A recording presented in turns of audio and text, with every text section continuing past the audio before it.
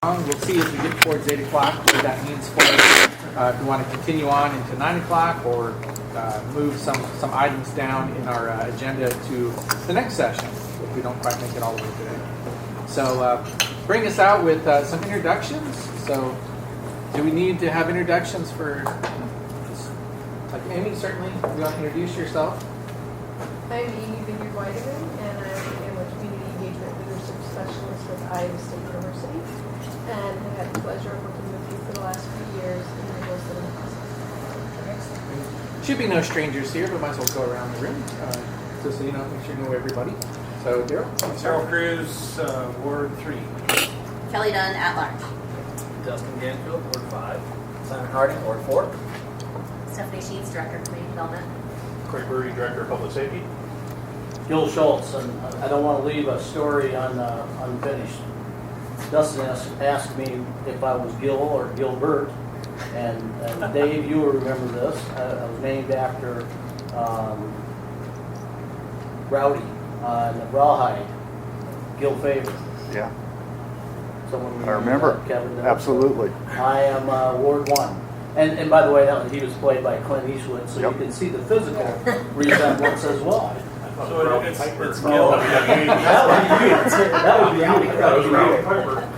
So Gil, it's just Gil, not Gilbert. Just Gil. Bert's his middle name. But what I heard is that if I refer to you as Clint, you'll... Clint, I'll answer. Susan DeBoer, Ward 2. I'm just Ron Gaines, City Administrator. Is that Canes or Gaines? Gaines with the G. Introductions, Jim. Jennifer Rodenbeck. Kevin Rogers, City Attorney. Chase Sharagi, Public Works. Dave Cyrus, Councilman at Large. Rob Green, Mayor. So with that being our introductions, for opening comments, everyone in here has been through at least one of these sessions before. Some have been through many of these sessions. For the most part, Amy will be leading the sessions. I might help out if we're looking at maybe like time questions or things like that. But for the most part, you've got experience at this already, and you are a steady hand on it. So you'll be guiding our discussions and just seeing how important this is every year. And every year we improve on it a little bit, always looking for new ideas to make the process flow better. So that by the end of these two sessions, we have a good sense for where we want the city to head during 2024, the next fiscal year and beyond, and that we've come to a consensus on some of these major items that then will come back for final vote later on. And then this entire document will be approved probably in January as well. So just as in last year, and I think that possibly the year before, we're guiding the discussion off of the document a little bit more closely than previously had been done. And so everyone should have an opportunity to look through it and to identify if there's any things you want to see different in how things are worded in here, that then will inform staff to be able to move forward to make the necessary adjustments for some sort of a vote later on. So no votes today, just a consensus, and Amy will be gauging that consensus for us. So Amy, I'll turn it over to you. Well, I can just jump in real quick, Mayor. I want to say a couple thank yous. Thank you to the elected officials for taking the time to put their thoughts and goals down on paper and move forward with meeting with our facilitator so we can get a lot of this information together. I really want to take an opportunity to thank our staff as they put together a lot of the information that you'll see over the next 2 to 3 days. And if you notice up on the screen here, I have 2 days down because there are a lot of feedback from elected officials that they would like to get this done in the next 2 days and not go on to the third day. So brief overview, what will happen tonight is Amy's going to actually go through ground rules and a number of other things. She's going to take us through a little exercise with kind of 3 questions about what we want to get out of goal setting here. And then we'll take a very brief look at some past year's accomplishments. And then I think we'll jump right into to moving forward with some of our agenda items. So, Amy, go ahead. Please take it away. Great.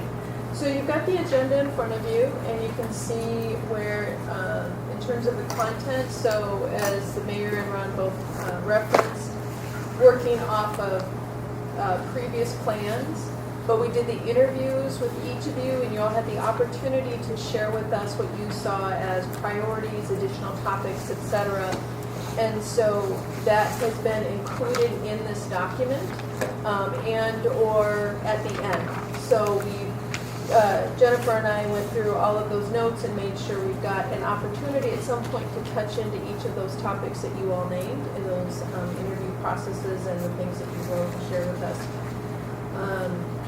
So again, in terms of timing, so my role is to work with you in trying to discern this piece of how much conversation you need to have and when we need to move on.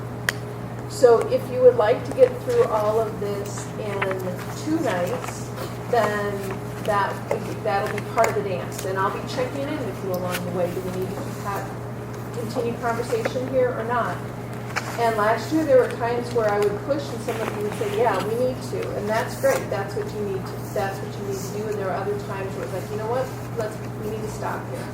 Because this isn't the time for making your case. This isn't the time for votes either. It's about doing enough of a check to say, does this go into the plan in terms of priorities for staff to do whatever the next steps are and with the implications for staff time and budget.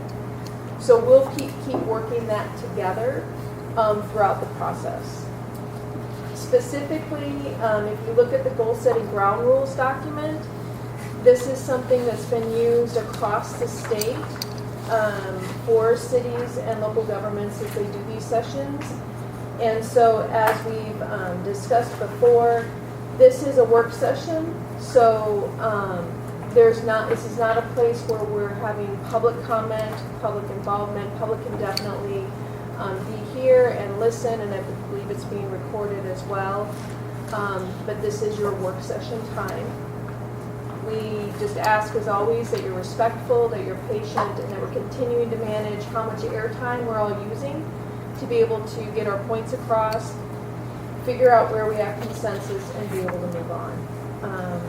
One of the things that we do as part of the process to keep things moving along is I will take silence as a sign that you do not have, you're not saying pause, stop, I have something to share, I have a concern, I need us to pause and talk about this. If I didn't, and every single item I needed to check back in with you, it would take 3 times as long. So silence means affirmation in terms of the conversation moving forward, and there will be times that I'll do specific checks on consensus. So I think those are some of the main points in terms of goal setting ground rules, and then in terms of process. As before, I will be doing notes from all of this too and provide a final document that's the notes from this however many work sessions you have. And then that gets turned into the final report and document that then becomes what you'll be looking at in December and January in your future council meetings. So any questions around ground rules or process? So as Ron said, before we jump into the new content, we did ask you the question in terms of what are you proud of, and we want to take a few moments to talk about that. But in terms of setting the stage, we have these 3 questions for you, and I want you to just pause for a minute about this. 1, what would you like out of goal setting? This is a significant investment of 2 or 3 nights of time, attention, focus. And so in 1 or 2 words, how will you know that we've been successful at the end of Thursday night or next week, however long we go? By what we've accomplished and or what you've experienced. 1 or 2 words. What are you looking for? So are you going to, just whoever speaks, or Yeah. we got I just, 2 words is clear vision. Clear vision? Collaboration. Collaboration? Direction. Same thing, collaboration. Broad overview for what's to come. I had to use more than 2, sorry. You know me. Well, Dustin only used 1. I think Yeah, you got we're 3 good. coming. Yeah. Anyone else what you're looking for?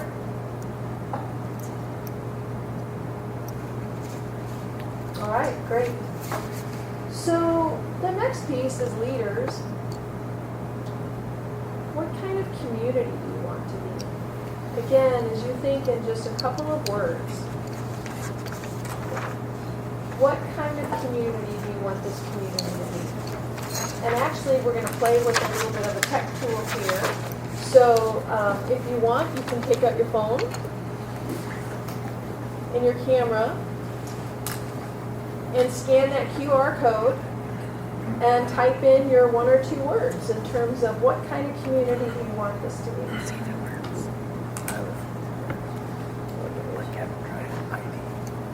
Why do you all have the phones with you? I don't have my phone with me, so The only part I was a little worried about is if the screen wasn't going to be great resolution. That's the only part I was a little worried about. You got it. If it comes up. Yeah, came up. Look at that. somebody want to use mine. I would love to. Oh, there you go. Thank you.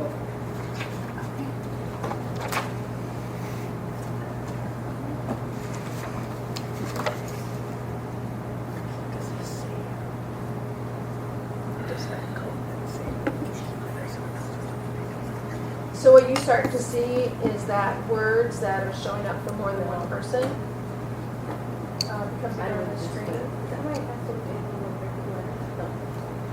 bit. These are more people More people That's say like it's bigger.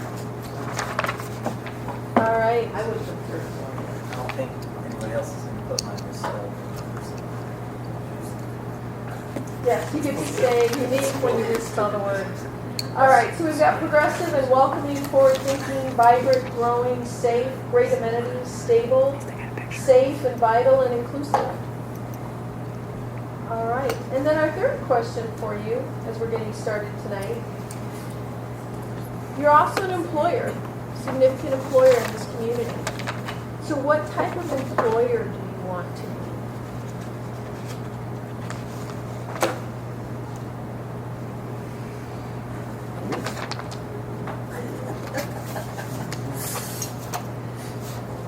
Just do the whole goal setting like this. Yeah. I don't think we can Yeah.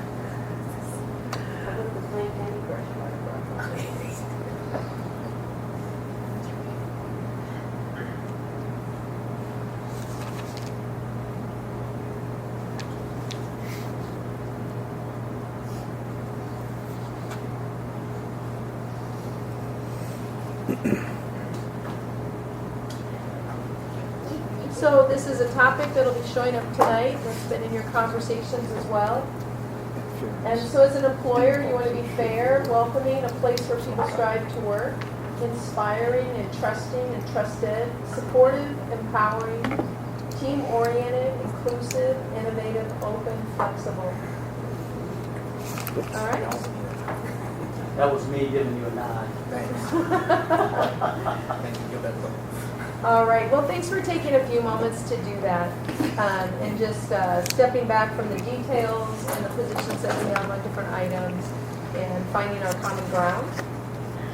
So when we did our interviews and then talked to staff as well, we looked at your, do you want to move the slide? Oops, I'm sorry. Looking at what have been our accomplishments. There's a lot that you have done and accomplished in the last year plus. And so we've got on this slide and another slide a list of some of those accomplishments. And I'm just going to give you a minute to read those. And are there any that stand out to you that you want to comment on or have any questions Oh, about? not yet, no. It's not super exciting, but I certainly want to call it the West First Street project and just how much Herculean effort went into making that happen and working through the state. So something that will be there in that configuration for what, maybe another 70, 80 years without much change is a massive accomplishment. Kudos to staff for that. I'd like to call out the AAA bond reading because many of those things wouldn't happen without that. So I just want to jump on the AAA bond rating. One of the things that I'm trying to figure out a way to emphasize how important this is for the community and what an accomplishment it is. I was trying to think of, it's like the kind of the nerd Heisman Trophy. But Heisman Trophy really doesn't, if you're using a college sports analogy, doesn't really do it because that's an individual award. It's more like a national championship because you start talking about the team effort that it took. The years that the council put in and putting together financial policies and moving us forward. The staff that, and even before me, that took the time to have good, sound, financial, prudent budgets and some of those things. I made some notes here, and just because it's, I don't know that we really know or appreciate how good this is. There's a very select few cities in the nation that actually have this type of a rating. And you look, we're only one of 3 in Iowa that actually have this bond rating. And this is where a third-party independent agency that has no affiliation with Cedar Falls, no matter what happens, whatever rating they give us, there's no correspondence to their organization at all. But when they come in, they look at our financial standing, they look at our audits, our financial policies, our infrastructure in the community, the economic development within the community, our overall financial health within the community, and they looked at us and said, hey, you know what?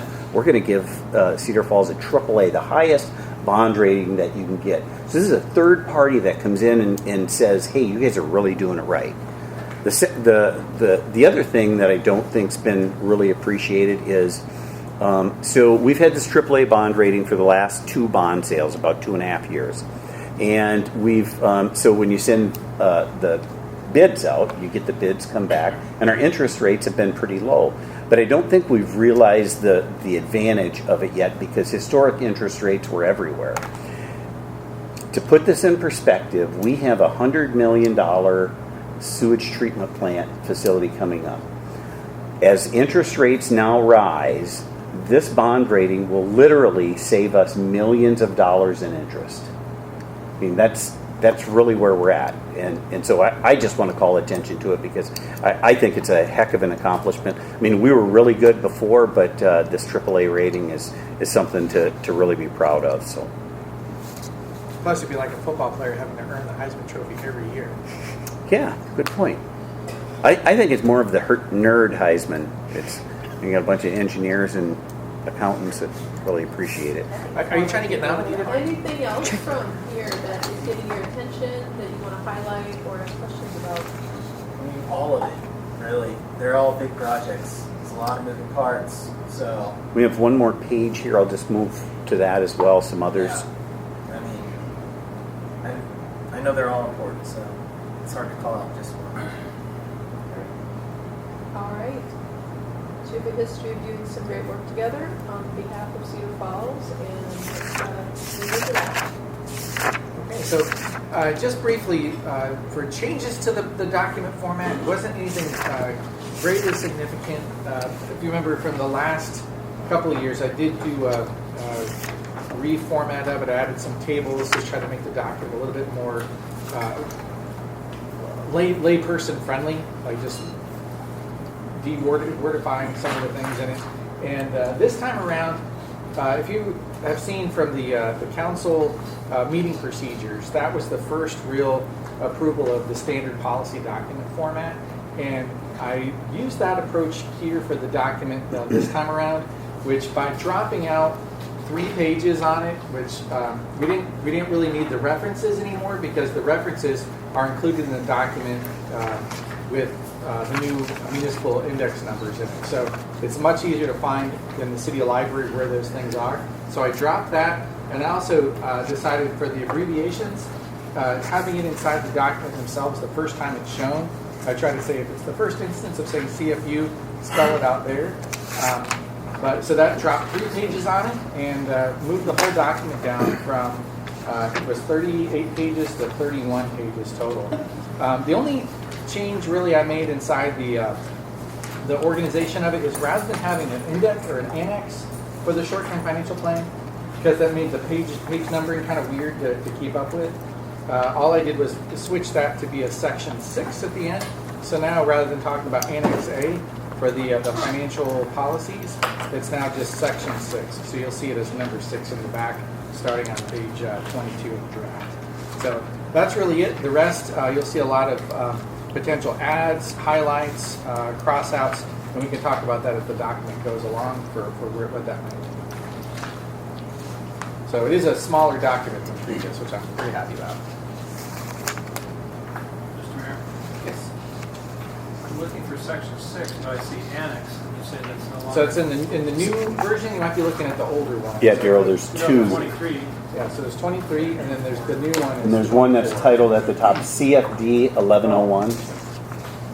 And then gave it the standard, adding the document numbering system to it as well. So So it's the 1101 is our old one?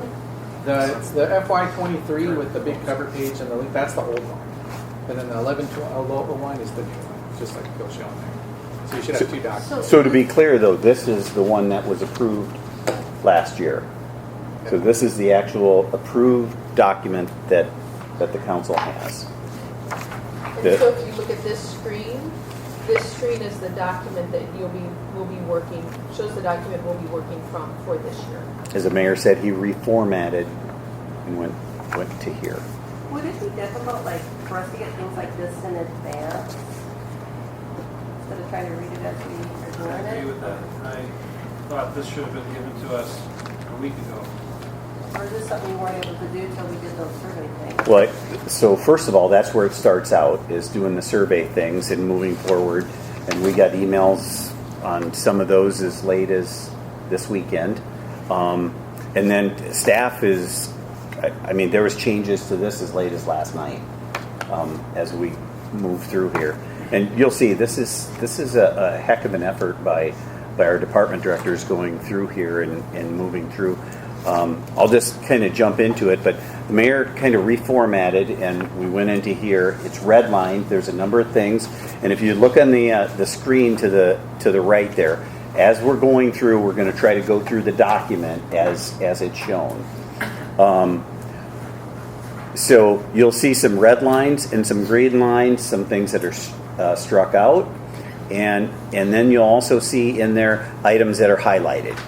And they may have red lines, or if it's just red line or green line, it's just simple text that's right here and for your consideration to go ahead and change. If it's highlighted, it's something that the city staff has prepared documents or PowerPoints to go over and to review. So sometimes it's going to seem like we're jumping around a little bit. I'm sorry, Daryl. But sometimes it's going to seem like we're jumping around a little bit, but a lot of it's because things are in different places within the document. So we may talk about a project two different times because, hey, we're talking about the project in financial plan and then maybe back in quality of life issues. So Ron, the red, I mean, I understand the strikeouts, but what's the significance between green and red? the different iterations of when somebody went through and actually made changes. There's no hierarchy or I would say there's no hierarchy between the colors. just color? Either struck out or it's Yeah. Okay, and the yellow is added.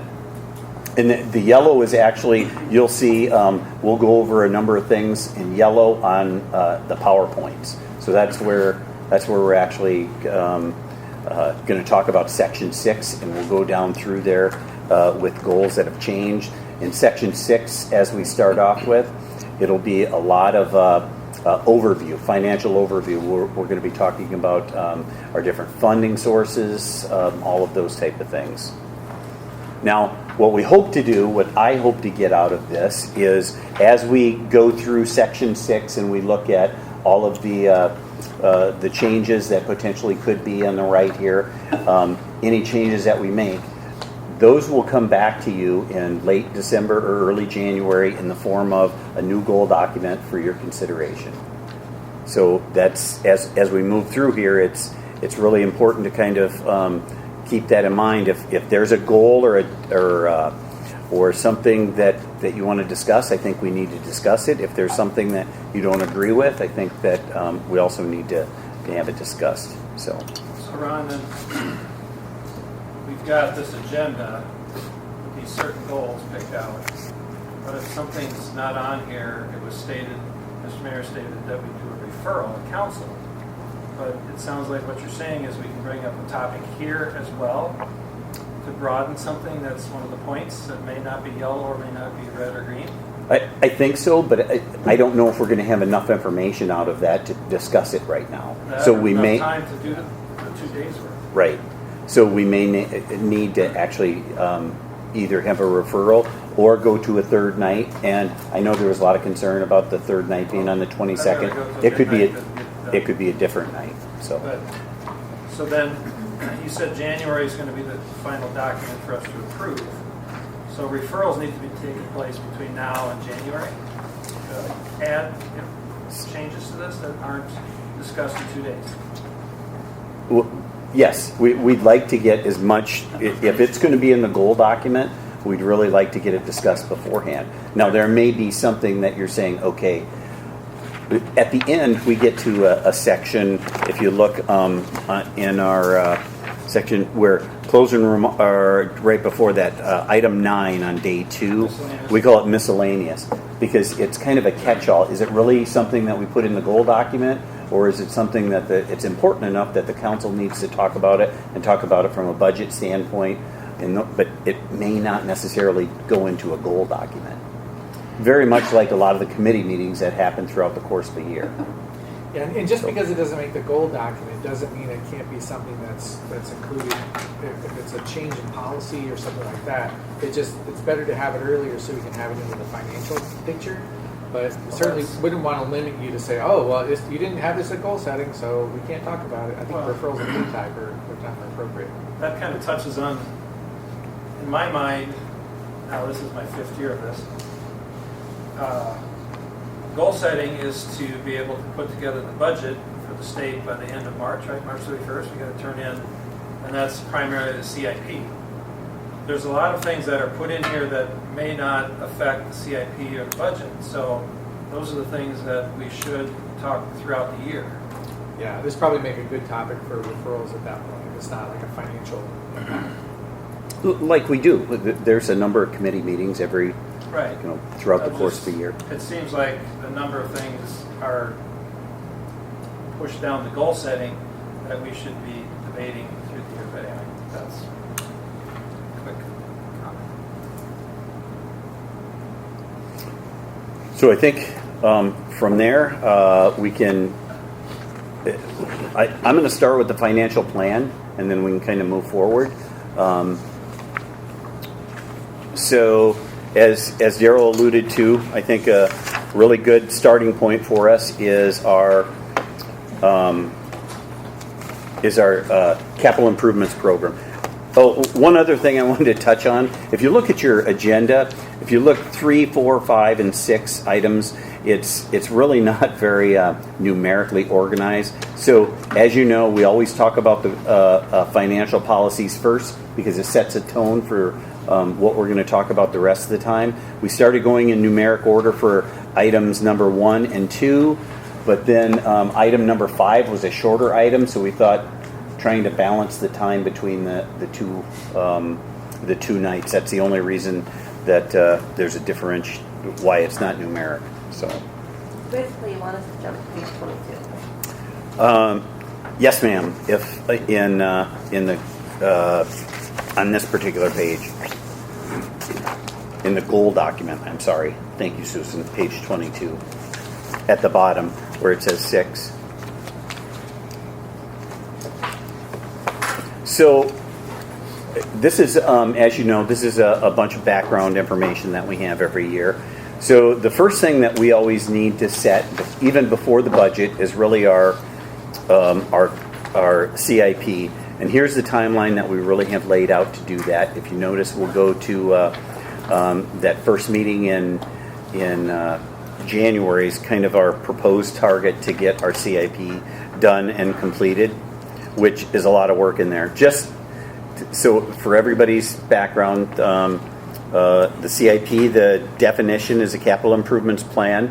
It is used as a management tool to assist in our scheduling and planning of our capital improvements project over a 5-year.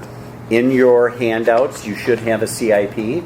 In that CIP, you can notice if you take any given project, you can look all the way across there and you can see, okay, we have a project that may span 4 or 5 years, and you can see the different funding sources. And the reason this is really important for us as a staff and you as the council is we're already trying to manage the bond sales from the next few years. There's another document that you have within there that talks about our starting point this year with all of the projects that were added is like in the 8 millions for some of those bond sales already. So you look at that. You look at managing the local option sales tax as we move through there. You look at managing our street construction funds, our general revenues, all of those things. So anyway, this is really where we are with regard to CIP. Now, very similar, we'll talk a little bit about the budget process. So once the CIP is done, let me back up a little bit in the CIP. We call it a 5-year CIP. This year it's going to be FY24 to FY28, but you'll also see FY23 is in that year, and that's our current fiscal year. Right now we're in FY23. FY24 is the one that is really important to us because those numbers go into the budget so once the CIP is approved, those numbers will actually be reflected in our budget every year. So if you look, Jen and her staff really can't dig too deep into our budget until that first week in January when the county typically gets us our valuations, and then we'll have somewhat of an idea where we are with regard to that. So if you look at the timeline, a couple years ago, the state of Iowa added about a month to a month and a half of things that we have to do with regard to hold the maximum levy hearing, adopt the maximum levy, some of those things. So, but they really only gave us an additional 2 weeks. It used to be, the budget used to be due by the middle of March. Now it's due by the end of March. So, again, pretty tight process, but we're looking at moving forward with that. Any questions on the timeline? So I'm going to jump right into it here, and these are some of the challenges that we see moving forward. We'll go over these a little bit more in depth, but we continue to lose backfill, multi-residential losses. We know that employee and benefit costs are going up. The rollback is going to actually be a tax burden shift this year. Rollback's going up, but that creates shifts the property tax burden over to residential. And then we have some capital projects with increased costs. We're seeing that in every one of our projects with bid prices, and some of those really costs aren't coming down. And then we also have some major outside funding requests. We know that UNI, the Cedar Falls Schools, CFEDC, there's a number of folks that are also asking good projects. Just this council is going to have to determine what that priority is as we move forward on some of these. You know, as a city administrator, there's a lot of things that keep you awake at night, but this sheet right here is really kind of right at the top of the list. So we talked a little bit about that property tax backfill. As you know, years ago, the state of Iowa did some monkeying around with the property taxes in the state of Iowa, and they promised to backfill that. Well, that promise is slowly coming to an end here in the next few years. As you can see, in FY29, we will receive our last backfill payment, and it's a slow decline every year. So FY30, we will no longer have backfill payments, but what you see is we're losing about $74,500 every year until that FY29. So the city council's had the foresight to have a policy that we don't include this in our budget. It is put into the account for one-time capital expenditures. So, questions with regard to the backfill? one time a year. So we put it into a capital project, and so it may be savings for, I'll use the public safety building. It may be savings for the city hall remodel or another project that the council identifies. But So each year, whatever that amount is. that's been put into that fund. for That's that. correct. So this year would be, okay. So typically it was around 600,000. Is that right, Jen? So if you look at like 17 to 22, that dollar figure was about 600,000 that we put in there. And then now, as you see, it'll drop about 74,000 every year from here on So out. this year, it's which amount? So I have So you're about 525,000, just okay. ballparking it for FY23. So we're going into 450 though. Yeah, we're basically budgeted expecting that to receive it. Right. It's going down again this year. Now we know the deadline. So talk a little bit now about our multi-residential rollback. So again, this was the state legislature in that same time period took the multi-family residential rollback and started decreasing it until it would get all the way down to the residential rollback. So and we know that's going to be that was phased out over 8 years starting in FY17. So this year it actually drops from 63.75 down to the residential rate of 56.49. So this will be the last year that we actually lose on that. One of the things is over the time period we've lost $9 million in valuation, and this was something that wasn't included in the backfill. So as that dropped every year, it was difficult from a revenue standpoint for budgeting. But we're to the point now where it is at least going to be stable with the residential rate. With these things happening, wasn't the industrial or commercial rate increased? Industrial and commercial rate was frozen at 90%. So that rate is just a flat 90. Excuse me? Industrial the same? Yes. Okay. Correct. Question, Yeah. when you have a multi-use building, do you allocate a certain portion of the property tax to the residential part of it as multi-use and then the retail and the bottom and commercial use So taxation? that's going to be a question for the assessor because depending on what building it is, it's different percentages, but yes, they do. They split the use of the building. That's my understanding. So that's not a city decision, that's a county. That's a county decision, correct?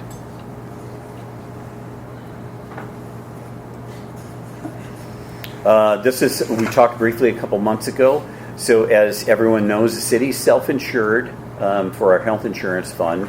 And in 2016, we had about $5.7 million in our balance. And as you look, we've had some big claims over the years.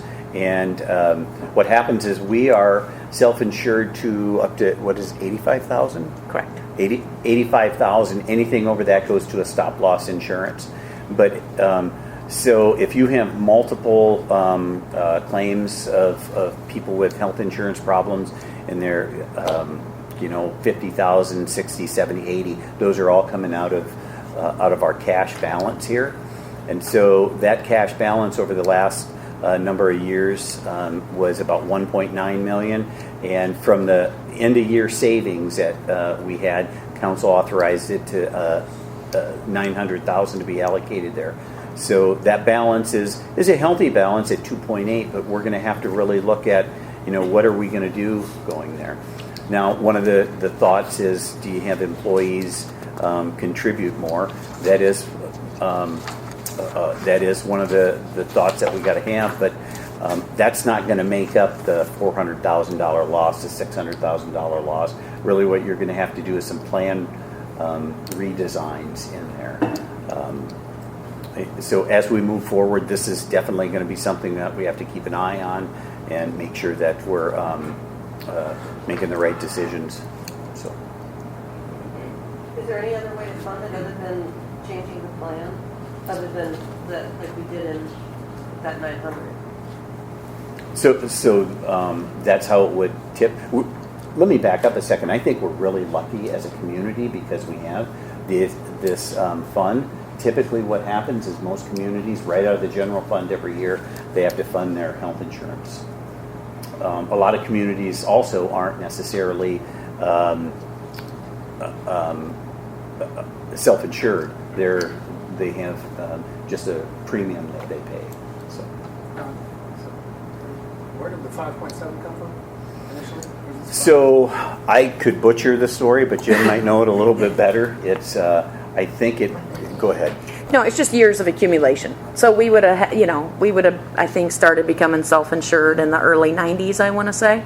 And so it's just the accumulation over the year. I mean, I could have done the chart for 20 years, but I just picked 5 years just to show where the losses are coming from.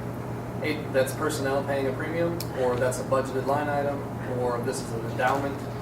So what we do every year as part of the budget is we budget for the city's contribution. The city contributes about 95% of the contributions. The employees pay about 5 to 10% of the contribution, very low. So back to Susan's question, we could determine to increase our contribution as part of the budget where we're paying 98% and employees are paying 2% and have it, or just like Ron said, or we can budget for a one-time contribution into the fund. I mean, either way, it's a budgeted cost to the city. So just for my clarity, did we adjust it in between 17 and 18, 18 and 19? Or did we just leave it the same and just let this keep going into debt? We have not adjusted our contributions for a couple reasons. One, when we had a balance of 5.7, we felt like it's hard to justify increasing property taxes when you have 5.7 million sitting there in your health insurance fund. The problem is, as you can see, it just keeps getting larger and larger, the losses. Plus, we were also in union contracts where it was set what the employees were going to contribute. So we couldn't just arbitrarily change what the employees were going to contribute. But as you can see, unfortunately, it's really the last 2 years that have really, we've had some really big claims.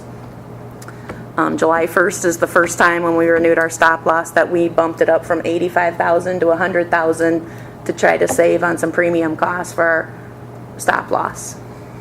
So every year is kind of like a gamble. Like if It nobody is. gets sick or has any big Right. claims, then all the money will just kind of build back up. But if Correct. reality happens, Right. It seems like a long trend line.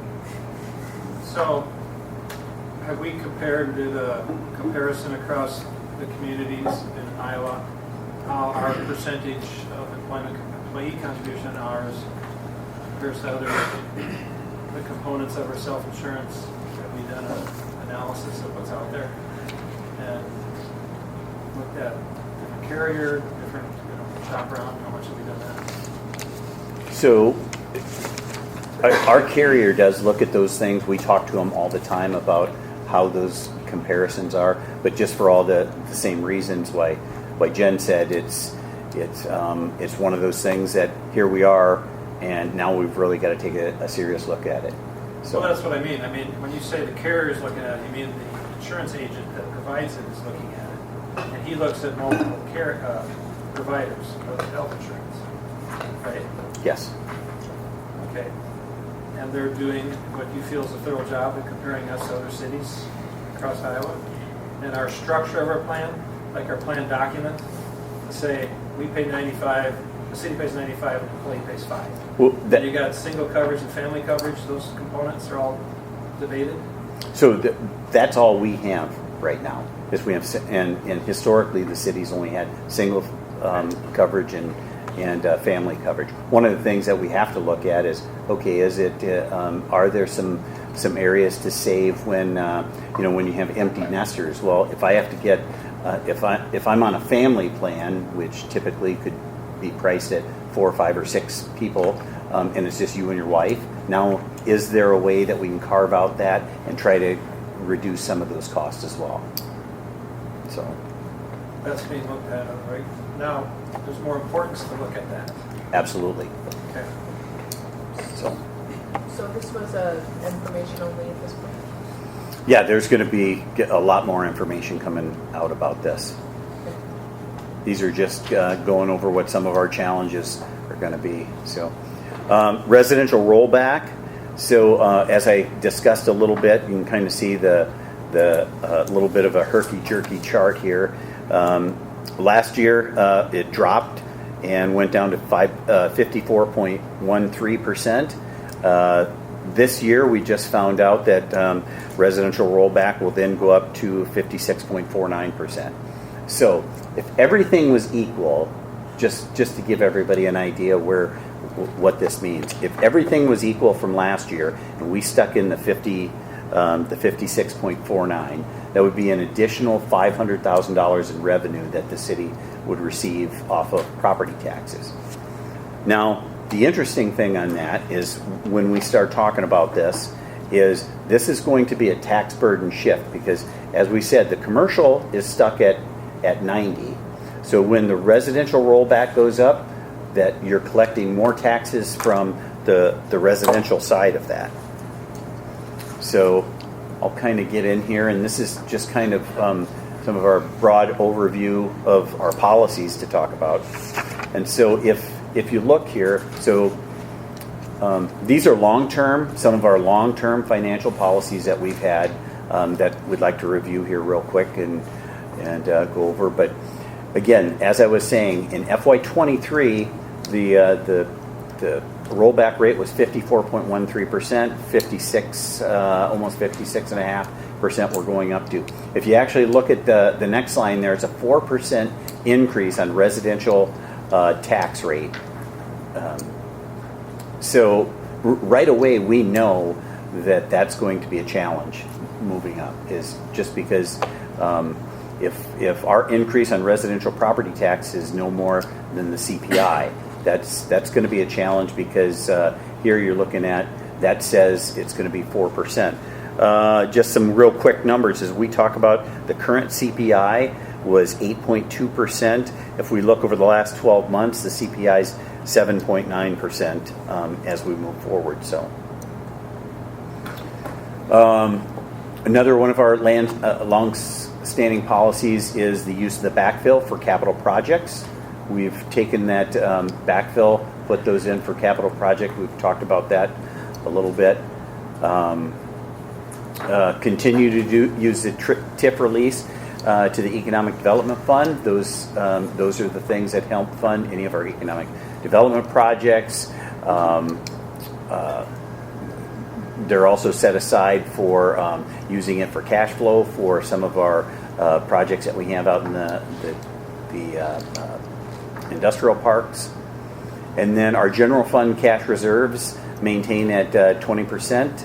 As you can see, we're currently at about 21.5% that we have our general fund cash reserves. All very, very solid policies that we've done for years and years. Any questions on these or? So Ron, the TIF release that wouldn't have anything to do with the blighted because the blighted is perpetual. There's So no release. this TIF release is as Shane explained the other day, so we have parts of our industrial park TIF area that would expire after 20 years. So that portion of the property tax is now taken and put into a fund where the city can use it on economic development projects. That's been the council policy. So I'll get to an example when we get to some TIF things. But there was recently, within the last 4 or 5 years, $3 million worth of TIF increment in the industrial park expired. And so I think the example I have is 1.7 million is the city's getting back. No, 1.3 million would be our share. So we're losing about 1.7 million of buying power out in the industrial park.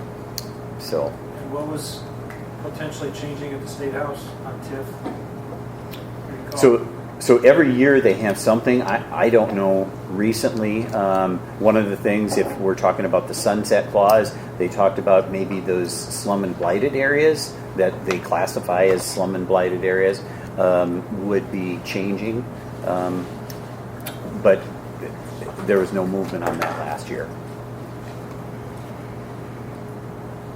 Where's that 2.1 million from our self-insured city? So back here. Or is it 2.8? Sorry. It's just there. It's not generating any interest or Yeah. We earn interest on it. Yeah. Yep. Okay. But it's its own fund. it's its own, okay. Yep.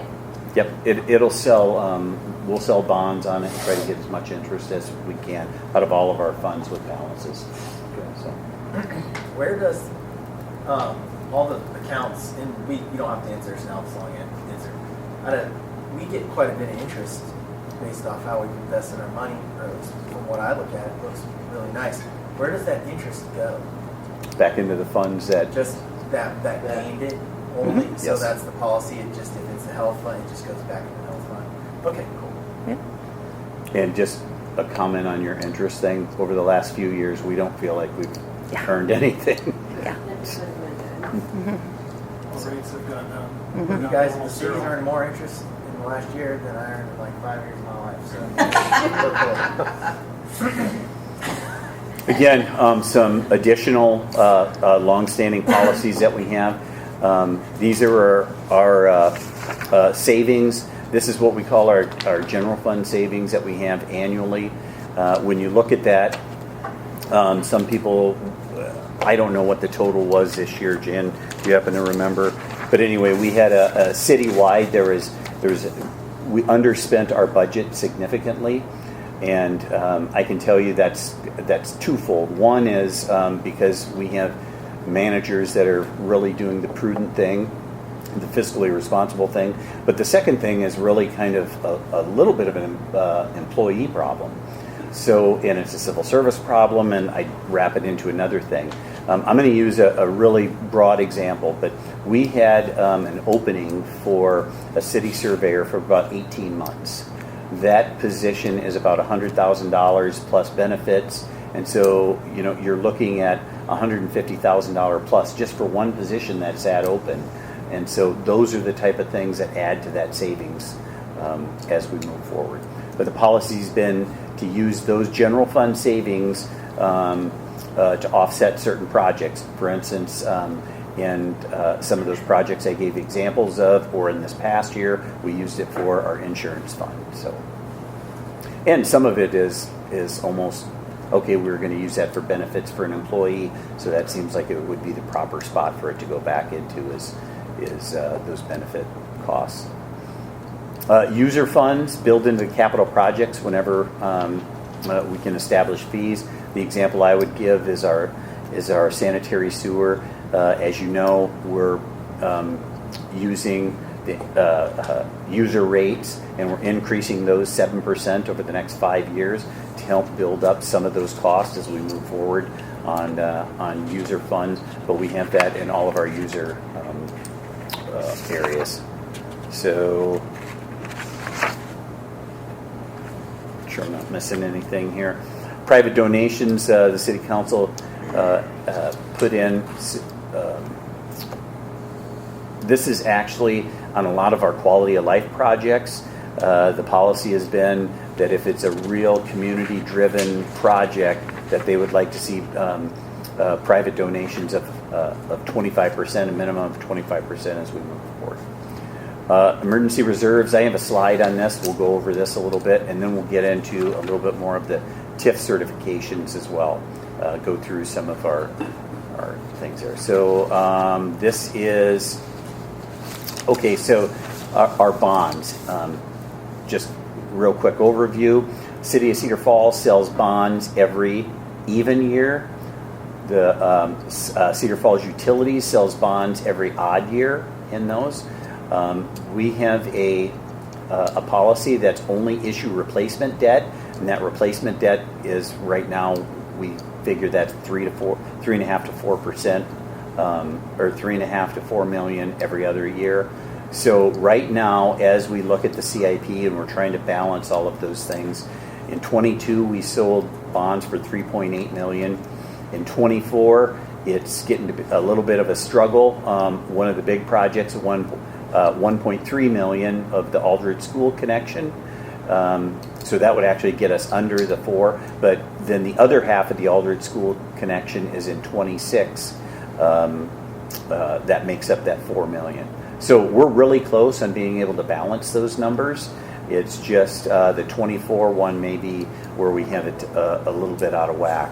but we'll have to, as we move closer on the budget and some of those things, we'll have to talk about that. So the council also has a policy that you want to protect and maintain a debt strategy that protects at least 25 to 30% of our bonding capacity. We're nowhere even close to, that means that we would have to have 75% of that used, 70 to 75%. We're only using about 10% of our bonding capacity. So that's by far number one in the state.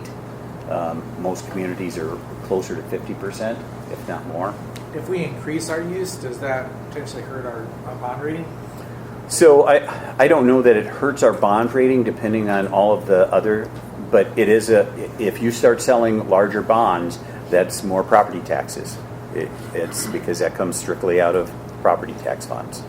So Typically, if you can cover the debt service, that you should maintain the rating. Okay. Okay, here's the slide that I actually discussed. This is our emergency reserve fund. So currently there's probably a little bit less than this, maybe $3.5 million in there. If you look right now, at the end of the fiscal year, we had about $4.5 million in there. The council, again, their policy was keep this between 1.5 and 2 million, but they'd like to see it closer to 2 million. So that's where we have it right now, just over 2 million, 2,063,000. But the balance of that fund is actually a little bit greater because we haven't spent any of the $1 million for the river fund. Center Street, most of that's probably been spent to this point. And then the school administration site that was budgeted to come out of there has not come out of there. So of the 2.7 balance, you have an additional 1.7 in that particular fund. Let's go into a little bit of discussion with regard to our TIF districts. Oh, did I want to? I can talk about that later. Sorry, trying to go back and forth. I have some notes here.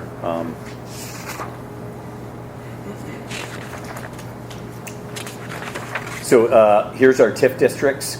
Just kind of run through them real quick. You can see if you look at College Hill, that's got about a $95,000 increment that's in there. So if we did a $200,000 project, it would take slightly over 2 years to pay that off using that TIF district.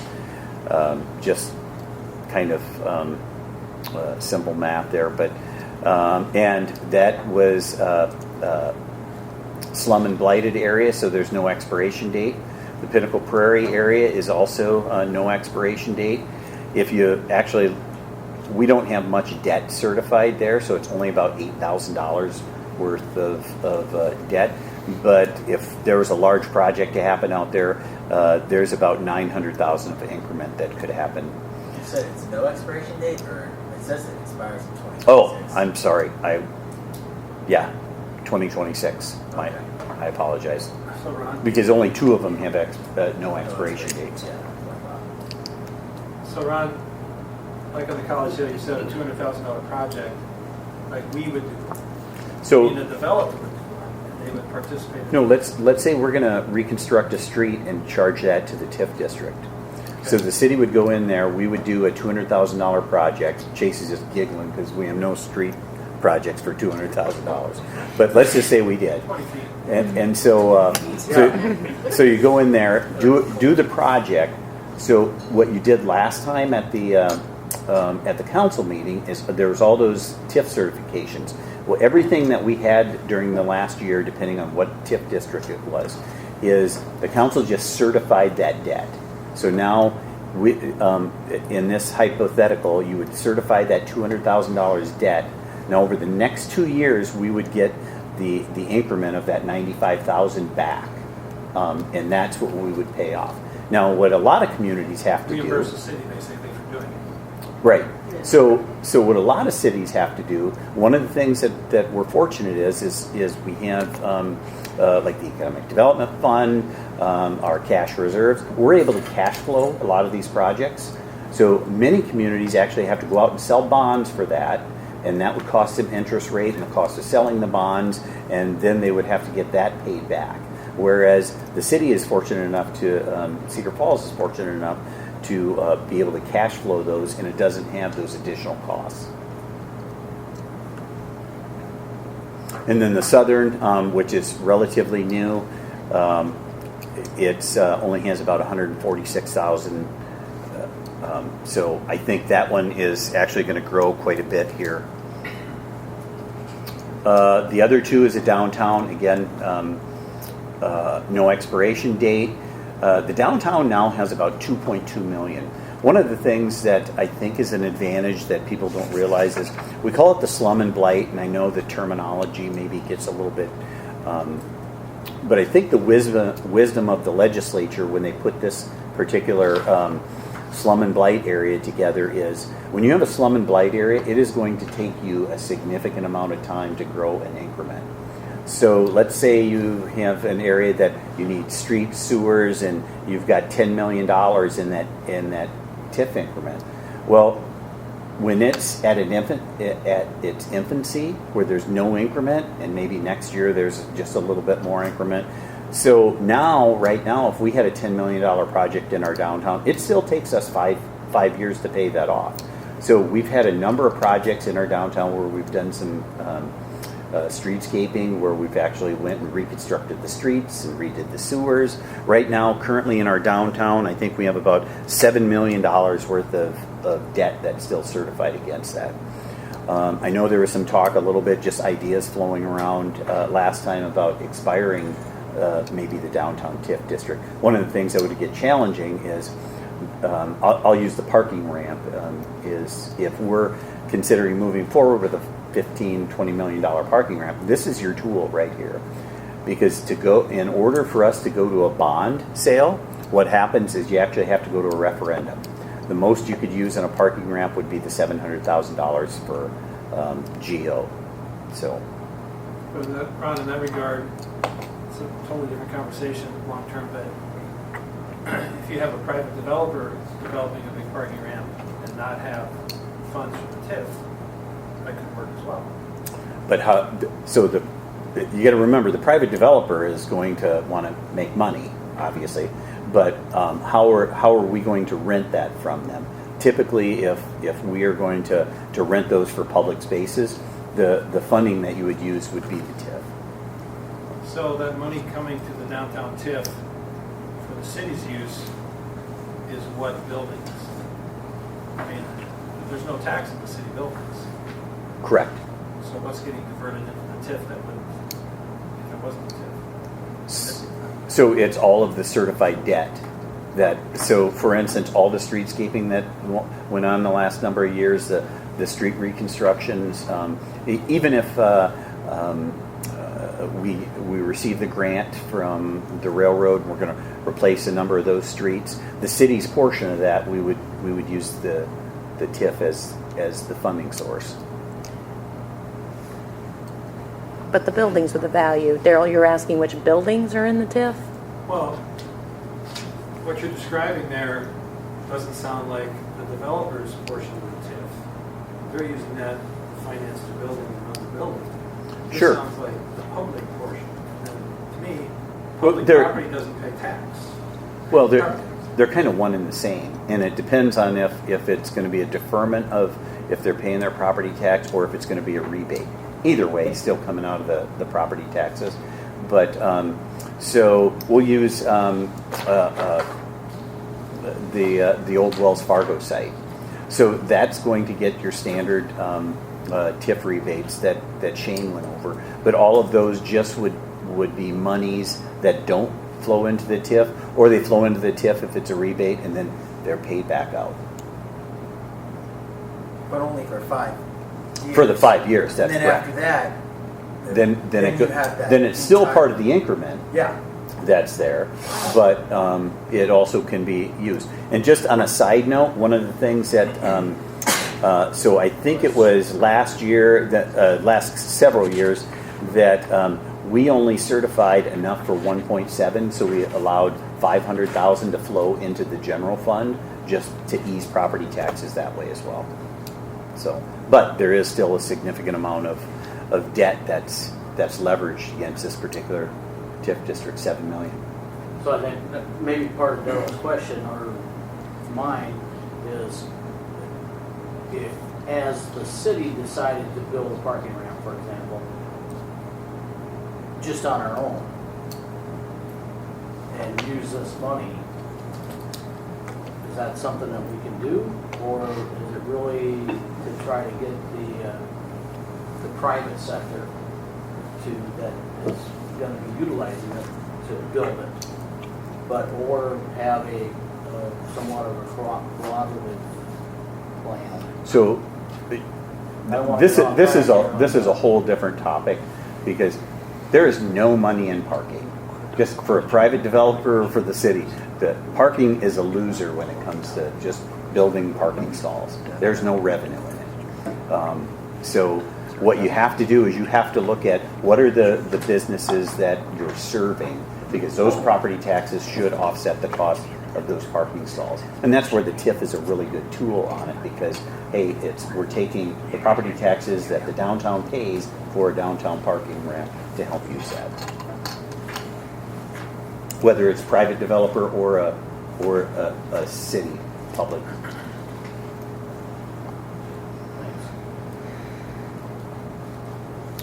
So unified as well. Talked just briefly about this. Now I jumped the gun a little bit when we started talking about this, but these are some of the TIF releases that that I was talking about. I'll just skip down to downtown. So again, for the last couple of years, the increment's been around that 2.2 million, but 500,000 has flowed into the general fund.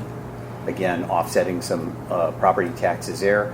And but again, we still have several projects planned in the downtown moving forward.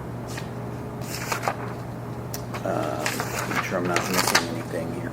And going back up, so the unified TIF district. Again, this is the example that I was saying is, there was approximately 3 million of that early TIF district that was that expired. So in FY18, that amount expired. So we went back into the 1.3 million went back into Cedar Falls to the general fund, or to, in this particular case, the Economic Development Fund, because that's what the council's policy says. So anything in that unified district now, you lost about $1.7 million worth of buying power or recouping. But this is exactly what the TIF districts are supposed to do: build up for economic development and then release those monies. So so the school district, the city, the county bear those advantages. So, and again, in the unified, as you can see there's 27 million still outstanding in the debt out there. So how long will it take us to recoup that, since The last slide. So I think. Is it going to take us 9 years, or is it going to take us 20? So I'll tell you, that's kind of fluctuating, because if you recall, when Shane showed you that unified TIF district, there's TIF districts in there that actually have different amounts. They have, first of all, they have different increments, and then they expire at different times. Yeah. And there's a lot of economic development going in there, so they're all raising. Jen usually does a calculation, and it'll be for basically saying, hey, for the next 20 years, how long would it take to pay some of this out? But it's accurate in the terms of we know how much is out there for debt, but it's not accurate. Try to consider all of the growth that'll happen, if that makes sense. What's a guesstimate? What? Well, you're right. It would take about 9 years but the problem is going to be some of the areas are going to start to expire. So we won't be able to reap all the benefits. I mean, some of them are going to expire in a year. We're going to have another one expire. So that's the problem. But just like Ron said, but the hope is the annexed area that we amended and have really a new 20 years on, that should grow and help us pay that. So that's why it's hard to just say it's going to take 9 years. So we're hoping for 9 years, but it could be. Right, but it could take longer because some are going to expire. But again, we hope growth is going to happen to help start paying for some of those costs, like the land cost. Yeah. Okay. I was just curious. Thanks. And Just then my Chase was understanding. saying, go back a slide. Okay, so downtown's not gonna expire. But we've got, I guess maybe. You can just see the 3.5 increment each year right now is what it is. Yeah, there's a $3.5 million increment. So when that $3 million expired, we were getting $6.5 million in increment. And so when that $3 million expired, that hurt because now all of a sudden it goes to it's taking us twice as long. But if you look at what's happening in the industrial park right now, and all of the businesses Shane has, which is really good because that's early on in that particular TIF district. So that's going to generate revenue faster. But in order to get there, we had to incur some additional debt as well to purchase the property, put the infrastructure in. So Yep. I mean, we could probably have 2-night sessions on TIF alone. I love it. So That'd be a bad idea to do a refresher webinar periodically. it's Go yeah, right. it's So you don't even need a Zoom, just record it. So- Quick question, Robert. If we were to expire by force any of those blighted areas, you don't get any payback from what's already been certified. It just becomes new debt. But you have to pay it now. well, whatever we use to cash flow it, we wouldn't get. So if we used it out of an economic development fund, it would just be gone. Okay. Yeah.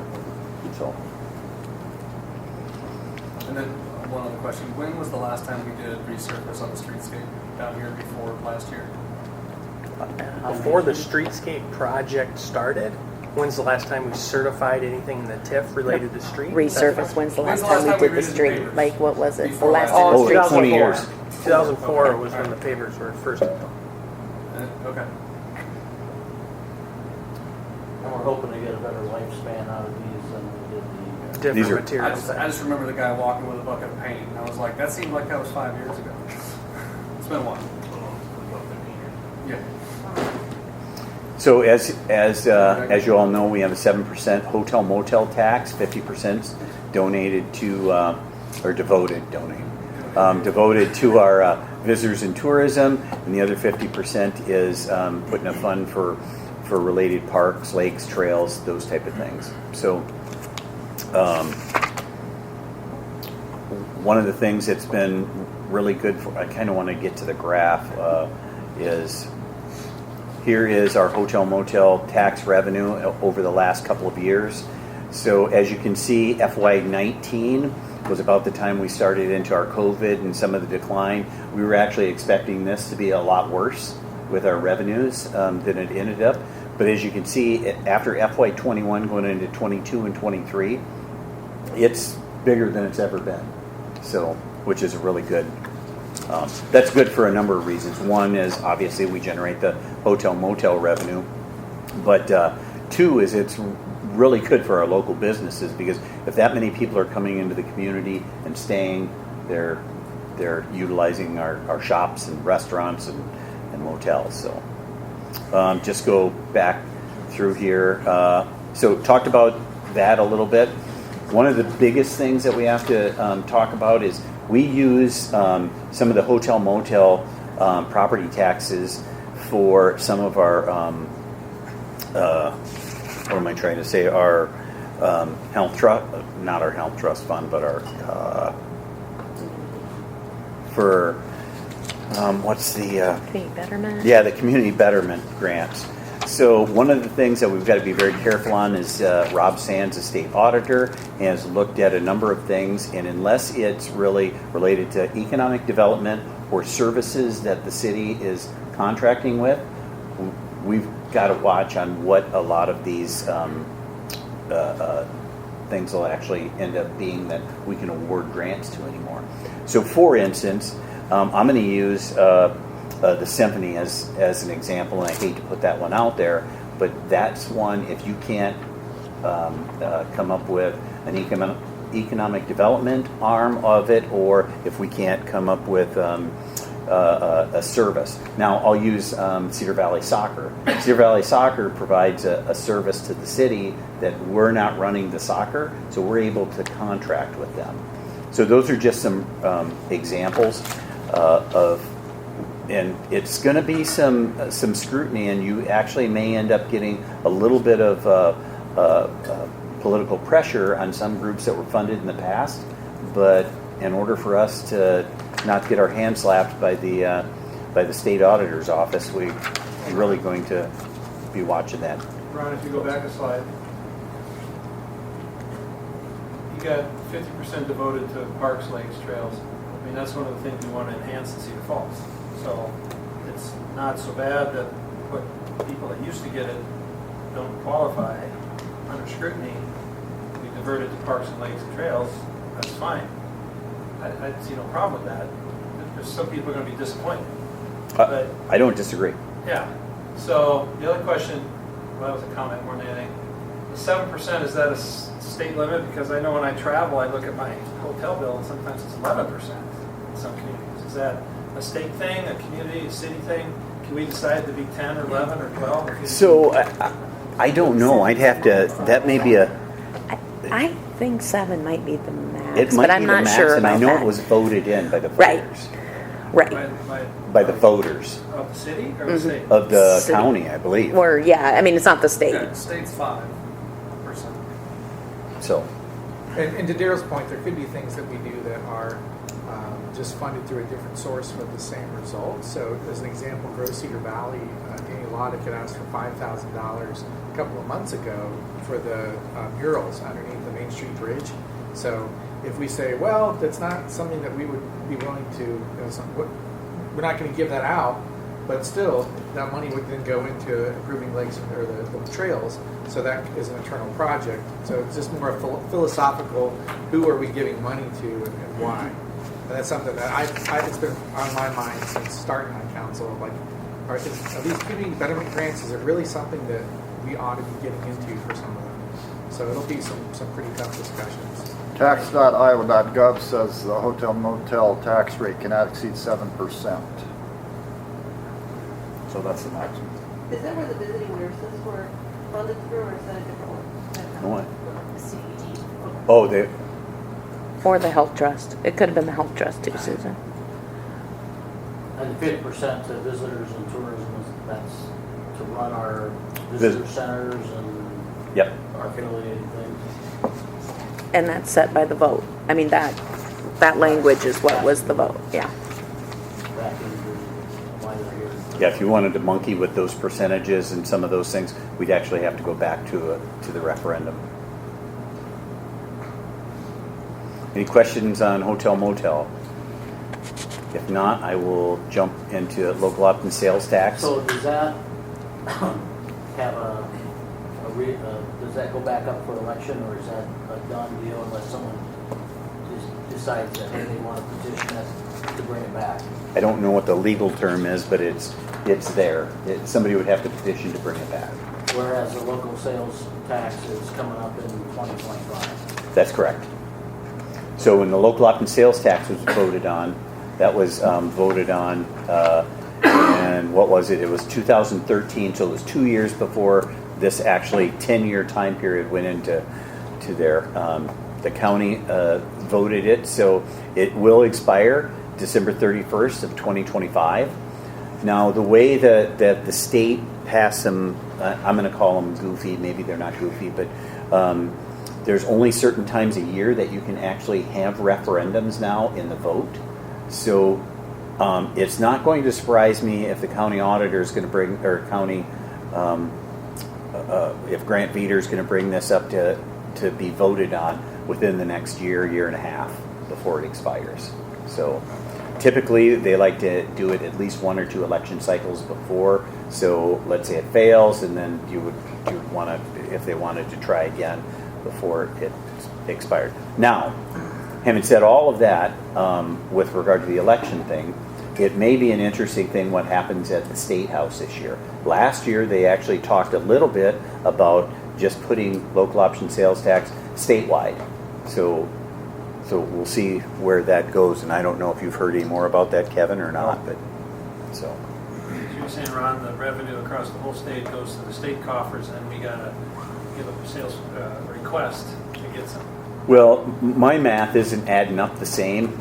We generate about $6 million here in Cedar Falls, but there's communities that don't have a local option Right. sales tax now, but they would incorporate one, and they said that each community that has it wouldn't be shorted, but I don't know how that, Right. it'll be interesting.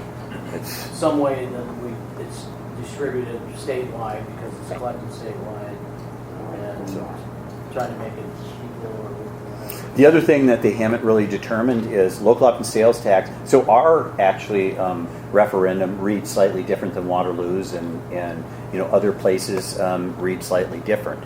So I don't know when the state does that if will it be a local policy then? Will the city council decide what that local option sales tax is, or do you have to go back out to the voters? Or there's a lot to be determined when we start talking They've about got to that. have pretty decent, because when my business pays sales tax, we pay it separately.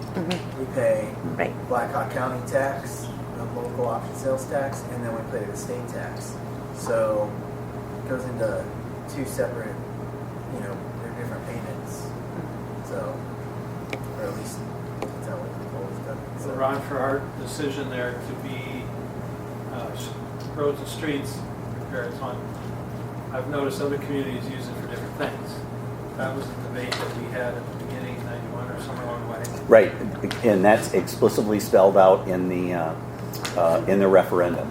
So we would actually say that a reading of that referendum for Cedar Falls, and Waterloo has almost the same language as it comes to this, but we would say that we could probably use that for staffing costs, but we have always tried to remain pure to the voters to say, hey, this is going for construction costs. We don't want this to end up being for staffing or any of those what I'll call soft costs. This is strictly bricks and mortar and Well, I concrete. think I've seen ambulance services or different things entirely to the streets.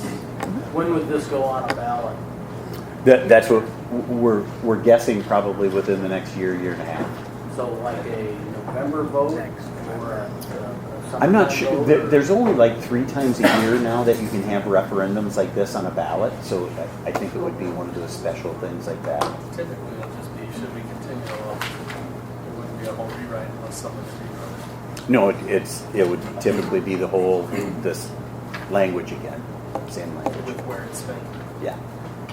So what's your gut on this? Yeah.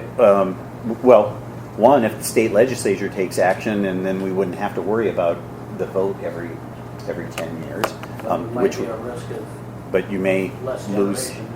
It's out of our hands, unfortunately.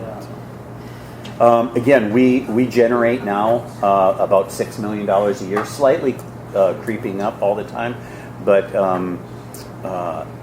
again, we started this in 1991, have generated about 120 million, and again, 100% of that's really gone back into streets.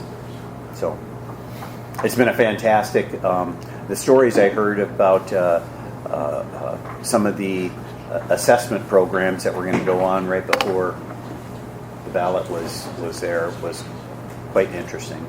So that's about one roundabout?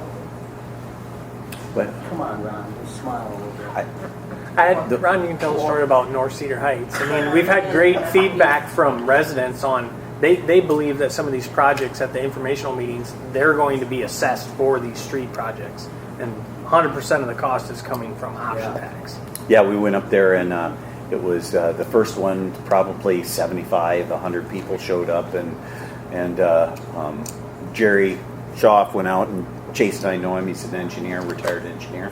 He said, "Oh, you guys got the tiger by the tail on this one," and didn't really know what he meant. But the folks were just they were actually very good. They're concerned about their neighborhood. They wanted stuff, and finally they started asking, "Well, how much is the assessment?" We're like, "Well, no, this is part of just like anywhere else." And I think that's the happiest we ever got out of a meeting. Yeah.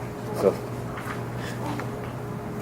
gaming association request. This is just a little excerpt that we have out of the Gaming Association. This is one that we had in there for a couple years.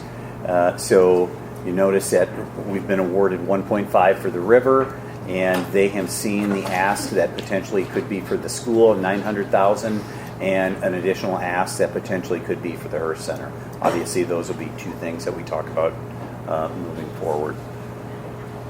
Is there anything else? Yeah, here's just some quick notes on our gaming. They've really set aside approximately $900,000 a year for Cedar Falls. Now, when they say Cedar Falls, you have to remember that if the Cedar Falls School District or the University of Northern Iowa applies, they kind of come out of our share. There's no hard set dollar figure, but as we move forward, we're trying to always be very respectful that it's a project that Black Hawk County Gaming is going to want to see as we move forward. So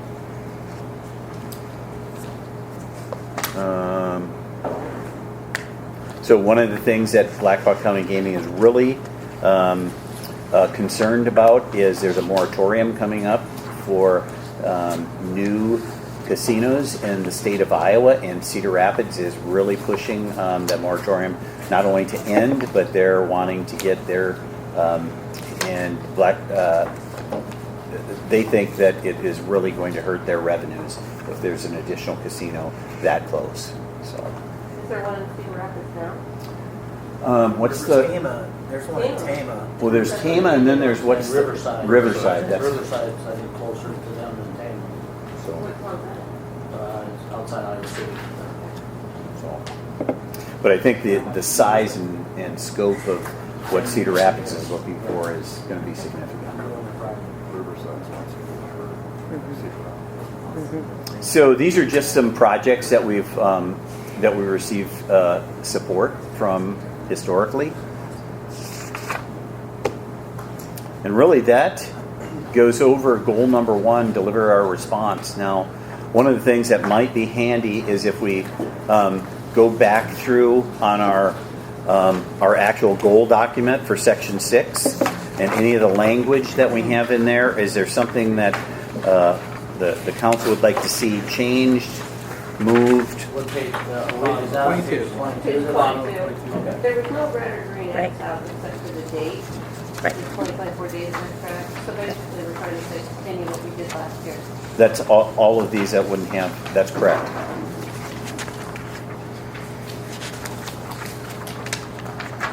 Can you back my words?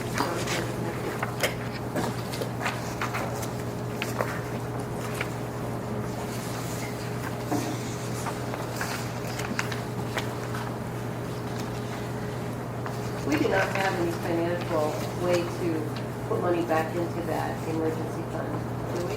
So,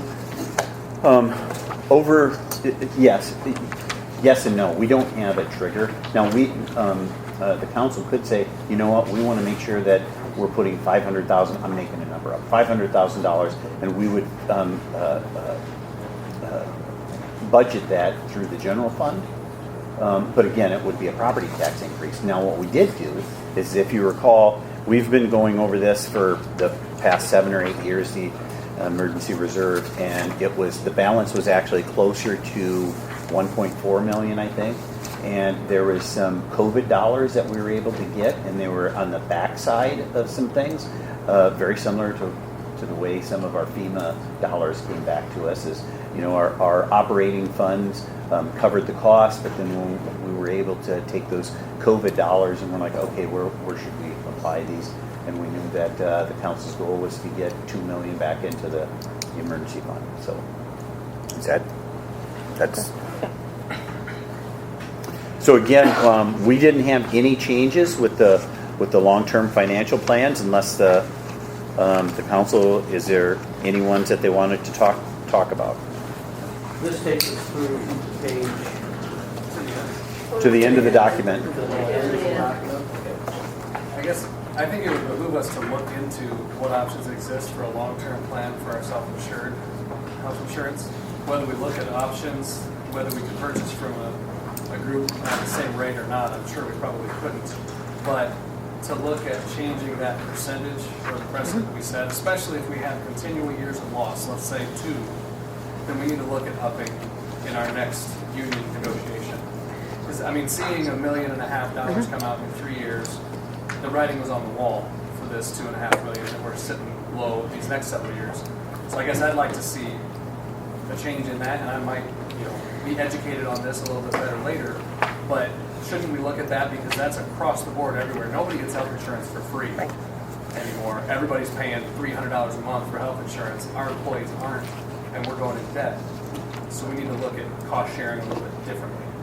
So when we did our union negotiations this last year, that's why we wrote right in there that year 3, their out-of-pocket maximum, their deductible, there was maximums in there about it going up, because we knew we couldn't keep going another 5 years without doing anything. But our negotiation with them was, we'll keep the same for year 1 and 2, but year 3, expect your out-of-pocket, deductible, plan design changes. I mean, it was written right in there. You'll have to accept what plan design changes the city may have. But again, even the dollar figure that you get for employee contribution is the plan design changes is where you're going to save the monies. You're not going to make up the 1.2 million out of charging somebody an extra $50 or $100 a month. Right. No, you're not. And minor fluctuations there can help incentivize wellness as a whole. So this is outside of the realm of the short-term financial picture, but as incentivizing wellness is a goal of mine, like I'll give you an example. At Meridian, if you get good marks on these metrics, you pay less for health insurance. If you're a well person, you don't pay as much as an unwell person. A smoker pays more for health insurance than a non-smoker. Those types of things I would be in favor of looking at to help incentivize wellness and offset costs. I don't know exactly how that fits in. But we've talked about those type of things before, but you're right. The problem is if I only pay $100 a month for family health, there's not a whole lot of incentivizing to do. I mean, okay, so people got to pay $75 versus $100. It's not enough of an incentive for them. But if you tell somebody, hey, in 3 years' time, if you're still a smoker, we'll either pay for your cessation treatment or you're going to pay $300 a month. Right. You're going to incentivize wellness. Right. So, I mean, But you're right. You got to have higher premiums to help with that incentive. Yep. A little bit on that lines, in the contract, are the increases in year 3 a dollar figure or a percentage? Like if our premium fluctuates, it goes up 20%, does the employee contribution go up by 20%? Because that would be the way to do it instead of a flat 50, 100, 75, whatever. Because then you keep pace with whatever, because medical costs can go sky high. Offhand, what's stated? Now you got to remember, the one thing that'll be interesting is when you start talking about the next time around for negotiating some of that will be difficult because the arbiter is going to look at that and say, oh, that's a take. You're going to have to buy it. So you're taking benefits. Yeah, you're taking benefits, so you're going to have to buy it somehow. So where's your offset to that? Well, that's the gains in their wellness by participating. My wellness is suffering. There's good food over there. Where are we at here? I see what you do. Does somebody know where? What are you referring What do you to? want? But I told Amy, we can eat on that, but it is here. But, so I don't know how to try to get through, it's only 5:38. Yep. So I don't know if you want to try to get through like goal 1 and then. Yeah, we'll try it. We'll try to Okay. do that. So if there's no, so if there's no concerns with the goals, and then we're definitely taking notes on insurance, and that's something that we'll be coming back to you with in the future. So I think if everybody doesn't mind, we'll try to get through goal 1 here then, and then move on. So this is going to be a little bit more challenging. Do you have goal 1 up there? Ron, did you know what sign we said? He wants to eat. I was just checking. What's that? There's food here. So I guess, do we want to go through goal 1, or do we want to make sure that Simon eats? It's not about me eating. It depends on if the food's hot or not. She left the warmers here specifically so the soup would stay warm, but we can do whatever. That's fine. Goal 1's fine. Whether we eat now or later, it's the same amount of time. So, So are we gonna go through goal one and then pause for dinner? There's like 5 slides. Is this yeah, we've got only 5 or 6 slides here. So let's. So only 90 minutes. All right. Depends on how much y'all wanna talk. It's a rough crowd. Mayor, help me out here. Mayor, look at the mayor. There is a lot more. There's a significant amount more. So let's start right here with goal 1. What page are we on there, Amy? I'm sorry. Page 1. Page one. Page 1. Of the document 1101. Page one, goal one. So if you look right away on that goal 1, there is a proposed change to the mission statement that's been tweaked, and if everybody's fine with that, we'll make those changes. If not, we can.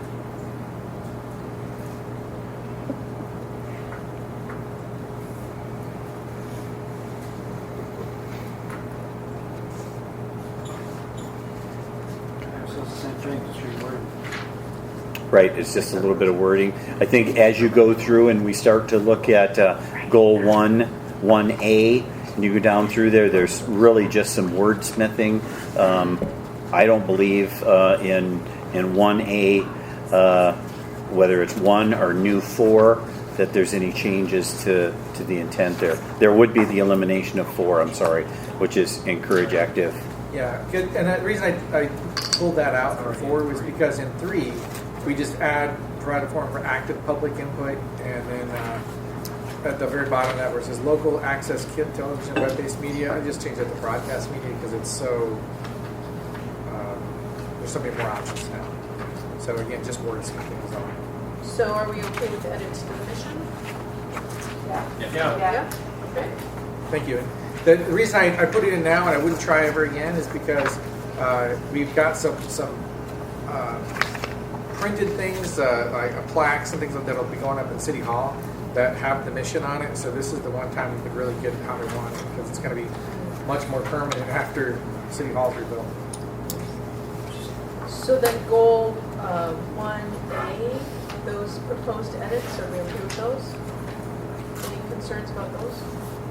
Question on that mission though, when we talk about new flags, does that mean if we change this wording, we're gonna have some expenses? Are they minor expenses because we? No, I mean it's not. It's going to happen anyway. These things have to be built, so it's whatever text we want to have in it going forward. I just didn't want to. Oh, right. For a unnecessary expense. Totally agree.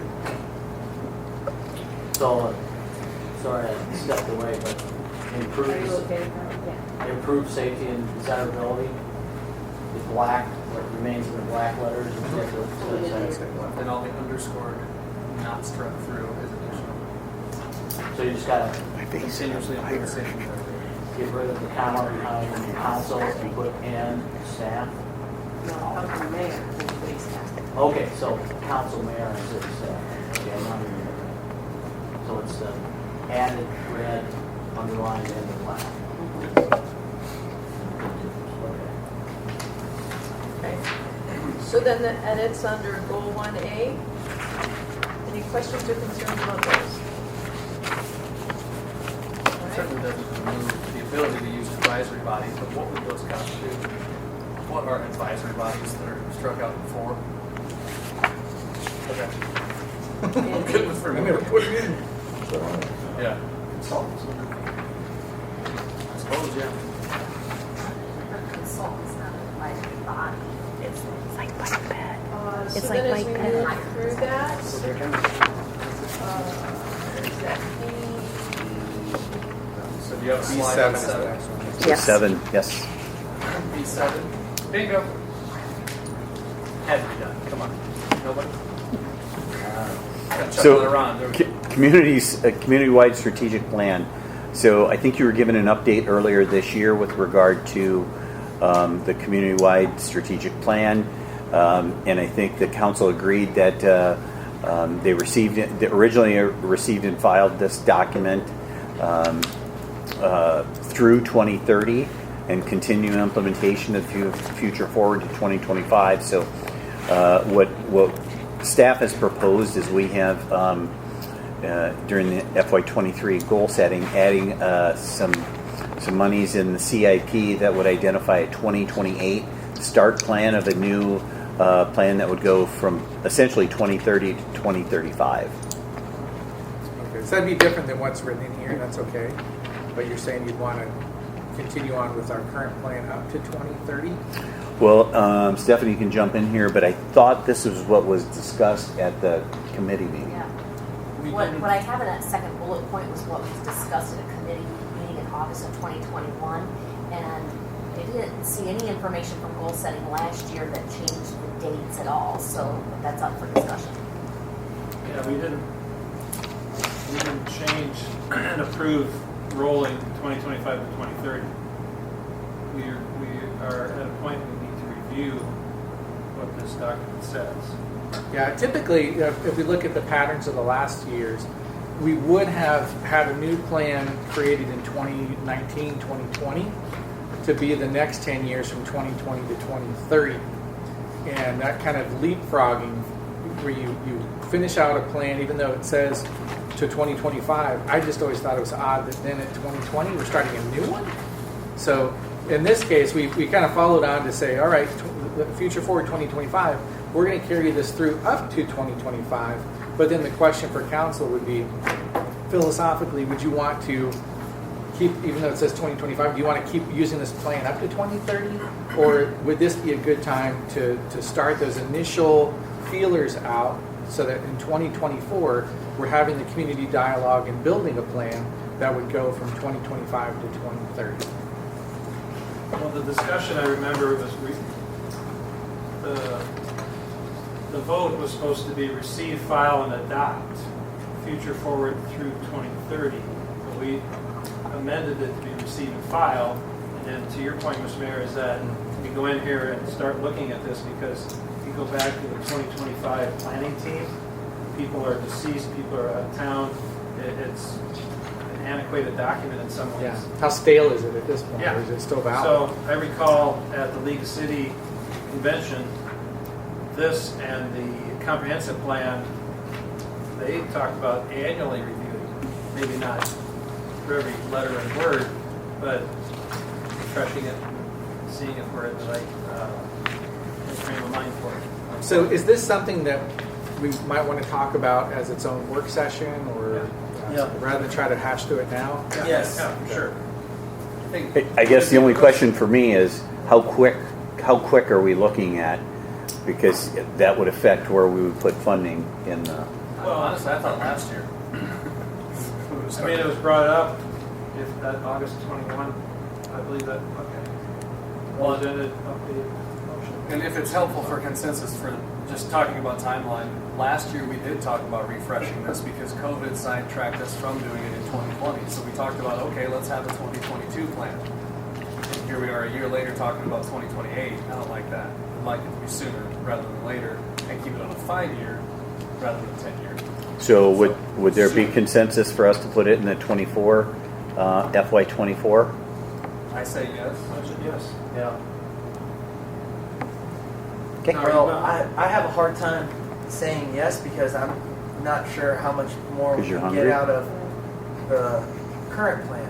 Well, this was You the can plan absorb. we did, what, every 5 years? Now you're talking about wanting to do it every 10 years? I know. Or no, we did it 10 years, you I want to guess switch what it I'm to saying 5? is that we have more. Well, I think Yeah, we that don't. I remember the mayor at the time was finishing up was Mayor Brown, and so they finished that, and we haven't addressed it since. And to your point, Susan, the weird thing about it is these are 10-year plans that we then still do every 5 years.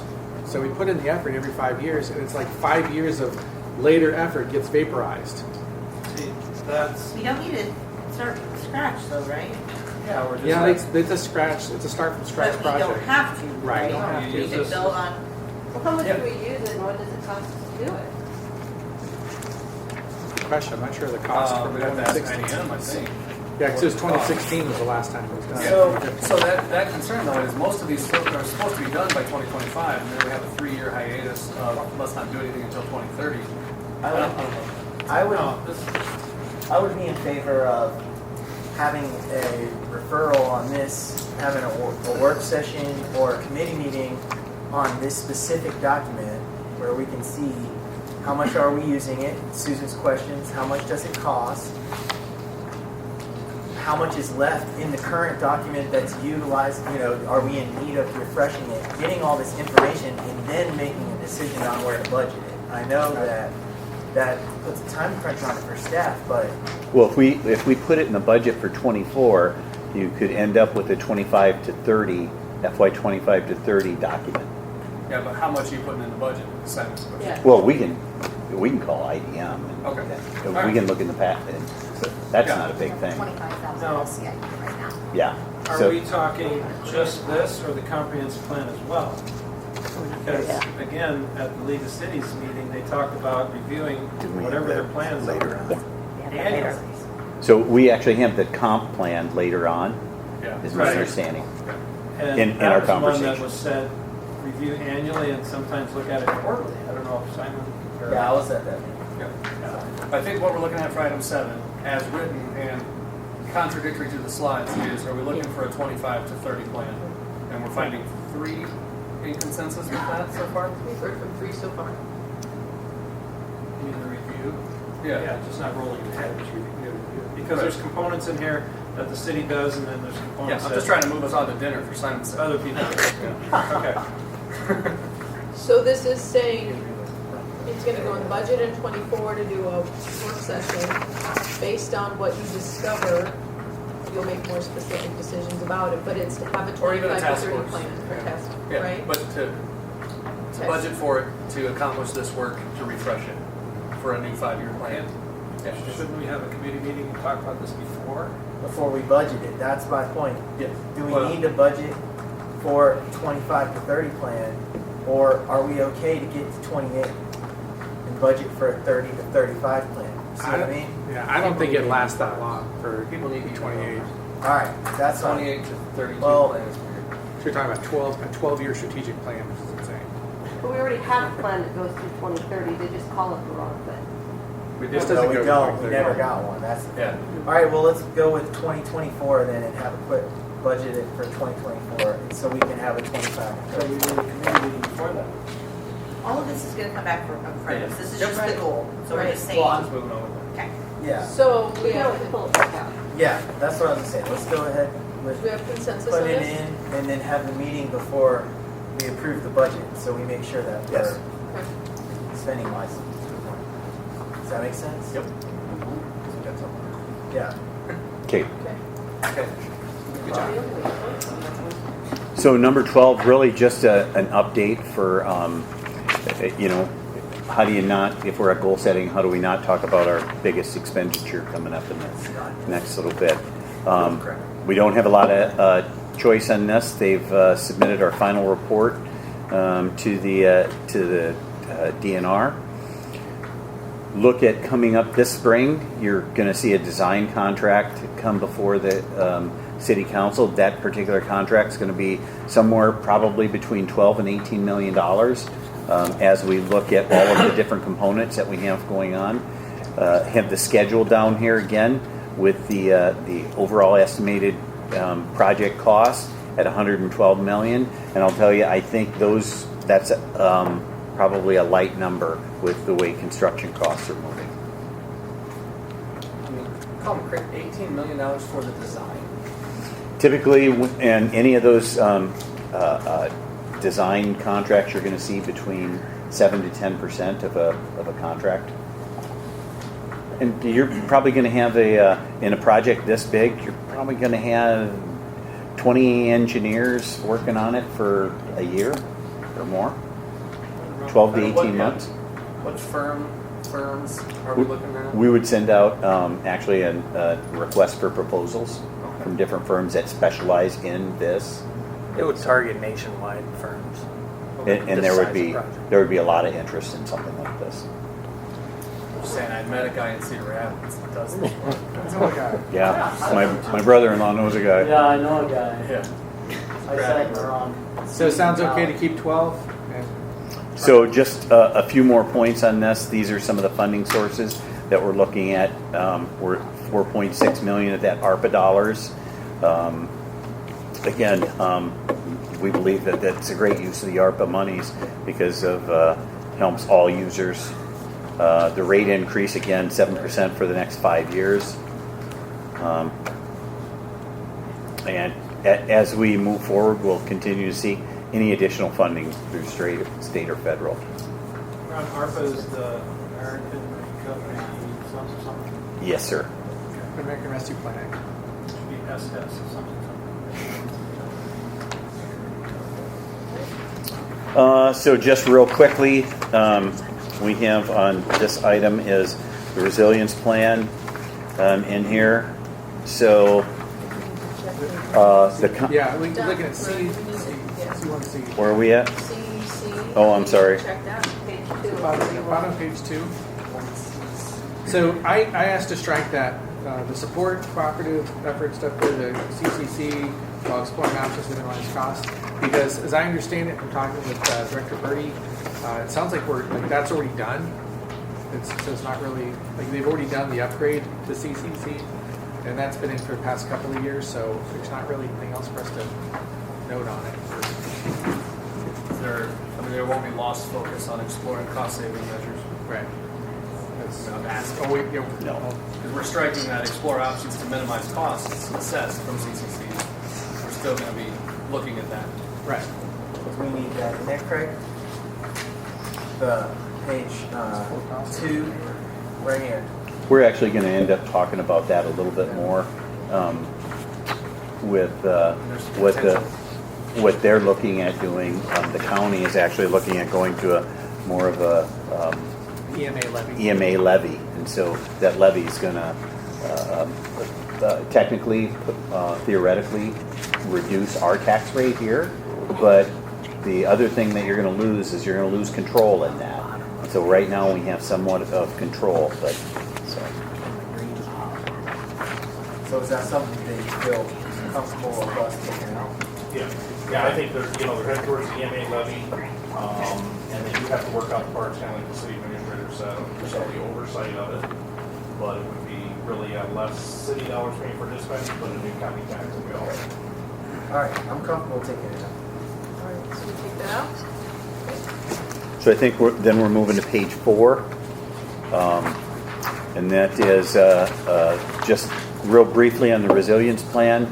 The contract was approved back in 2020, and really these are the steps that we went into approving the resilience plan. The council back in June decided to receive and file the plan, and so that's where we are with regard to where we got to the plan for the resilience plan.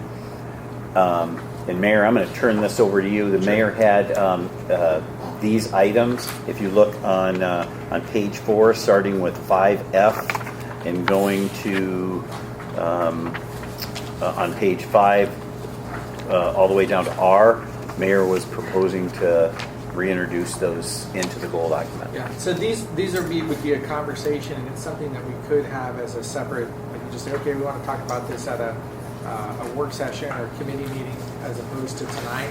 But I went through the plan since we wanted to talk about these things at goal setting. I found some of the items that are in the plan that largely we're already working on or are generic enough that it's something that I'd love for us to consider a goal for. So missing middle housing, we've already talked about, wanted to add. Access to green space and blue-green corridors following waterways and natural areas, we're basically already doing. Sort of for public works or for community development, you could talk more on that, of what that means for us. And then the planning planning for increasing extreme wind events would for us would just be the EOP, the city multi-hazard emergency plan, making sure that we're drilled for tornadoes and that we're as prepared as possible for those. So not looking for additional funding for it, but just a focus on those and an appreciation that that's our reality now. Same for I and J, so that's looking at EOP related updates, just make sure our plans are accommodating for it. K would probably need more discussion. Corridor hubs for stormwater management, outdoor recreation and mobility. So I'll put a pin in that one. linking corridors, we're looking to do with the connection of Washington Park and Pfeiffer Springs Park with the trail bridge. I think that grant goes through, so connecting those together. I wouldn't be able to talk in detail about the urban flash flooding risk screen. That'd be more for staff. I did have a question about what the cost would be for that. Then support improvement of extreme rainwater flows upstream from already developed neighborhoods. It's something we're already dealing with over in the western side of town. What's the development out there? Lakeside?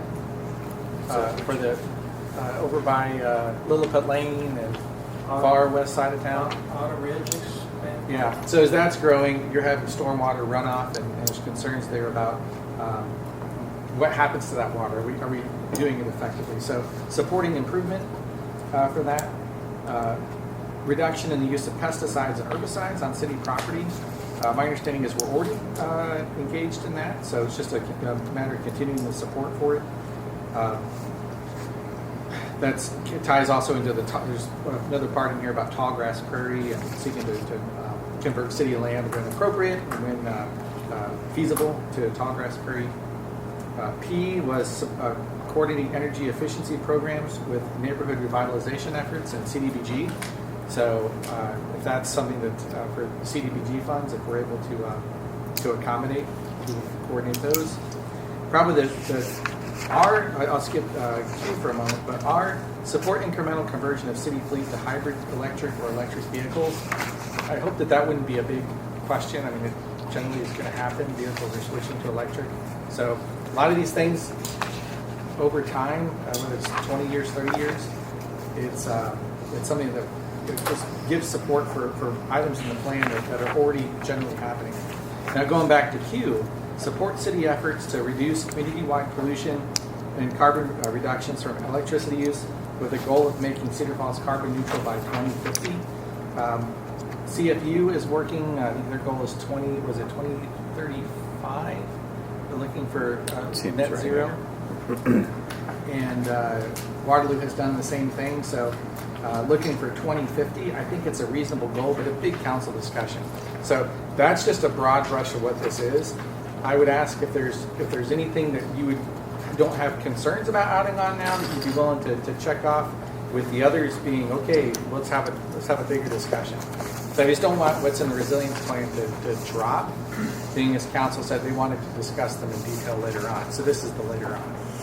Well, So thoughts? Mayor, I guess because we turned down the resiliency plan 5-2, it seems like we're introducing these topics back into the city goals when we turn it down. I'd rather have a work session, cover things individually here, and the costs attributed to each one of these things, for a lot of reasons, really. I mean, there's what, 15 of them here or whatever it is, that I don't want to do a broad brush over this and say, improvements or results. Yeah, but how are you going to discuss each one and the costs when we don't even know what the costs that they would have costs? Plus, a lot of these we're already doing and have been voted on by previous councils. But they're already in the city budget. So, But there's no, I mean, Everything would come back. everything would come back to you to say, here's how much it would cost. Do you want to do it or not do it? It's like putting the cart before the horse. well, what this sounds like is we're reintroducing the resiliency plan that we turned down 5-2.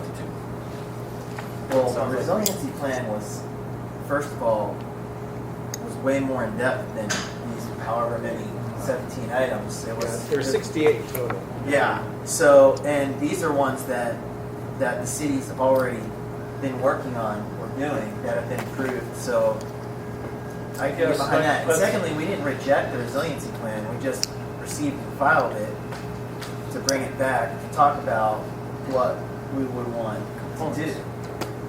So, we're here, and we can talk about some of them. I mean, go back and see what prior councils have done and take them, So let me grab something, Simon, if I may. good. So item O, support reduction in use of pesticides and herbicides in city property. Yep. that's an ongoing thing. I mean, we have to micromanage at the goal-setting level for Public Works to be not using pesticides. I don't know what needs to be done. I mean, that's within the general mandate of the city Public Works to do that. What is it? Council. But is it? Where's that at? I've talked to people in Public Works that it's a standard policy to not be spraying dandelions, let's say, in meetings, various things like that. I remember that conversation over 10 years ago. So, This is just an affirmation that that's a direction. Because again, it's a broad direction, right? So in this instance, But is it too broad? yeah. Like on number R, it makes it sound like we want to do all city vehicles, where obviously police cars and the trucks at Public Works, they're never going to be like We have a hybrid police cruiser, don't we? Yeah, so we have a couple hybrid, but not a hybrid. Right. Yeah. But that's But hybrid. to Susan's point, I mean, it may be getting too in the weeds without some detailed granularity. It's difficult in this large session to talk about the wordsmithing of every single one of these lines. But is that what we want to get into? Is figuring out what we want it to say, how to critique it so that it can be acceptable to everybody? We almost have to, just as a goal setting that we're agreeing to, if I read number R to mean that I want to try to make all city vehicles, where, you have to work to say, like, we're sensible, or Where practical, justified, sensible, whatever. But R doesn't say convert all, it says just support the incremental conversion. To me, that means, It is a comprehensive. Most of these of aren't very city- smart goals anyway, right? They're not specific or maybe No, more. just support. Yeah, it's all just, Yeah. Yeah, support what? and these It's not telling actions us. are specifically exactly the same wording that was in the resilience plan.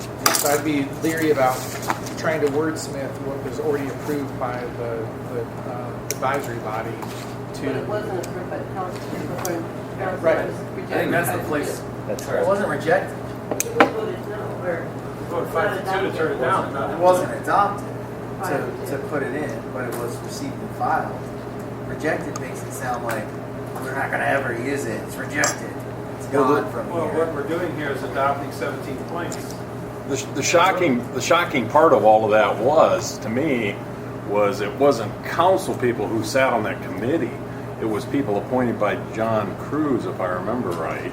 And Not the it was just a bunch of people. No, the resiliency plan was More recent. It was just. It was the one before that where they had it and they did it for about 30 years. Susan would probably remember.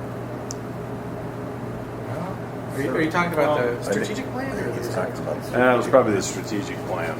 But the shocking thing was to me is that the people that had been handpicked to do all that stuff and put all the crazy things on there that they didn't actually get elected or sit on the council. That's all. Well, here's the point I'm trying to make, that I'm not comfortable adding this into the document. By not adding it in there, that doesn't stop our public works from not using pesticides. We're not going to run out and use pesticides because we don't have that sentence in here. I'm not comfortable adding these things in here, even though they were in the resiliency plan that we received. We didn't adopt it. So I don't know that we lose anything by not putting this in here. I mean, I'm fine with leaving it out and talking about it at a further date. It's totally fine with me. Yeah. But if you take some of these out that we're already doing, then Doesn't the doesn't mean they can't do it, but that's fine.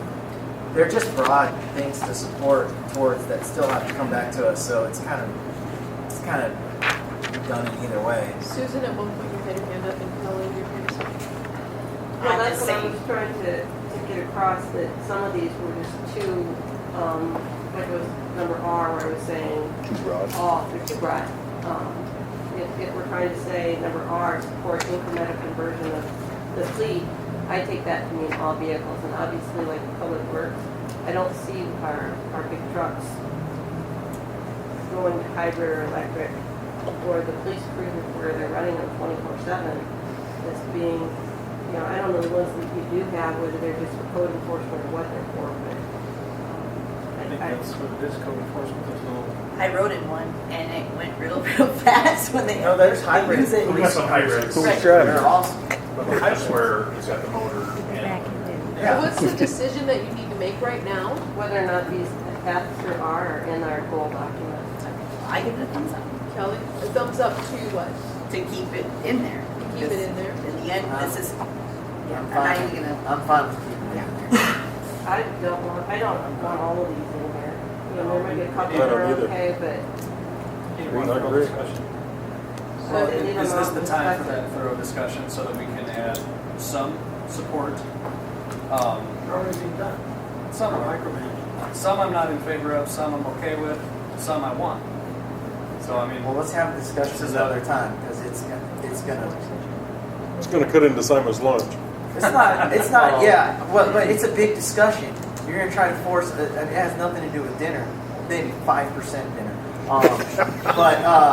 It's a discussion that if you're gonna have it, I'm okay with having, but let's do it right and not try to cram it in to 20 or 30 minutes. Let's go through the resilience plan and let's hash it out and let's do it. Why don't we leave it out for now and bring Sure. it back at the end if we have time? Does that make sense? Parking lot.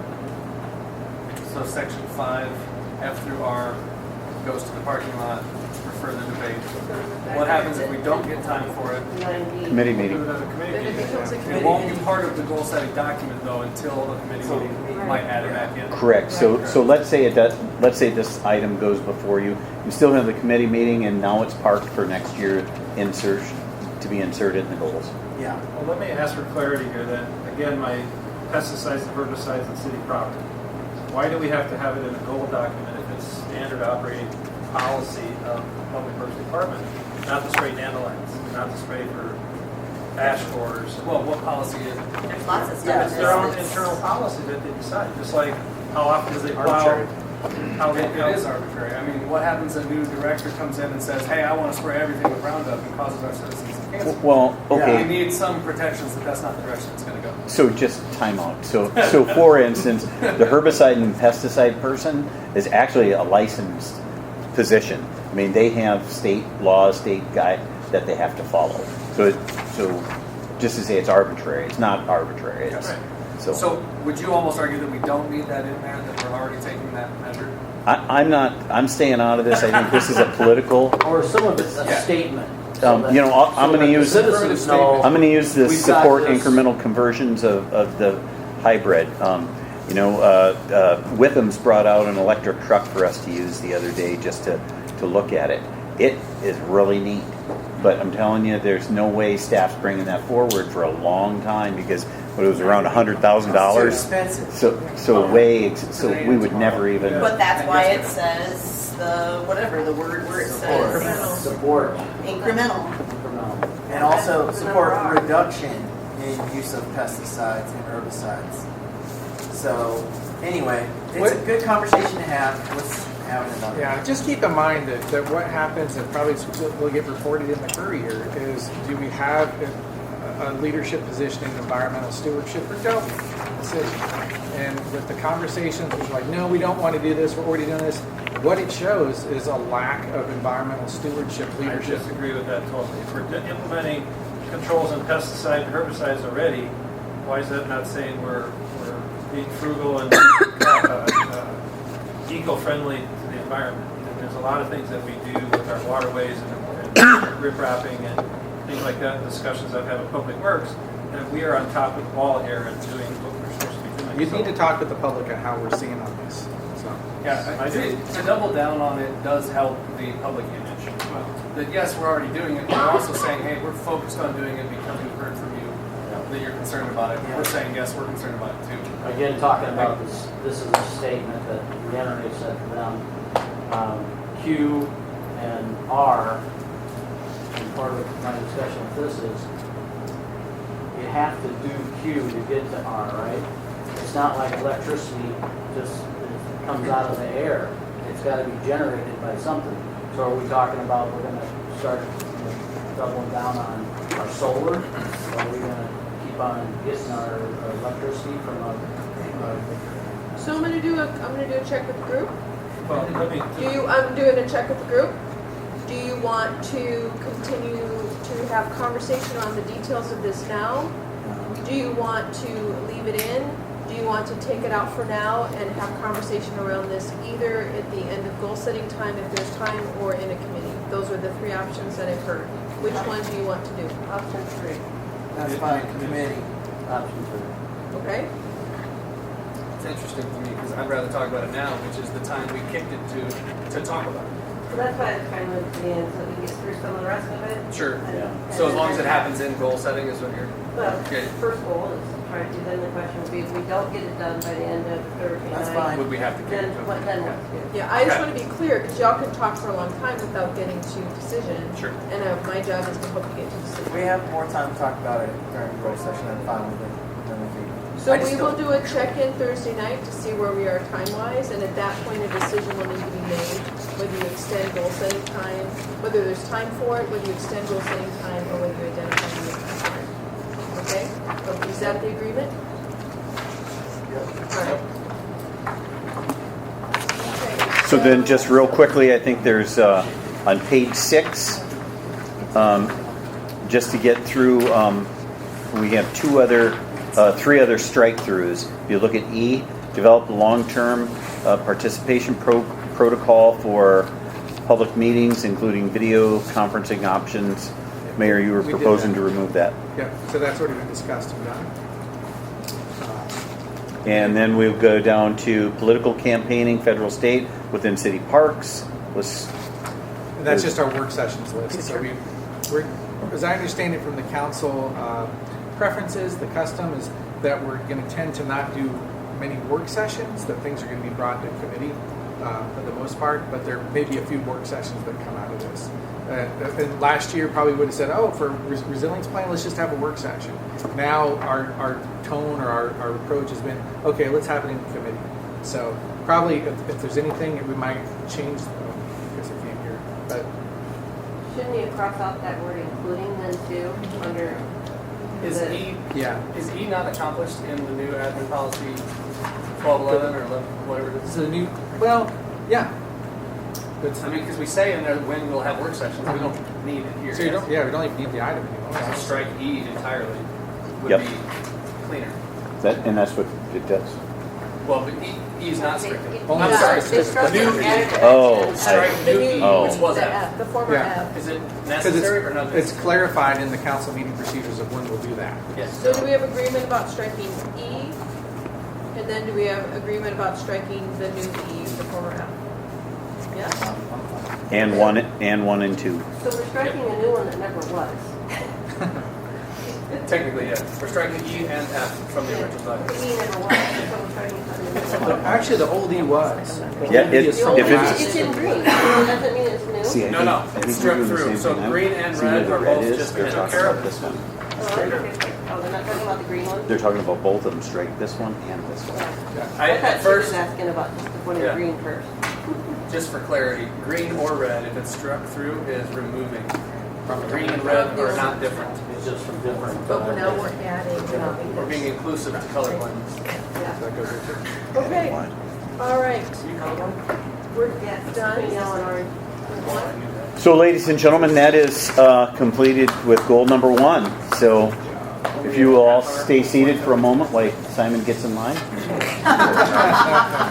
No, if we, let's take about 10 or 15 minutes, grab stuff. If you don't mind, we'll do kind of a working supper so we can keep moving. Okay.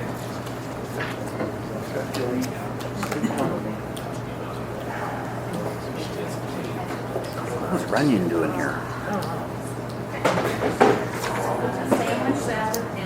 He ride with you? Who's, Sam Runyon. I didn't say that. He was sitting there for quite a while. Yeah, I didn't know. What was that now? I didn't know why he came. Looking for another girlfriend.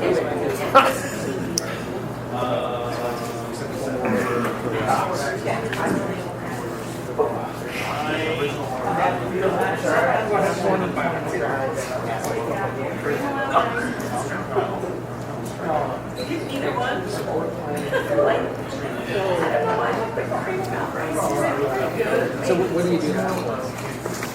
Just because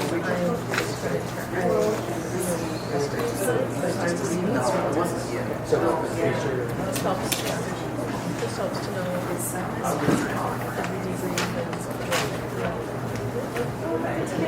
and Never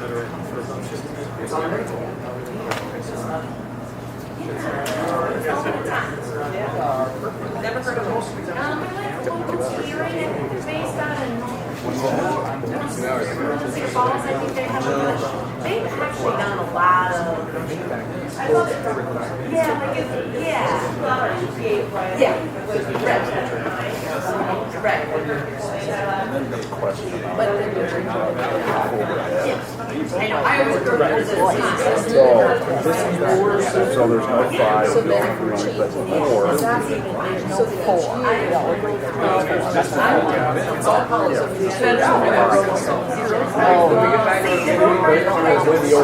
That's true. It's what we always talk about. It's a team effort, actually. Yeah, I like it. Right, because they were saying, Hey, not everybody all at once. Simon's got his, you can get it's like, it was like, oh, to me, it's like eating pie in it. You know what I mean? So you can have one of everything. but Sorry, one, there's a choice of two. so, you know, this is my sister. This is my Yeah, and the same. Which I Okay. I mean, I created the The rest is. Well, here's the thing. There appears to be no 5. Yes, If this is 5, then that's this little guy here.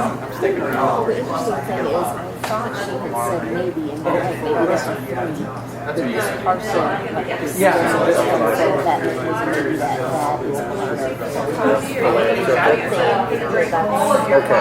is And that's that. The title's then, I don't know where we're stopping. Well, you know what? I mean, all I care about moving title is like right there, you know? Is that from there it goes away from the river. Yeah, does that help?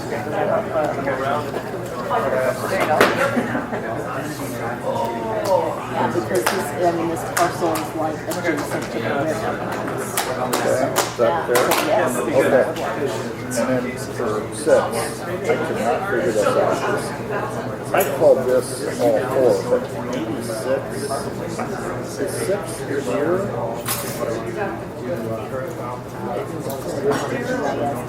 What's highlighted about that? And, okay, if you can remember, email your thoughts. Because here's my next question. This is all highlighted. Have you sure about it? Get the water treatment. So this is, that's what I thought, because I'm looking at the project area. This I barely care about, except for if it goes up in the interior, because this is pretty close to my project area. Okay, so if they still want 6, if it's 6, right here, and 4 down the here. Kids are right. 4, so this is what Kids are right. That's what I needed. Well, this, Jackie said something about Cedar Park, City Park Commission or something, which is the city.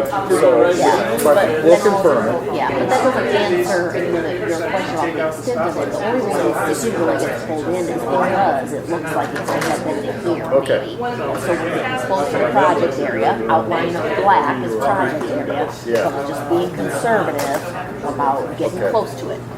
Don't let it be ridiculous. We'll do no more than this. And I think we might have this.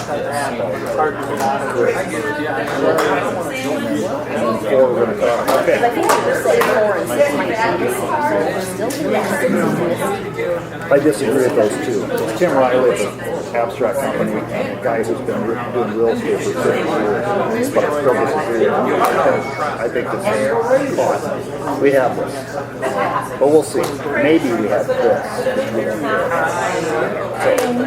So that's what we got to figure out. So we'll reconstruct we have to reconstruct it regardless. So I just want to tell them, reconstructing, we haven't given you this, we don't have it, so you're going to have to reconstruct both of these. Which means money. So I just want to be sure you're really, really need it.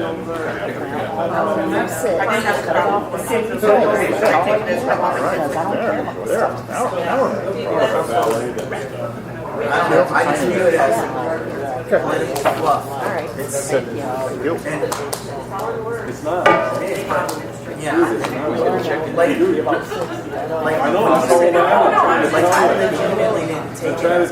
I thought it was just support. I wasn't able to give you this. Support one. See what I mean? What was that? See, I never missed their but Dave was playing baseball. But that's also when I would say I was thinking they go to the word all is not in there. And I'm not in the vote. What's that? This is the policy. Mr. Zone, right by direction. Everything else against by direction. Yeah, but those days are gone now. Next time spit harvested. True. Wouldn't be the first time. Nope. And I will tell you an arbitrary. I know they take away my bike a few weeks ago. Well, so then for us, it's like. I just bought it. I would say too, just being a law enforcement fire, the 250. Okay, so maybe This is the first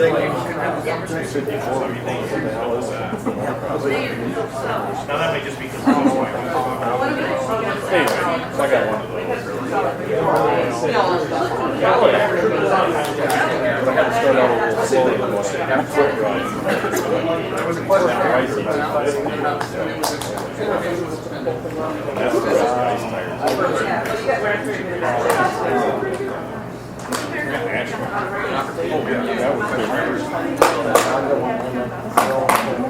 Oh, absolutely. He has a party out there and everybody rides on that. Oh, yeah. But otherwise,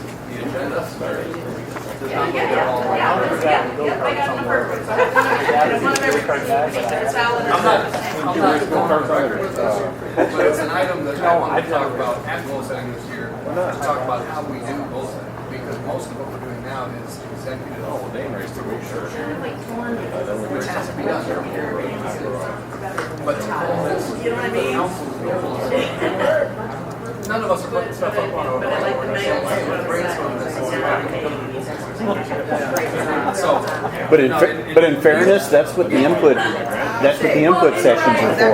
Like, whenever she makes True, sandwiches for the family, she always that's not on says, any of our agenda items. without ham. So sometimes the whole family doesn't Oh, like it. I mean, it was me. I think they were. But I don't like it. Good call, Ron. One of the things that I hardly ever order. Nope. The gals in the office did the selections. Well, yeah, but you still went with the. Oh, yeah. You went with the local. Yeah, that's exactly what they tried to do. So, thank you. are we getting body cues started? Where's this out? Moment in time. Oh, moment in time, sure. I missed the last market decision warning, right? That's okay. Want to see the big topic? Yeah. Well, yeah.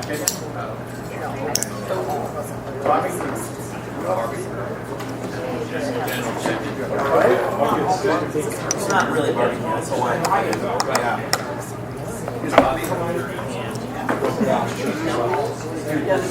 Dave, you said you don't like You're it? good sleepy too. No, hot bag. Absolutely. Yeah, that's always my thing. I don't like this spam.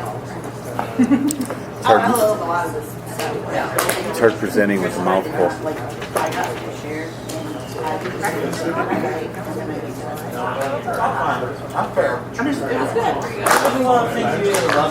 Pretty disappointing waking up seeing white this morning. I didn't know it was coming, so it was really surprising. What kind of food do you guys get? Kind of what? Moment in time, I think the lady's shirt said. Yeah. I think they're. I think if you go back and look at one of the things, what the sticker says might be moment in time. PHYME. Get it? Dum-dum. So are you going to be doing anything different as a result of the discussion on the self-help insurance plan? Well, not right now. Any changes that we would make, we're always looking at that stuff. And we'll be moving forward with looking at how we. Yeah. I figured you're always looking at it, but nothing from this discussion will result in changes to how you look at it. No, it's just something that the discussion here is really to make the council aware of what's going on with regard to some of the financial challenges. So how long is this? Thank you. Whatever's in business. Keep checking back in. Those were a couple tough years. I didn't realize those numbers. Wow.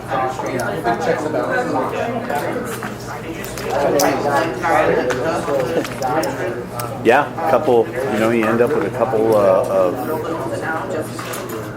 bad health situations and really eats it up fast. Last thing, I don't know what you eat.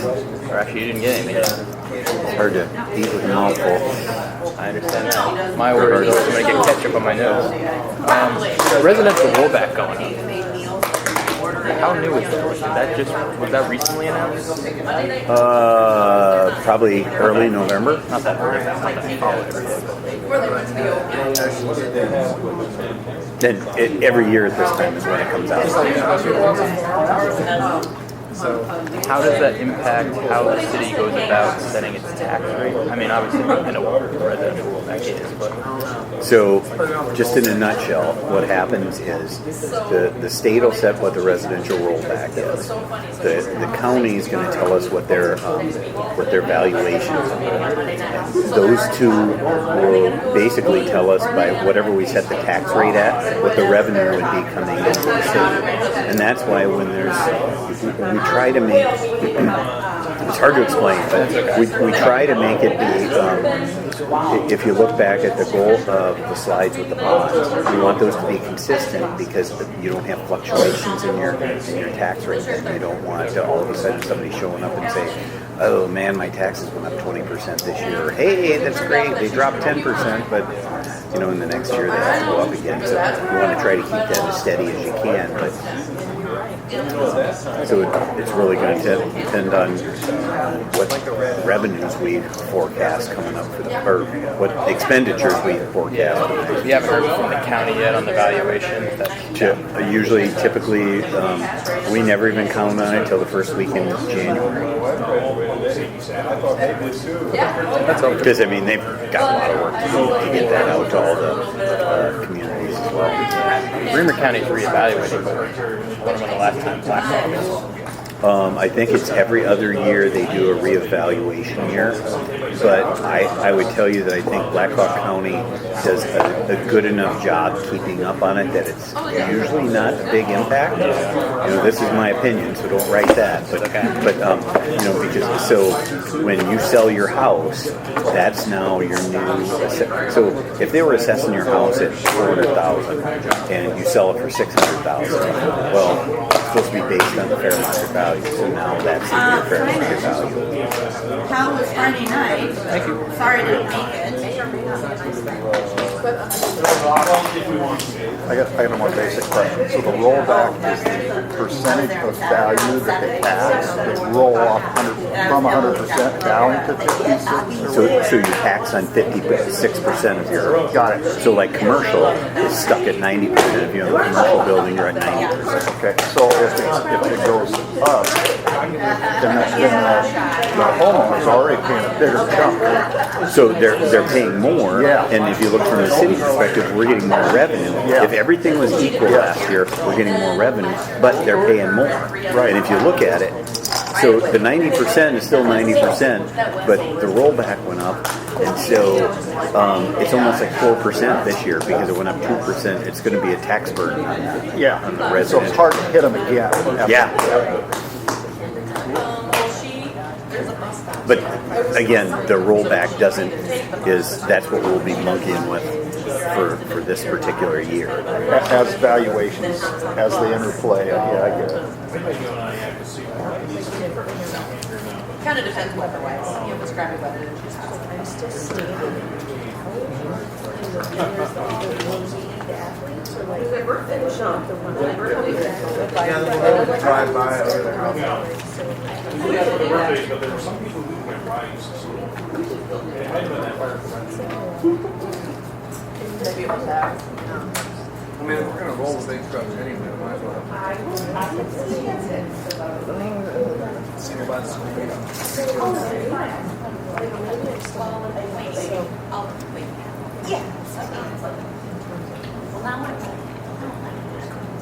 Man, that's Cedar Crescent is really good. Well, if you go to the farm, yeah, it is. They give me so much. They do. I get most of mine, but not all of them. I use all my dinner there.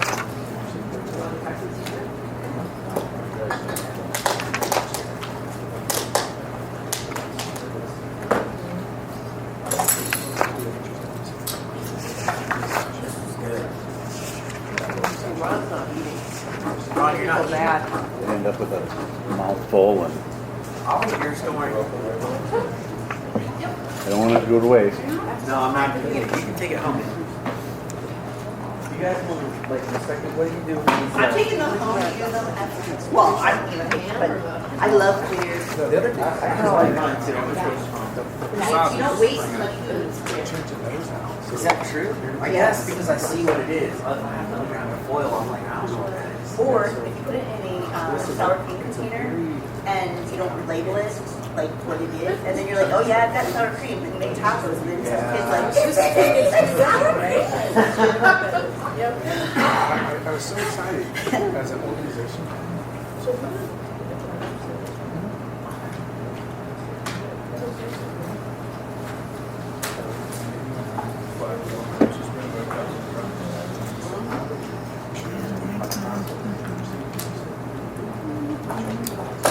I didn't budget that for you. I saw there was leftovers, so I thought I'd jump on. I appreciate it. That question about whether to recycle or not. Sounds like resilience. I know, right? Hey. What's up, Simon says? No.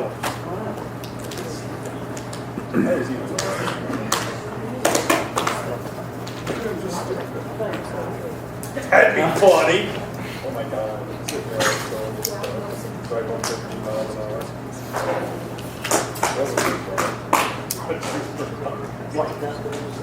What's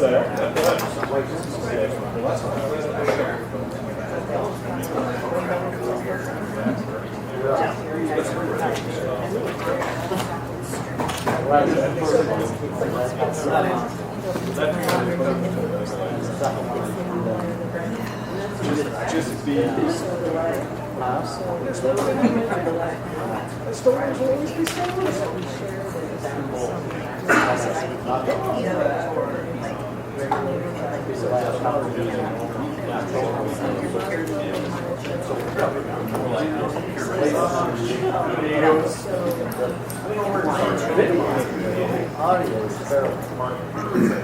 It's a hard thought.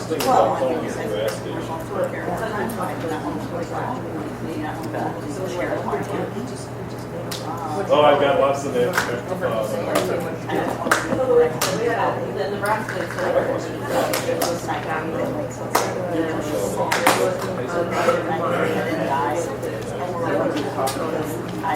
I really like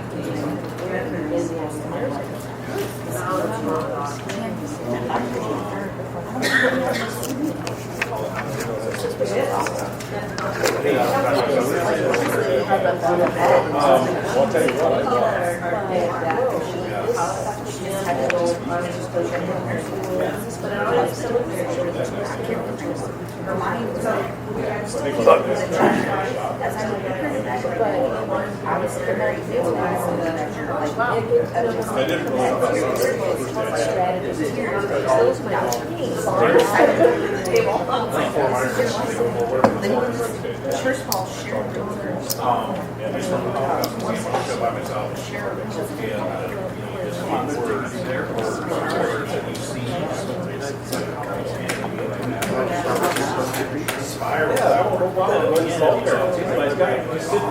Yeah, did he tell you that he met me at? Yeah. saw you. And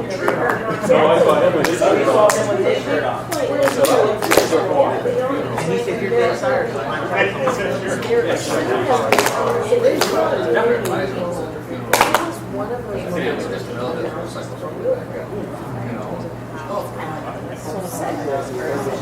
No, that's fair. 2 years ago, Diana and I About 2 minutes, we'll get started again if that's all right. however old in this last couple of years, they're like that.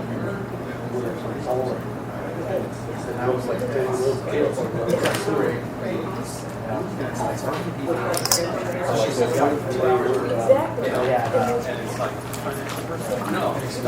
Whoever took over. But, you know, like, they take that as a badge.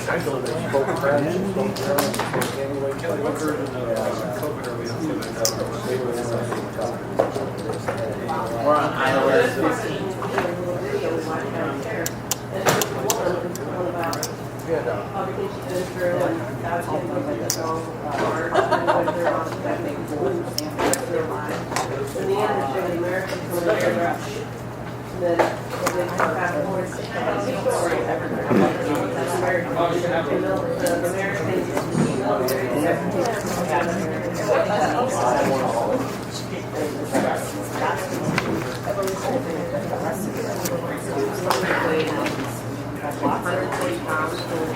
I haven't been on Facebook. Probably don't know why.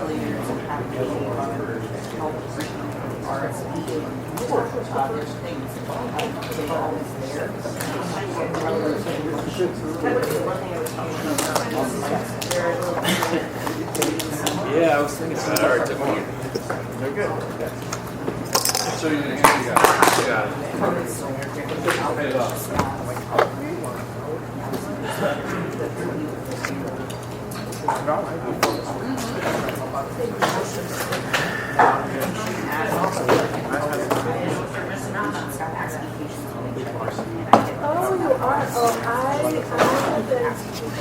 Hopefully you didn't talk about too much because I didn't turn the recorder on. I just realized. I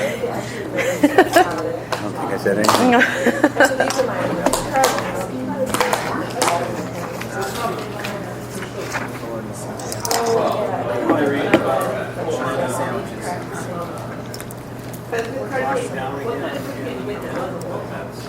Pretty good. Well, we had them cater something. I can't remember what it was. Well, I would say they've been around for quite a while.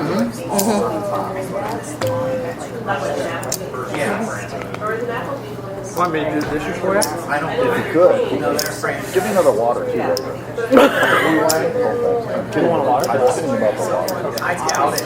Need a water? But some of those things will do that where they'll sell you. Give me a reason to get up sometimes. But more often than not, I'm not convinced about it. Not that It's great. not tight. They're, No, exactly. I agree. yeah, their food is great. Same thing we did. Packed our own. I like the This is a wrap. This actually put by. It's a wrap. I know that's a lie because I didn't see a box in that in your a box of 12 of them. Yeah, I should come in here with one you carry at the golf course, you know, the little insulated bag. Hey Dave, I heard you talking about Jerry Jeff. Is he still alive? He died just a couple years ago. He played in concert over here at I was just going to ask the mayor if he's. a little bar. We were right in the front row. I saw him in Hampshire back in the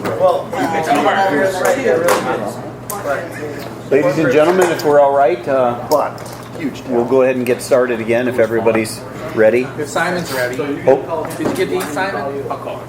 I'm ready for the second dinner. second breakfast.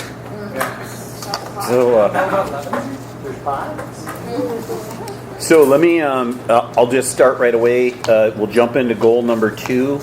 If we go down to, which is page 6 on your goal document.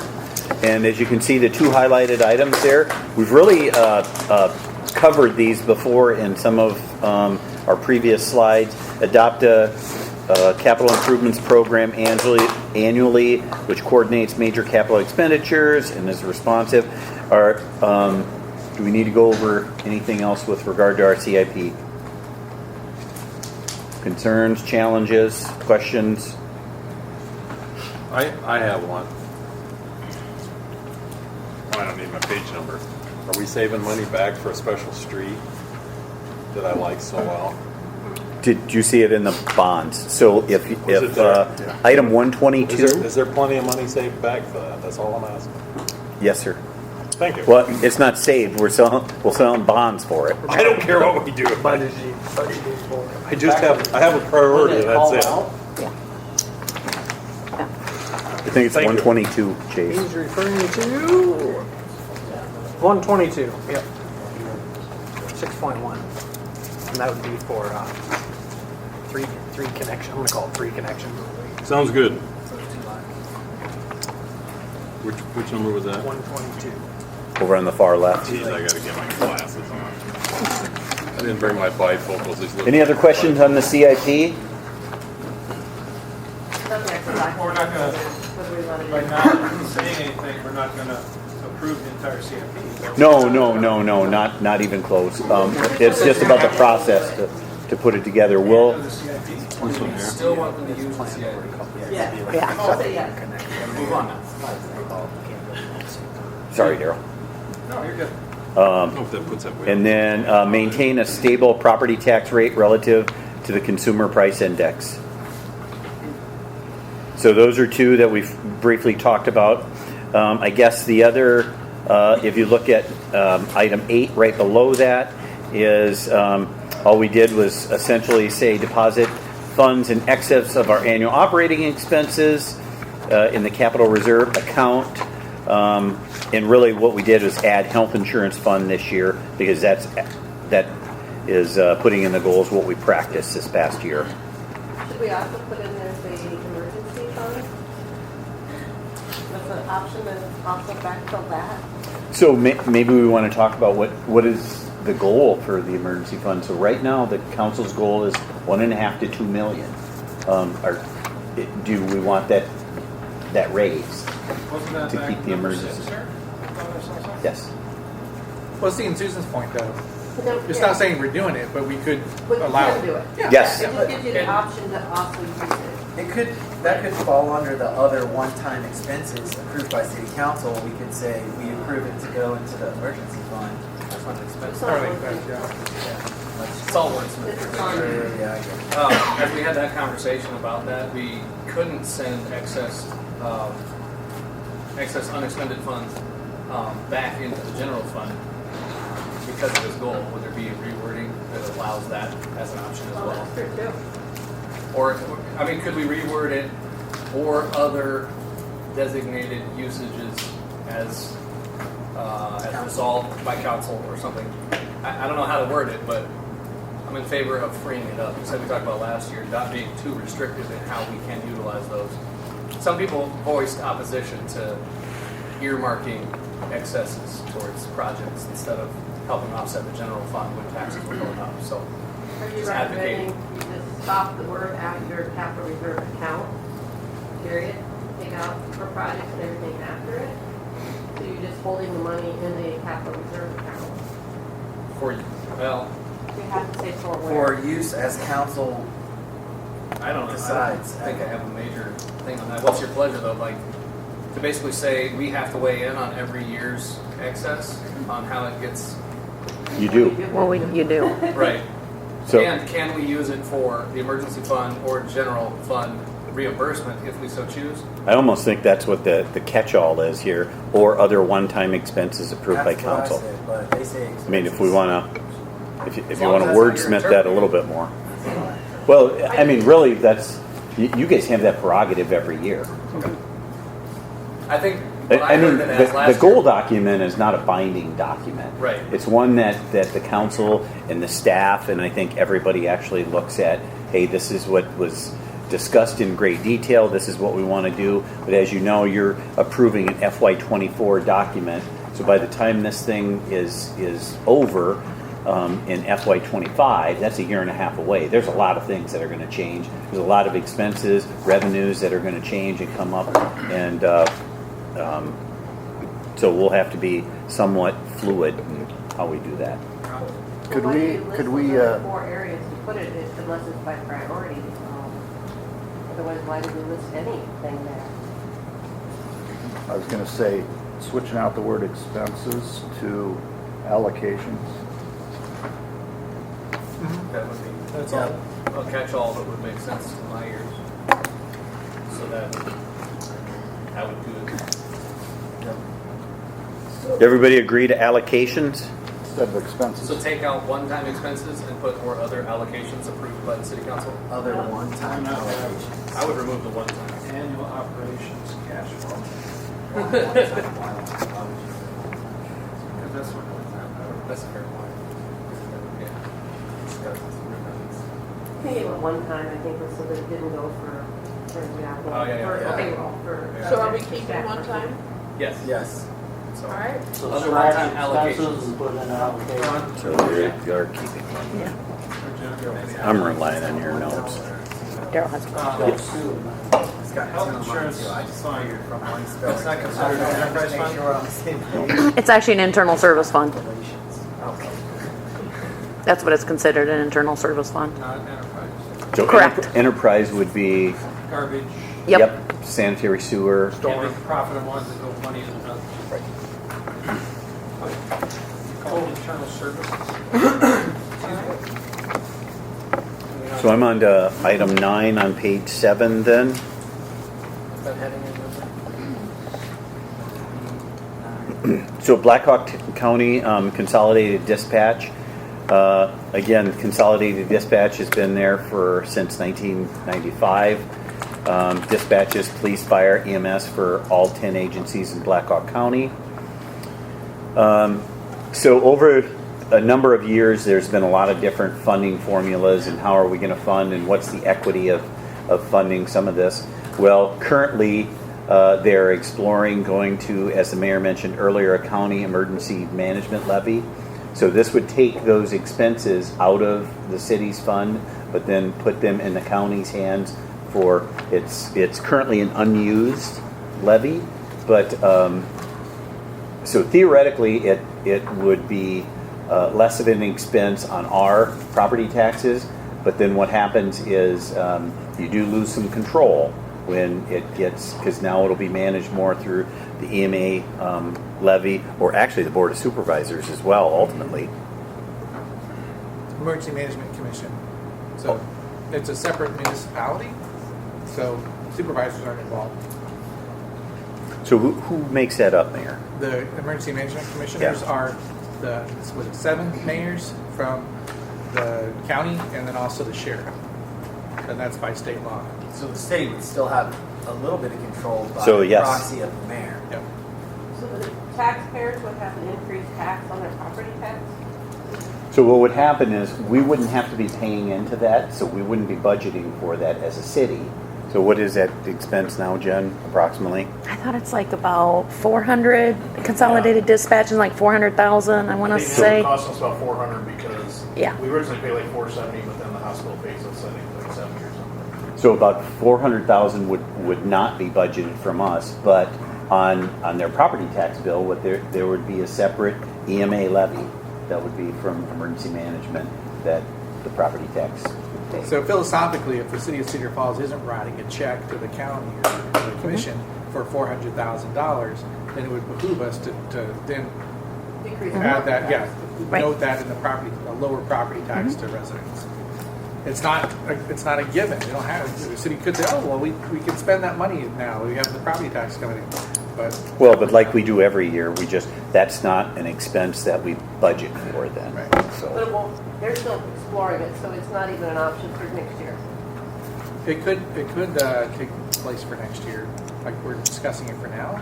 So currently, the way the budget's going, we are still going to plan on for FY24 budgeting those dollars.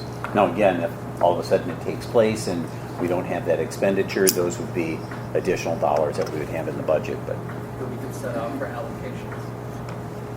for a one-time accommodation. Or an expense. But this would still get, someone is gonna get paid somehow, so it'd be in the Blackhawk County tax. Yeah, we're still gonna get 911 services. Right. Well, yeah, we have services, but how it's being paid for. And I'm the voter, or one of the, I guess, 7 voters for that decision for the EMA levy, so I'll want to come to council beforehand and see what the council's direction is on that, rather than just what Rob Green wants to do.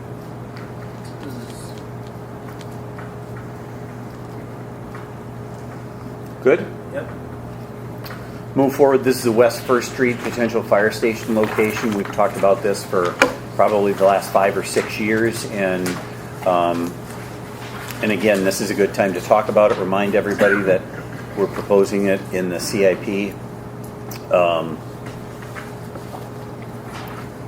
We don't have a certain date when the school is going to vacate or potentially transfer this property to us, but we're still moving, or at least in talks with the school to move forward with this. I think they're planning on moving into the new high school in 2024. Not sure what they're doing with the high school yet. There's a lot of different talks if they're going to use part of it, none of it. I think they've been talking to some developers that could take over all of it. So there's a lot of moving parts there, but this is an area that we are looking at. If you look at the study that was done, this was a study that was done on the right-hand side, showing Arrowhead Clinic was the old site of the public safety building, and so having a fire station there, and then also the fire station at the time it was the state trooper site, which is just down. For those of you that don't know, the city owns the state trooper site, but they have essentially a lifelong lease on that. And every couple years they start the talks about moving somewhere else and giving this city back the property. Well, they just repaved their driveway, so we're guessing that they're not moving forward anytime soon. So They've done roofing, carpet, and driveway, the last couple of years. if you know, in the state, that might be the time they're ready to tear it down. But, sorry for the editorial comment. You did say that out loud. So Ron, is this a fire station, or would it be a public safety station? I think it would be a public safety station. We've talked just, I think there's 3 components, maybe 4 components that at the time we would start to talk about. First component being a fire station, obviously. The second component would be the folks that are patrolling in this area. Is there an area up there for public safety, the police officers to stop and do that? The third component that's really popular down in public safety is some of the training spaces for public use. I would tell you that it's probably 3 to 4 times a week there's an outside group that is asking to use some of those spaces. So in a neighborhood area up there, that would also be a good component. And actually, just talking about it, Mayor, you know this with Consolidated Dispatch and EMA, and some of those may be looking for a new home, so a co-location could be in those areas as well. I think we're so far from getting that stuff planted or planned or anything that those, as we move forward with it, those are going to be all the conversations that we have to have. I'd ask, would it be okay for council if we just change that word fire, change it to say, pursue the establishment of a new public safety station along West First Street, just to be more clear of what it's meant for? Concerned with that? Yeah. It's fine. I'd rather have it be a fire station. Fire's That's just me. I'll never stop. I want to have the 2 seconds. That's all. Yep. Silence is affirmation, Dave, so good job. I had to jump in there. woke them up there.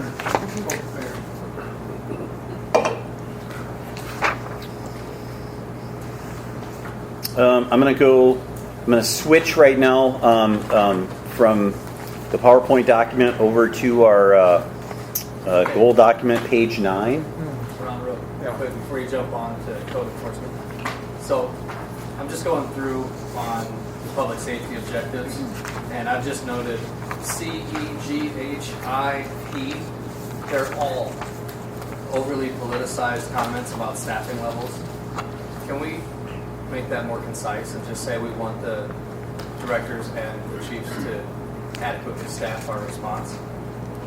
So there's are some you redundancy talking? in there. You're talking about C, the 2. Public safety objectives, C2, yes. C2 sub-bullets, CEGHIP. They're all somewhat redundant and duplicate.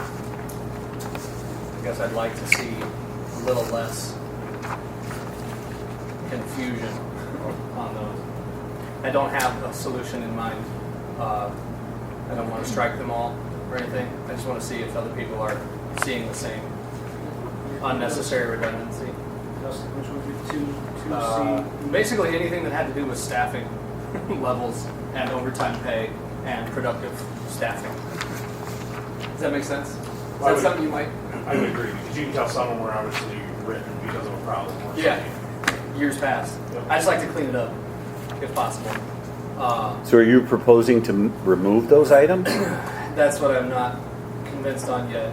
Well, C is a little different from the others because you still are using paid on call and murder. Yeah, and some of the others incorporate volunteer and paid on call and ensuring a cross balance. So P would be, for example, possibly always staff a combination, which I think may have been problematic in the past. I'm not trying to tell the chiefs how to do their job. So I don't know exactly what I'm asking for. I probably should have prepped that better. But And just to be clear too, on page 9, those N through further on down, those aren't new items. They're just shifted from a different part of the document. I was just going to get to that, underneath Mayor. it. And so I just asked to move those so that rather than having code enforcement stuck in the middle, instead it puts all the public safety stuff right together. I like That's that the only idea. difference. So yeah, those aren't new in through R. That's a good note. Correct. I got a question on the Q. Continue to assign minimum rental housing, section 8, commercial inspection. Didn't we have an individual hired that wasn't police? I'm trying to remember her name. There's a couple of people for housing inspections. Is that not an option We anymore? have one public safety officer who does nothing but rental inspections. Right. And works with the Central Department. And they have the shifts help with commercial inspections, and they do help with rental inspections, the shift firefighters.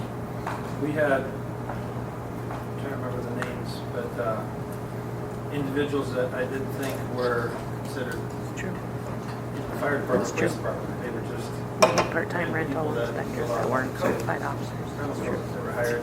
I would think cheaper than Section not Section 8. It was rental housing.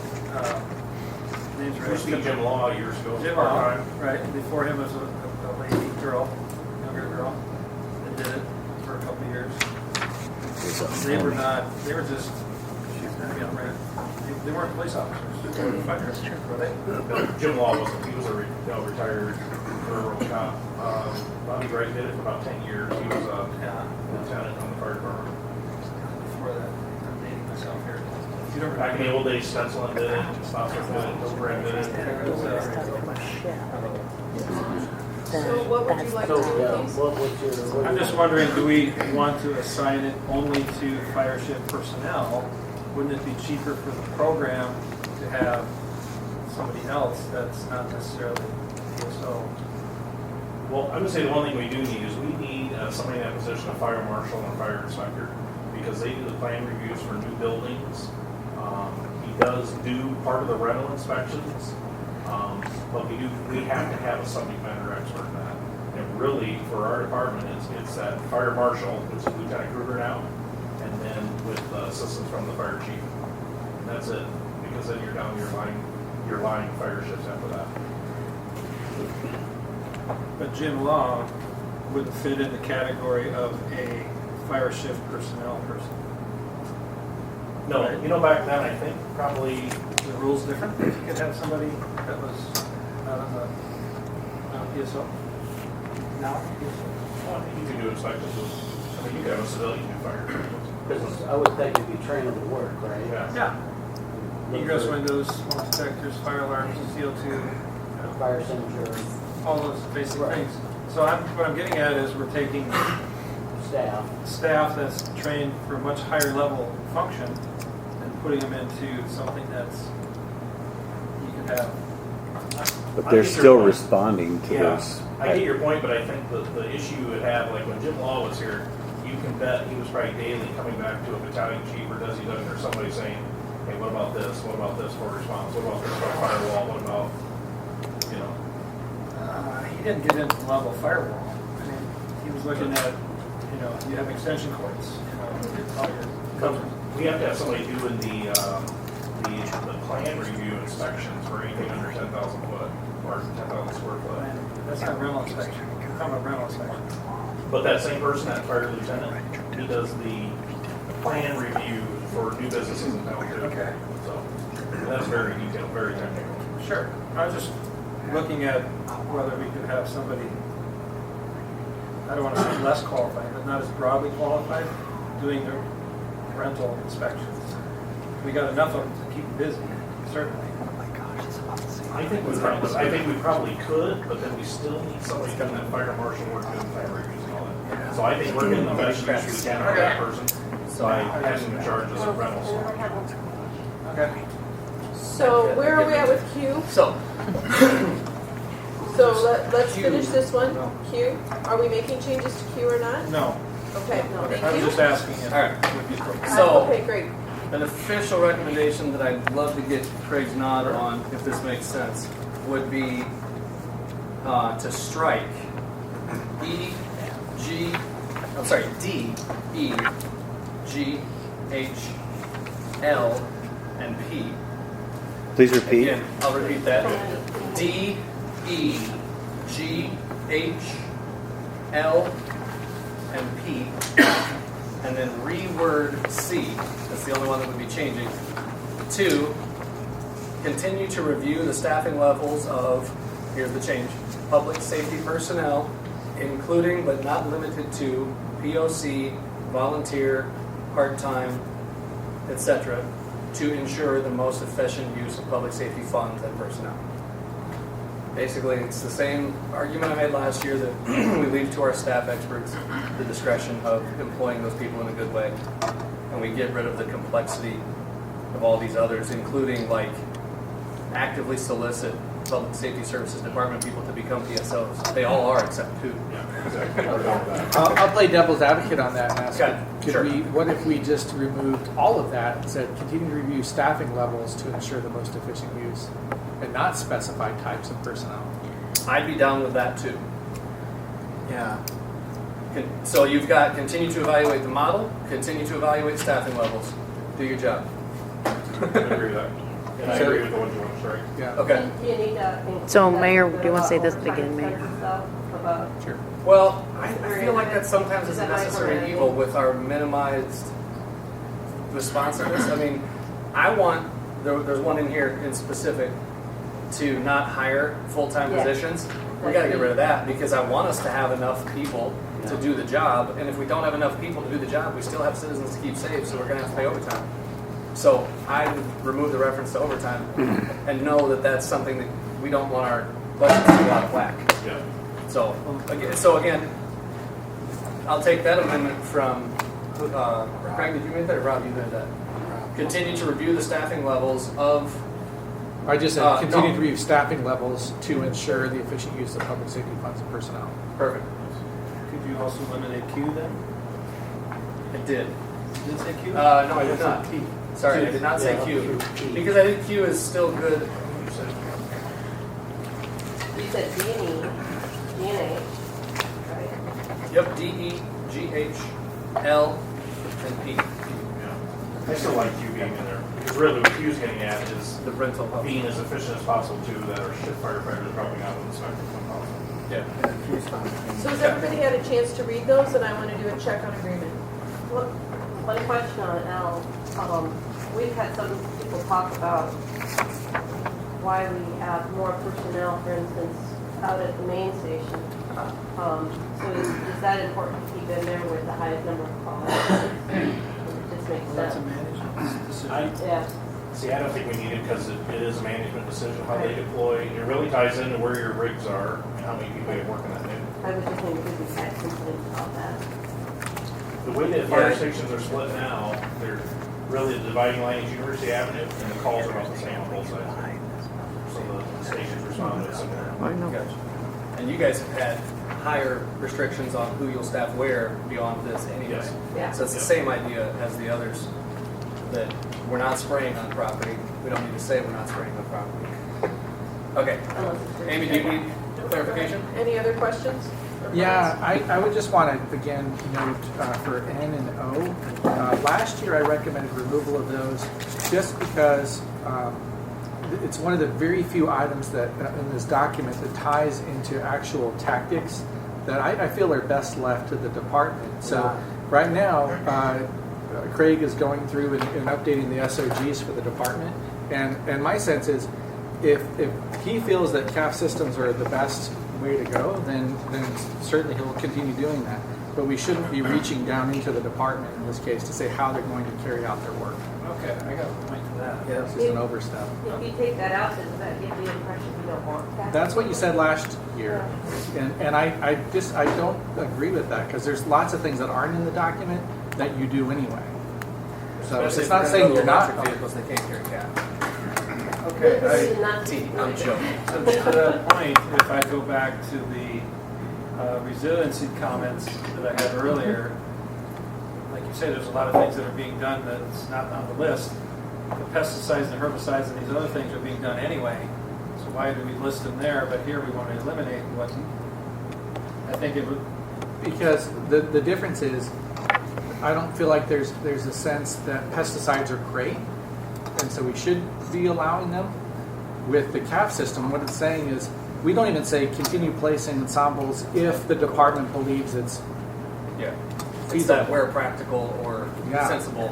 We're just telling them do it, Yeah. whether it makes sense or not. You have to do it, and I don't like that. We want to new technology that comes along that Right. we like not do what we have to. Real quick for the prior item, just for housekeeping, did we have pushback on the removal, the additive C and removal of D, E, G, H, L, and P? So I'm gonna do editing of C. Are we in agreement with that? And I'll listen for dissent.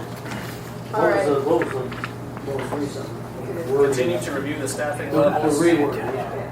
Continue to review staffing levels to ensure the most efficient use of public safety funds and personnel. you're not going to type it up here like we did other years? Type it and edit it back to our screen. Oh. Okay, I can in a minute, but I want to check on this, okay? Yep. So, So it's C. where are we with C? So basically, what you're doing with C, Just strike out the, continue to review staffing levels, the first the, and that as well. Yep. So that's delete. strike through. Don't delete, strike through. well, I'm on someone else's computer. Oh, okay. So, And then anyway, remove- that's what you got. All right, so, and I'm gonna, so we're striking out of the POC and reserve program in C, Correct. right? Yep. All right. And the first the, just for grammar. Yeah. Staffing levels, yeah, all right, got that. All right, so then you are saying removing D, removing E, removing G, removing H, removing L, and removing P. Any disagreement with removing any of those? Was J? I thought I know. We didn't talk about J. Did not talk about that. That one I did not add in because it's still saying, hey, we want adequate coverage on those extra days and you have full rights to staff extra people when needed without complaint from council. Okay, so we have agreement with removing the ones that we just named. Okay, Now N and O. what? Now I think N and O. And that, yeah, so now we want to look at Where's O? Right. It's the Right cap. below it. It's alphabetical. N and O, I was looking at the N down below. Okay, so the top of page 9, there's a question that now about N and O at the top of page 9. Do we want to strike those as well?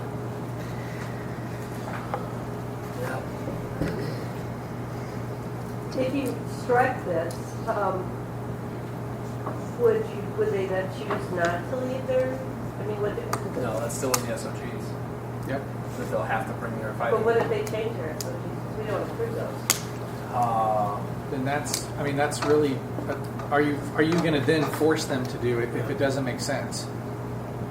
Is the question. If we're going to say In we're their not opinion. experts in everything, but we're going to be experts in this, that's a little bit silly in my mind. So we're going to keep doing it as long as it's the best way to fight fires and respond in a timely fashion. Or if you really want it in there, then make it resilience-like and put support. Yeah.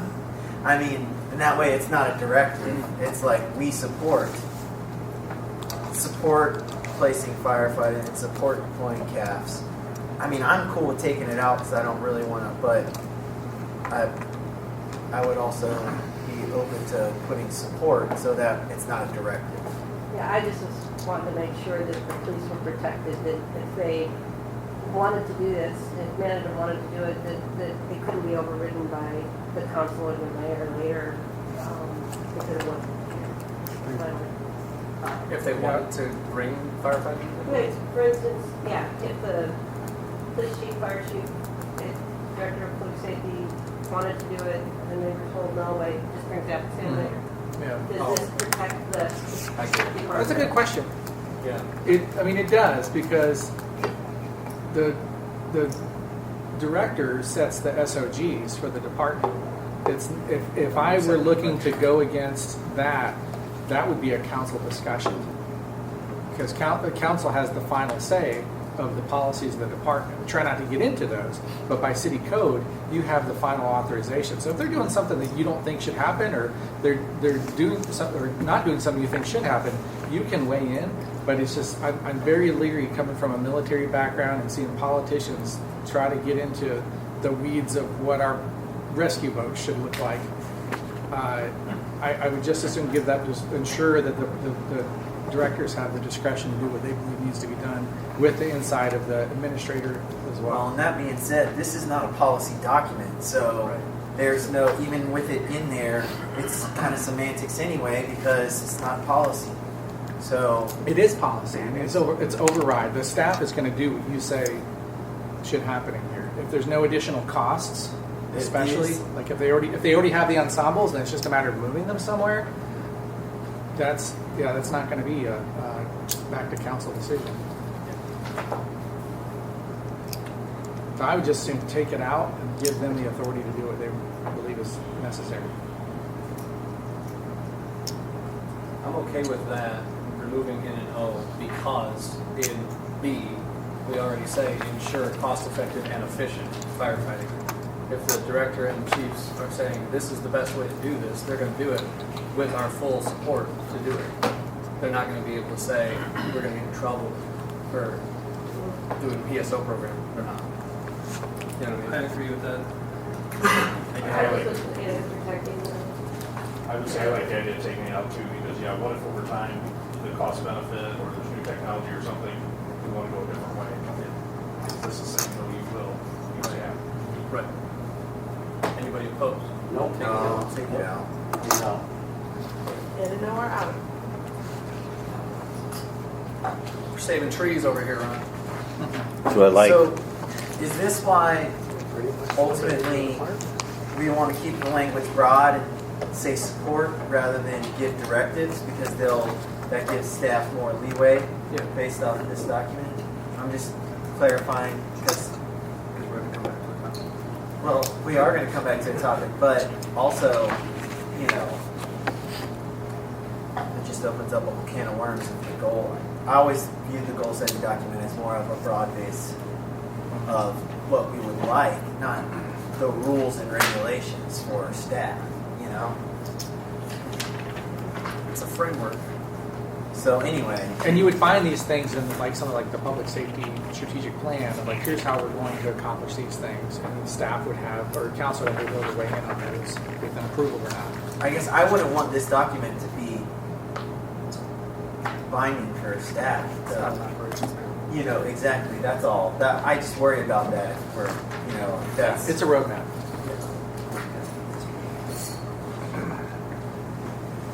Okay. I think we're good with public safety. Well, Unless there's anything. one last thing, and there's Yeah, we need to look at the other end. so the old N I asked to remove. It says support public safety staff review and implementation of viable racial equity task force recommendations for policing. And for public safety, my understanding is you've gone through that review, looked at the items, so it could be a brief to council if you want to see what they decided. But I just don't see a need to have that in there as a tasker. Because they're implementing already. Okay. Would that be something to bring back before committee for a review of what they implemented? Yeah, that's a public. I'll public take that as a discussion. statement.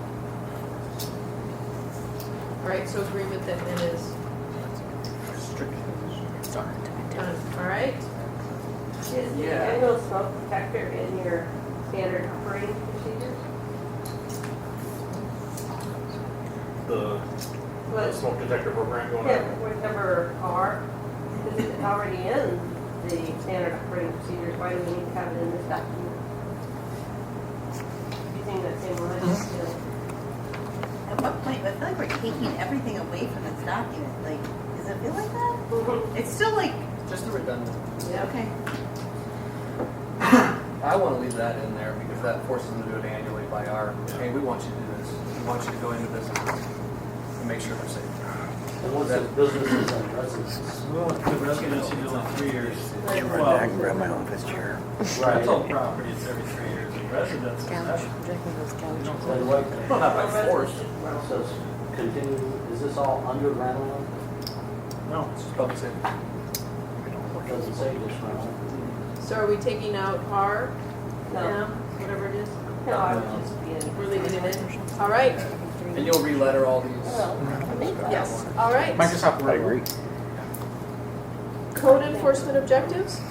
All right. Sorry I jumped the gun there a second ago, but code enforcement. I have a number of slides here that we put together with regard to code enforcement. And it's just to, this is one that just shows the level of activity and a number of things that we do. If you can, this table shows some of our top enforcement issues that we deal with. And as you see, grass was significant this year. After No Mow May, that really became a pretty big issue with regard to getting a number of folks back into compliance. So, but part of the reason we're showing you this is where we are is we're trying to be proactive in code enforcement. I can't think of any council member or elected official here that hasn't had a citizen contact them and then ultimately contact us about trying to go in and do some of the code enforcement.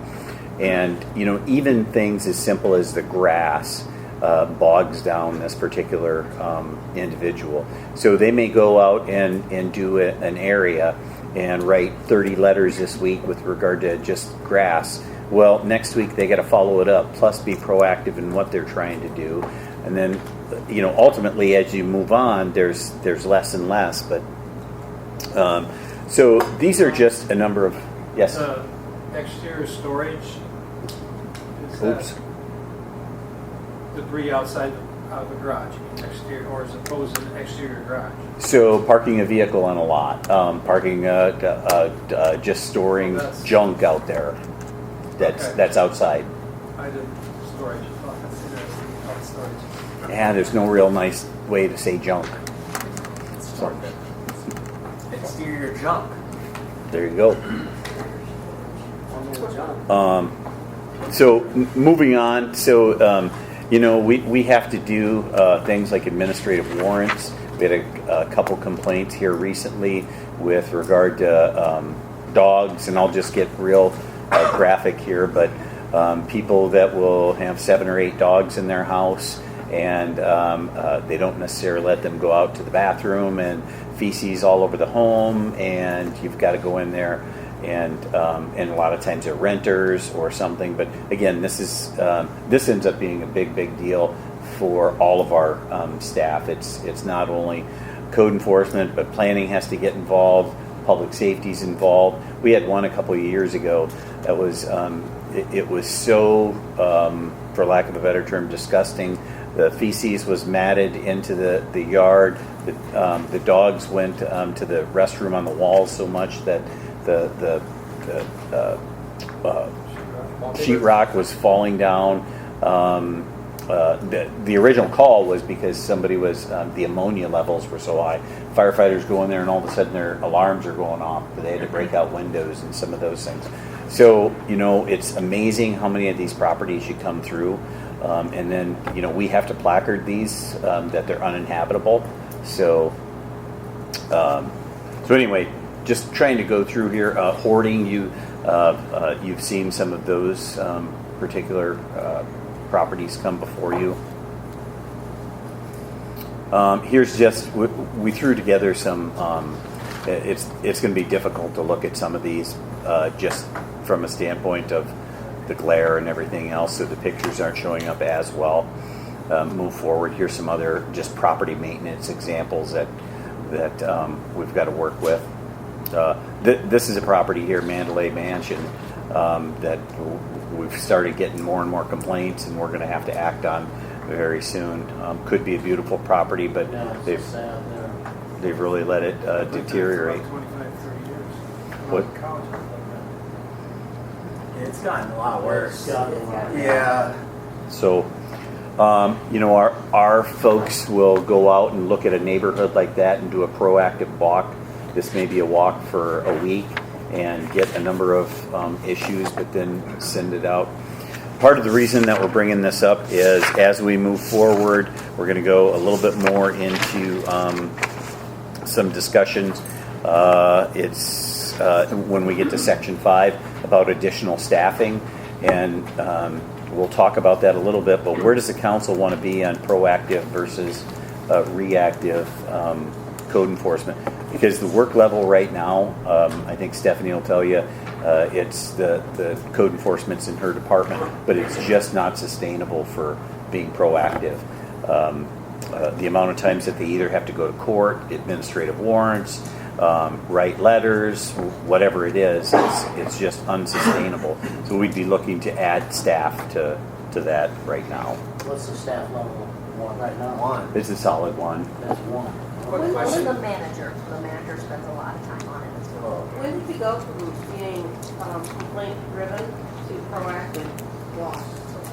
So it's actually kind of waffled through the years, where we're coming out of this session where folks would say, no, we just want it to be complaint-driven, and then, hey, we want to be a little bit more proactive. And so recently we've been operating under a proactive, but it's getting difficult. I thought it was complaint-driven unless it was a sidewalk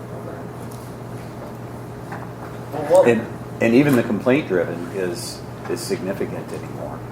We have pet clinics that people are complaining about, and those have gone to court. Gosh, I could just go on and on. Ash trees or dead trees hanging over a neighbor's property. So actually, so code enforcement helps with those, but Public Works has taken over the majority of that right now. So Public Works is doing anything in the right of way and on private property.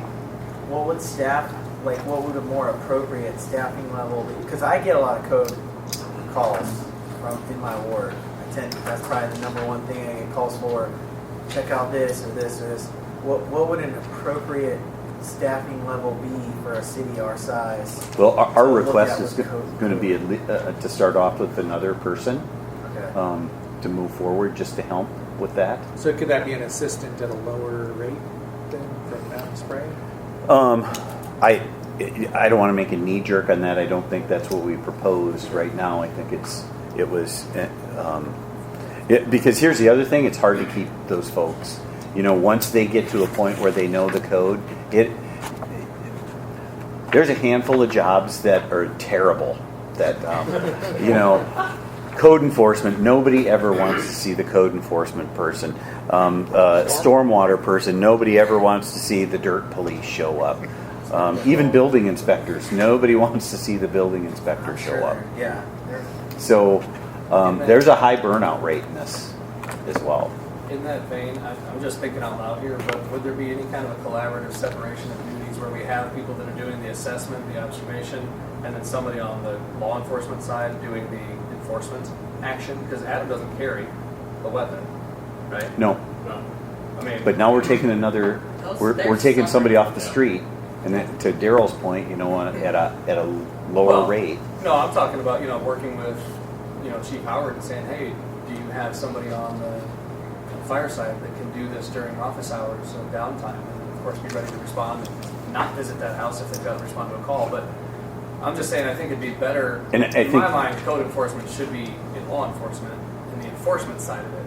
There's probably some administrative stuff that could happen. We've tried that over the years. Okay. And I think what happens is when somebody goes into law enforcement or firefighting, that's what they want to do, and so they'll rotate in to code enforcement for maybe a 2-year time period. And a lot of times the appeal is, hey, I'm going to work 5 days a week from 8 to 5. Well, what happens is when they rotate out, we're starting over again. And there's a high burnout rate. And then the other thing is with police training and fire training, that particular person is maybe working 30 hours on average. So Yeah, we try that, but we do work with Adam Spray a lot when it comes to the enforcement piece and certain citations. So we do have that connection. or showing up when we have to placard a house and say, because those folks aren't necessarily happy. There's different types of enforcement for violations, particularly when you, years back with the rental kids, when you get a new group coming in, first of June, the previous tenants left something behind, let's say, and they just automatically notice somebody having a sofa sitting at the curb. They don't know that it gets hauled away. They think it gets hauled away automatically. Well, it's either the landlord who's doing it, or somebody takes it to put it in the next house, or what used to happen, I'd get a call or a text from Ray. She was awesome at that. And then I would say, oh, those are new people. I text them. I say, you got to get rid of that. You can't just put it on the curb. Because there's a training of the tenants to know what's the expectation for rental exterior storage, I guess you called it up there. Debris, how do you clean out the house? And it's also very prevalent in May when they throw everything out there. They're gone and out of town, and you send a letter. I think, what are they, certified always, or are they just general? It's a waste of postage and time when you can do text messaging to landlords and say, hey. And remember, Adam's relatively new. He's probably a year employee. So he's gonna also have to get landlords' numbers to do some of that informal It's work. all the system. You've asked me my phone number and email address for 30 years now. So when you do a check on what it is we need to be, Really, right now, the point of a new staff person will come up a little bit later. But this was some informational background, and again, the reason why we're touching on some of this stuff twice is just the way the goal document's laid out. So. well, and to clarify under 3A, is that an addition? Yeah. So we need agreement on that or not? I'm fine with it. I'd rather be proactive than reactive. Correct. I think our citizens think we're proactive by the complaints that I get. Okay. True. So we have that. And they want more zones than just one small area. So we need more people to do that. And there's certain zones in the community that require more attention. Oh, absolutely. Yeah, deficient areas certainly need to have our attention. Do we still continue to use like parking person that used to be Wayne and notice the property and then report it? So I think yes. The answer to that is yes, but Wayne's not not. Wayne anymore. It's Lady, but I can't remember her name. Yeah, but I would tell you that police department gets involved, building inspectors get involved. So there's a lot of things that get reported to Adam through the course of a day. So, the only question I have on that section is where does N go? 3N, employ traffic calming devices. Is there a public works section we should move that under, or is that just fine to leave there? Because does code enforcement put the trailer out there or speed bumps? Well, that's public safety. That would be public safety. Right. And then Public Works goes out and we'll put out those pedestrian walking signs. We'll put try to do whatever we can. Okay. Can we move? Why is it in there in the first place? Should it be in public safety or? Should it be in the document? So, page 15, goal 3, number 4B5. Got it. So page 15, number 5 at the top of the page, traffic calming. So it's kind of Redundant again. It's redundant, so take it out. Yeah. There may have been a time with enforcement officer when it was in public safety. Yeah. Did you guys catch that? Yeah. New N on the top of page 10. Employee traffic calming device. Yep. We're taking out. Striking. We're striking. Because it exists elsewhere. Good catch. Saving trees. Oh, I see it here.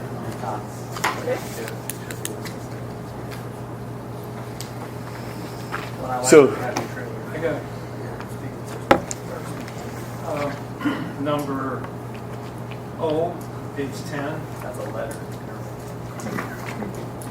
We're tracking with you. Go ahead. N and O, it says consider ordinance changes recommended by single-family conversion task force to limit the number of converted single-family homes in neighborhoods. There's no consideration there whether the properties, these single-family homes, are within 3, 4, 5 blocks of campus, or if they're out in far away from campus. This should be more focused on different neighborhoods being treated differently, which this could be a referral to discuss. And when was the single family using task force? 2015. Yeah. This has been for a long time. Well, I thought that was considered illegal, we couldn't even have that in there. Let's remove it. Well, we don't know if it's illegal. I mean, let's address We that can't- first. Yeah, I was thinking they told you couldn't say how many you could have in the neighborhood. Well, I know that you can't say family.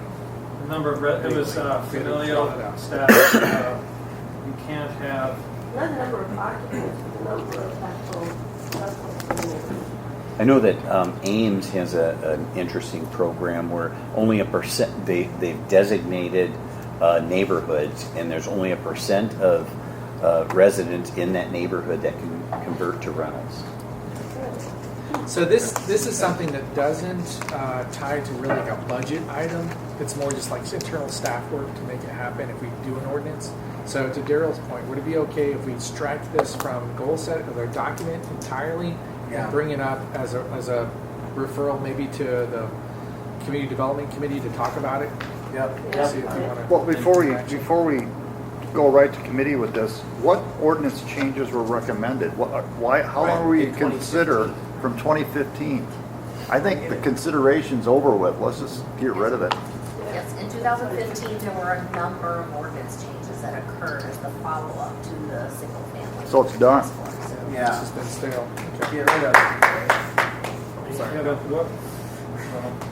a referral is needed to review to see if that was effective and is it relevant on a uniform basis through the city, or should the number of converted single-family homes next to the campus be allowed?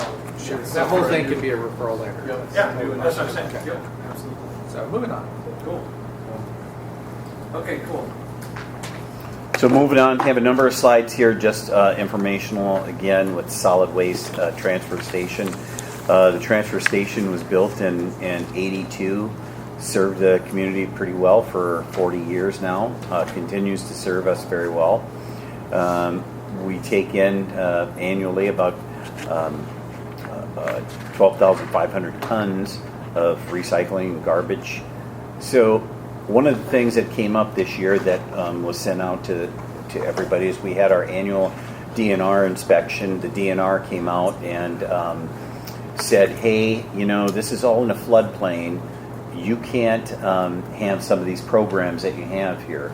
So for instance, one of the the very successful programs that we had was asphalt recycling of shingles. And they all sat pretty much in that concrete area. And what happened is the DNR came in and they basically said, nope, you can't do that. Any program that you're going to have storage back here for has to be in these bins so they can be very quickly loaded up and removed if there's going to be any type of a flood. So I think anybody that's ever dealt with the DNR before, here's kind of the reason they're saying that. Anybody that's really ever dealt with the DNR before, the DNR doesn't ever really tell you, hey, no, you can't do this. They just start to make the restrictions tighter and tighter and tighter until A, you can't either do it, or B, it's just not economically feasible to do anymore. And so what we are afraid of is this was the first year. These are now permitted to be in this area.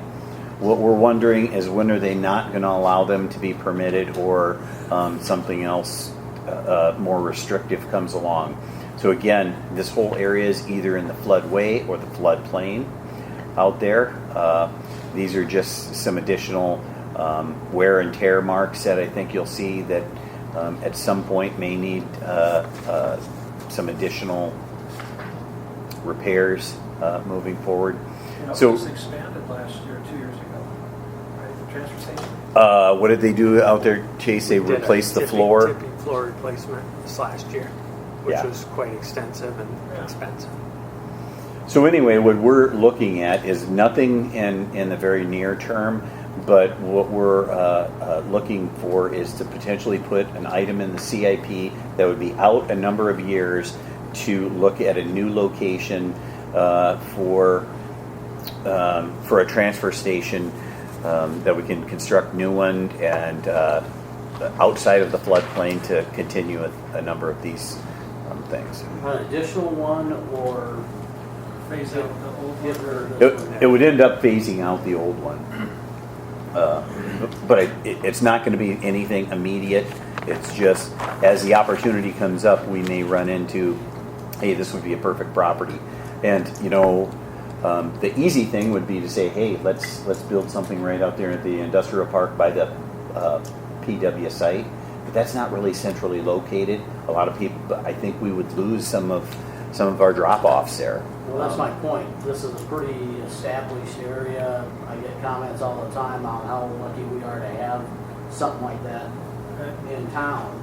And it keeps us from having couches in our ditches, and you know, it gives people a place to take this stuff. Right? And I think that's why we'd want to put it in here, and what we'd look at is it's a long-range plan to start saying, okay, if something centrally located pops up, is there some property we can acquire and then move into the next design? So The thing that always puzzled me is that we have the yard waste drop off there at the transfer station, and you charge for that, and then we got to haul it out to the free site, I call it, north of town.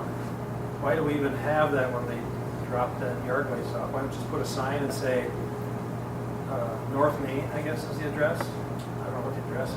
People pay for. So you only do the yard waste Mondays, right? Some people, it's So the muddy out there. People don't want to always drive. Well, that all goes to We got to be parking careful people. too about Depends on what the time of the year. item is here. So plan We're for future off location. topic quite a bit. So anyway, that's going to be one of the items that'll be out a number of years in the CIP unless we hear something different from you folks. Is there a way that we could make it more flexible? And I mean, is there a way we could update our current site with $1 million, say, and make it more viable? Or is it just because it's in a floodplain that we're just like, nah, we want to get it out of there because of the flood? See the red outlined areas? Yeah. It's all floodplain. Is that a picture of it under? That's Is our that the same picture? that's that our was current site. underwater? Yeah. Everything outlined in red is the site. But on the right there, that was 2008. Yeah. That's the Either gas- 8 or 16. Those are the gas pumps by where you guys fill up the police cars, right? They leave water molecules. CFU is in the floodplain and they have a levee on it. They've ever been turned on. Well, yeah, but CFU was able to build their levee wall on the between the creek and their area. I don't know. So, and CFU, you're protecting what, $500 million worth of infrastructure down there.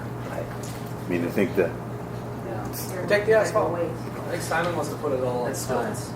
So are we needing to just check on this one then in terms so. of? We'll this will be a CIP item unless where I'm going with that is unless council doesn't want That's to. going to be an unfunded? Well, we have it out there in year 28. I think we have it way out in 28. Right. And So- it's just $1 million to purchase the land. Yeah, if it's okay to do it. Yes. So keeping continued plan for, Yep. okay? I'll move on to another really nice topic here. Many of you have heard that the term MS4, which is Municipal Separate Storm Sewer Systems, the Cedar Falls is permitted under that with the state of Iowa, who is regulated by the EPA. And moving forward with that, we're just again making everybody aware of that we have stepped up our enforcement efforts within the city of Cedar Falls. The EPA themselves were back in town in August of 21. They served 2 citations on private properties. I know we now have started serving citations on a number of developers, and it's one of the things that gets challenging as you move forward because, again, nobody wants to see the dirt police, but what the EPA has told us in their last visit is we're not doing enough enforcement. What we've done here is kind of outlined our enforcement process. You can see each site has quarterly inspections of their site. They need to email those results into the permitting software. And then follow-up inspections a week later. If fixed, they pass their inspection. If not, they're given 3 to 7 days to fix the issue. And there's a variety of different projects that we would talk about. But so, for instance, if you're a home builder and you're building a home and all of a sudden you're tracking mud out in the street and it's going in the storm sewer, we give you that 3 to 7 days to go there. Also send a certified letter. We call the applicant. We try to work with everybody as much as we can before you ever get to a citation. But what happens is we'll do one of 2 things. We'll either issue a stop work order so they can't work on the house anymore, or we'll issue a municipal infraction as well. So that's the ticket. Ron, on this topic, I've heard from a number of people, contractors, that there's not equal enforcement across all the construction sites because they can have a complaint against them for what's it called, stabilizing the ground if it's not moved or worked on within 2 weeks. You got to put down that. That's all in their general permit that's issued by the state. But they're saying, look at the one right over there that hasn't been enforced. And that's probably a little bit of an internal concern that if that's true, we'll have to do that. I find it hard to believe that our person would drive by 3 or 4 sites that look terrible just to issue somebody in. Repeating what I've been told. No, I get that, but I also hear from certain developers that we treat other developers better or more fair. Nobody thinks that the developer thinks that other developers are treated less fair than them. So it's A universal. I mean, I'm not. What comes to the table then is actively enforced, like Ron wants to continue to. So here's just an example of why. This is the EPA stepped in to where was it in Colorado, and again same thing. And it issued a consent decree and fined the community $1 million.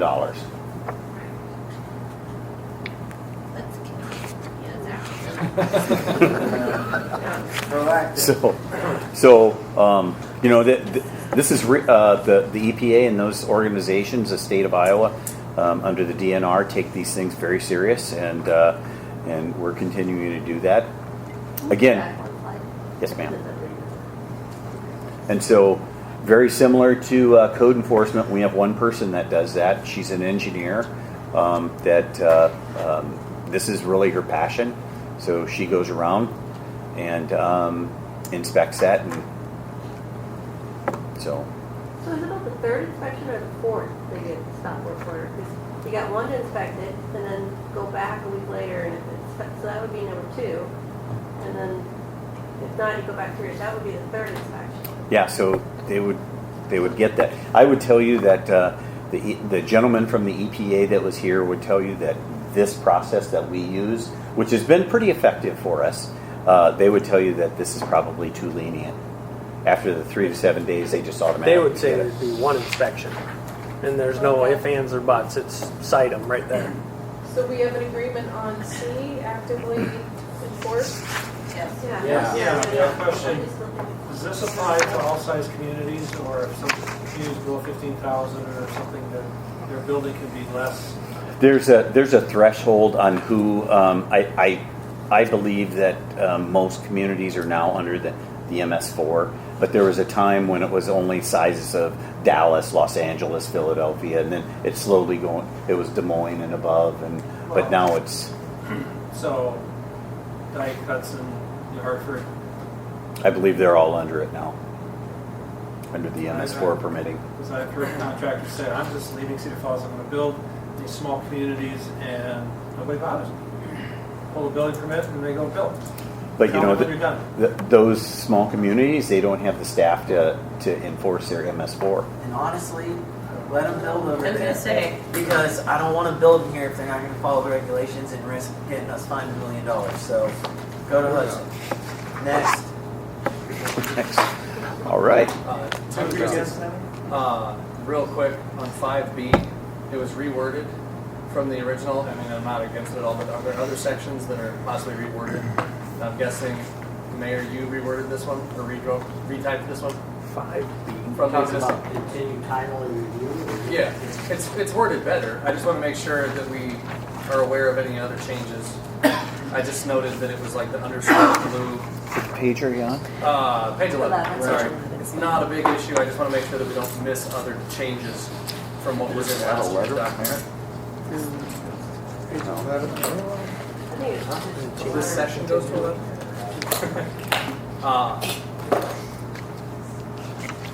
Sorry, for comparison's sake, last year's FY23 council goals on page 14 is the comparative to this year's page 11, and it's new section 5B, continue timely review of stormwater fees. I just note that it's the last year's was simply continue to review stormwater fees when timely to determine if sufficient fees exist. It was reworded in a more succinct way, grammatically. Yeah, I'm not sure why that doesn't show as the strike or as the. Yeah, I'm just curious if there are other potential edits that don't show for review. Are you confident that that's an anomaly? Well, the thing is, I just learned about this. Okay, so maybe fine tooth comb later. Sure. For those who can't sleep at night, I just wanted to know. We can move on. I'm not opposed to that at all. I'm a nerd. Are we getting too narrow of a focus with that statement? No. Better to keep it broad? It's the same Sometimes focus. it's a word. It was just a word. Exactly the same, so, Yeah. They're accomplishing the same purpose. I'm not changing it at all. I just, This is cleaner. yeah. If you were in a Word document with strike-through revisions, Yeah, you did- the other ones are showing up with those kinds of edits, but for some reason that one didn't. So, yeah. Do you remember? Okay, we'll go back and just, I'll look at that.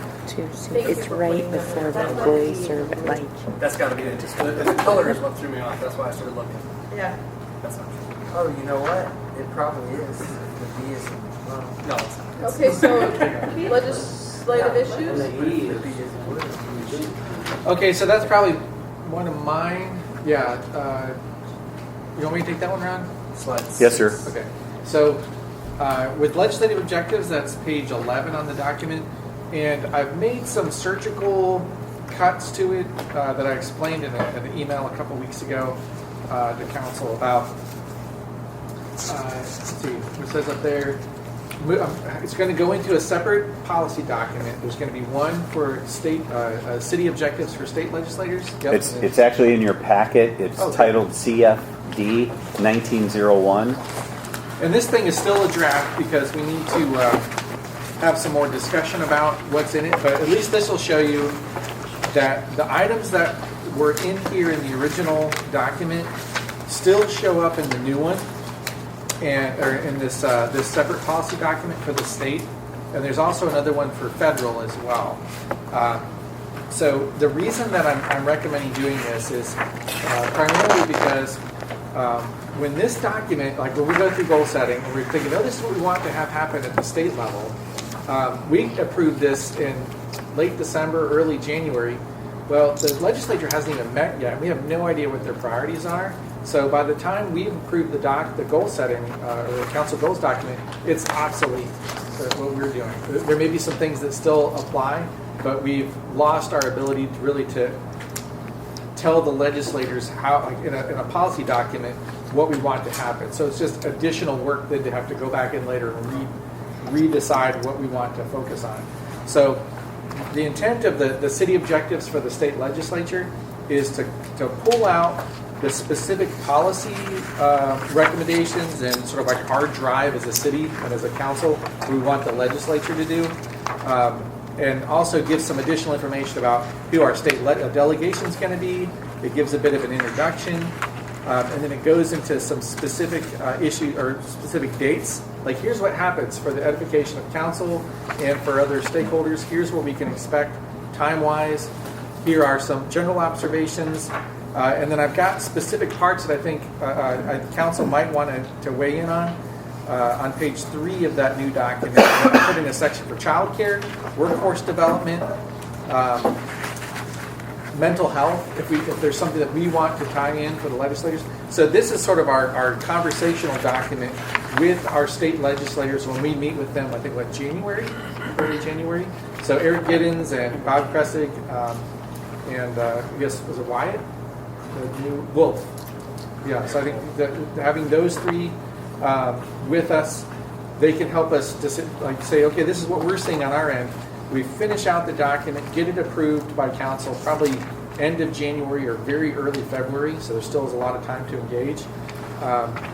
And then we have something as like a single policy document we can hand to the legislature saying this is what we want to happen, rather than having to give them the entire council goal setting document. So, yes. The discussion that you just described amongst us needs to be given to the legislators during the summertime. And then from there, they formulate the legislative language of bills to other legislators. You need to do all of this in the summertime, get a buy-in from the lobbyists to see what they understand. Because if you're trying to bring something to the legislative services after the 1st of January, or because they start on the 9th here, it's too late. You got to have things in the hopper now. Right. So yeah, so that's important to know, to maybe put in things here that are important for us, that we want the legislature to consider, like after, like once the session's over, here's some additional things to work on. But what I'm thinking of is if something pops up in the legislature, they'd want to know where the city stands on it. We can, as a council, can decide That's that. when the lobbyists will come to you and say, this is what's happening, how do you want to respond? You could be defensive. Because after the session starts, your wish list should be already in there. Okay. I've lobbied down there quite a bit over the last 15 years. After the session starts, you're pretty much in defense mode. So this basically is a defensive document. Okay, I totally get what you're saying. Yeah. I mean, we've had, in the groups I'm involved with, we've had our policy decisions. Oh, yeah. Already done. This one's a work in progress. And I would love with council over time to refine that timeline, because as you get more and more experience in the council, you see how much we're beholden to the state legislature on certain issues. But just coming in as a brand new council member, it's like one of many things that down the road you'll want to work on.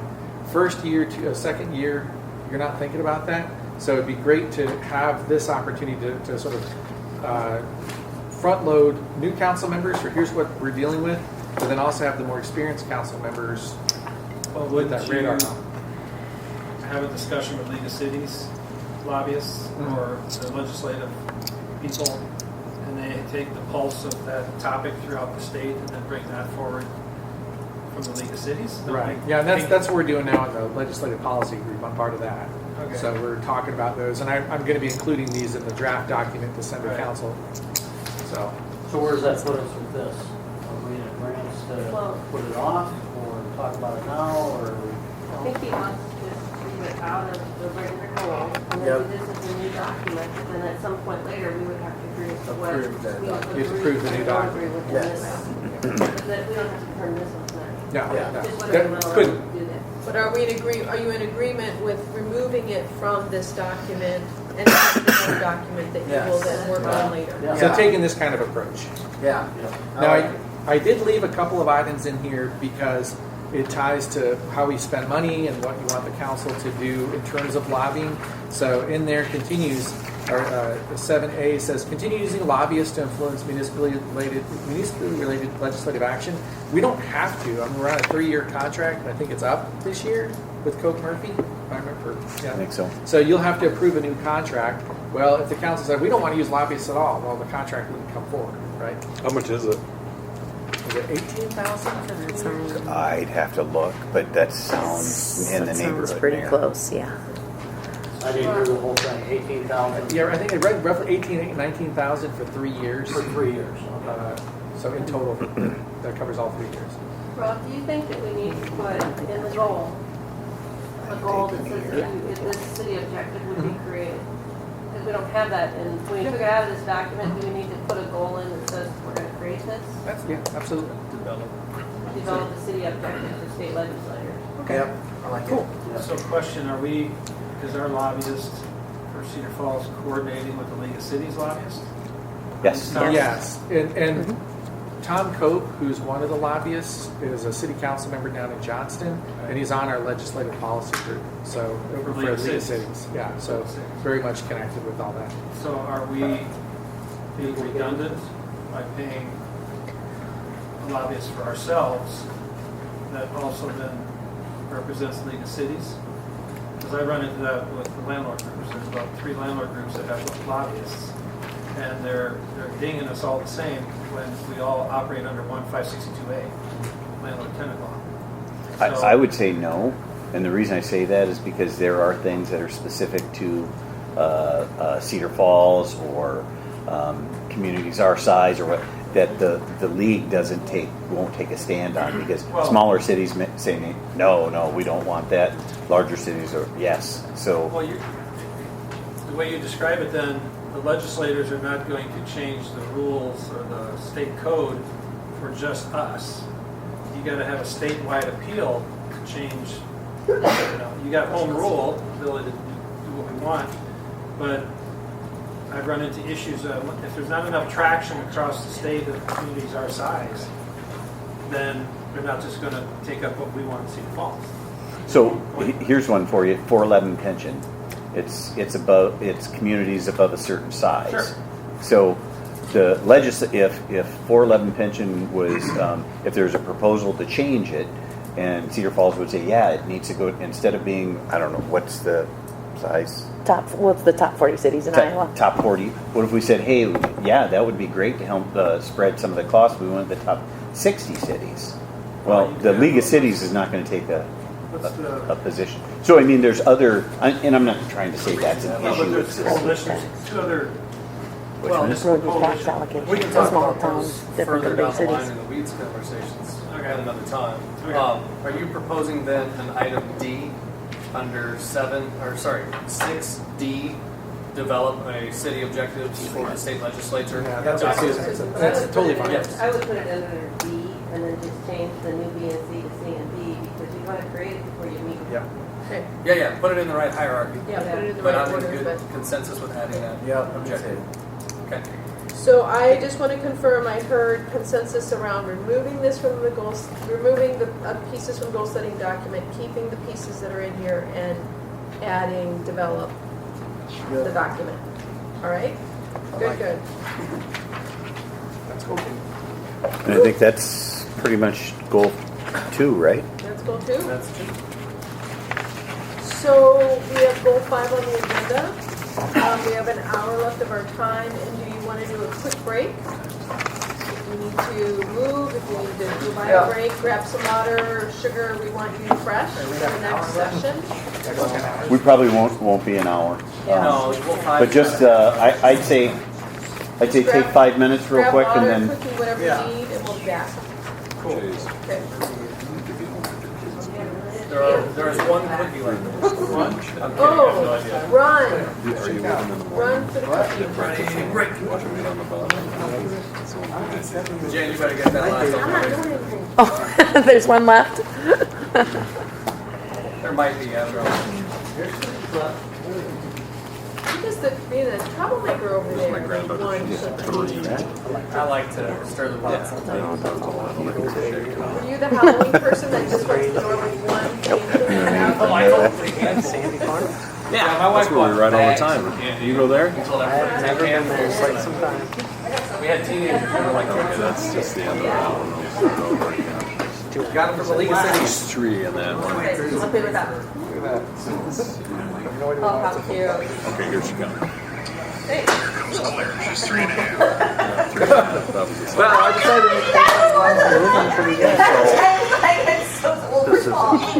This is 30 No, but we're moving on to 5. No, what I'm saying is, Is it? this is 30. Well, I didn't have my motorcycle there at the time. Is it? I was just thumbing through, I'm looking at all the slides. This track here is you the went too little far. kids track. See, because remember you have to And stop so at the 6. kids just. No, say we're. Like when you I go missed the 6 part. That's very. It was so fun. No, this track's nice and hard. But then the sandy track, that's up at the top of the hill. I was like, I was really. Did you see how she started when she was about 2?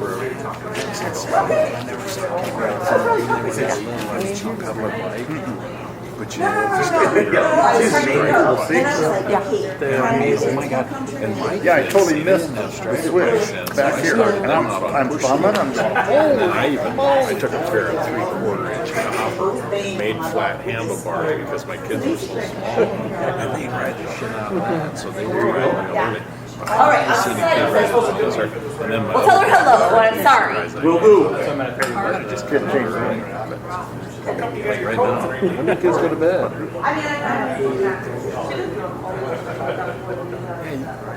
Is it 8 o'clock? I think there was 18 training wheels that had a throttle stop on it. It was 18 months, couldn't. But I had it set so basically 4 or 5 pounds. But I had a little rope on the back of the frame, so I couldn't get away. Dude, you have to. But I'm shocked that now the kids are going faster and faster. We've got our own track, dude. Where I grew up. So they ride the shit out of that one, too. I look forward to the break. But yeah, Sandy Corner is where the little kids track is. It's not Sandy. So favorable to small wheels. Oh, God, yeah. There I am. Last year. What's that? They were both on the same bike. Nice. Now they're on the same bike. So he's easy to So 6 years old, 5 years old. Now they both have Sierra 50s. You'll see what I was thinking today. Nothing in the English language starts with N and ends with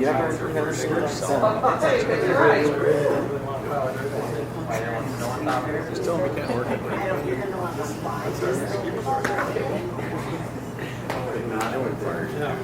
That's what it starts with. E ends with So Dane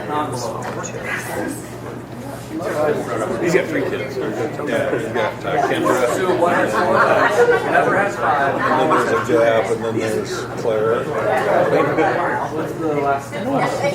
Never has 5. Yeah, I think he lives right down the street, right next door, maybe. That's how I know.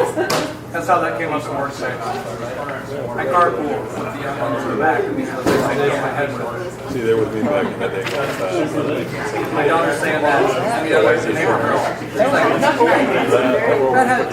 that has an end. He's going to be the world champion. 402 stroke, yep.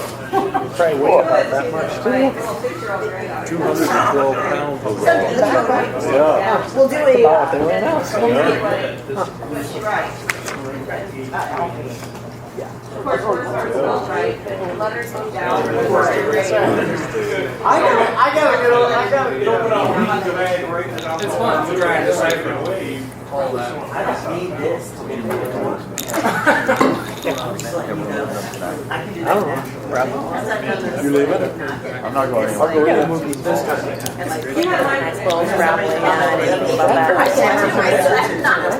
Dave, we're almost done. Go get us a table over at the bar. Next time I'm bringing cocktails. I just have to put it back on the calendar. It's not gonna get So, Kelly's gonna Oh, that's no be happy problem. with you. Not Kelly. All right. I'm gonna hear all about it. No, just set a chair over it. It'll be fine. Okay, where are we at? Goal 5. Start at 5, yeah. Oh my God, really. Turn to page 21 in your hymnals. Oh, Jen, you don't need that. Oh, I'm sure. This is just me. Hey folks, the sooner we get started back up, the sooner we can go home. Okay.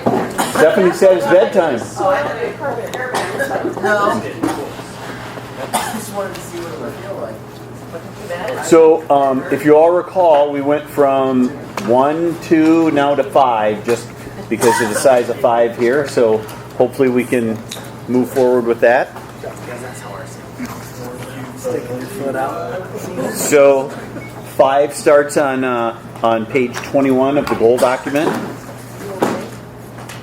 I saw it.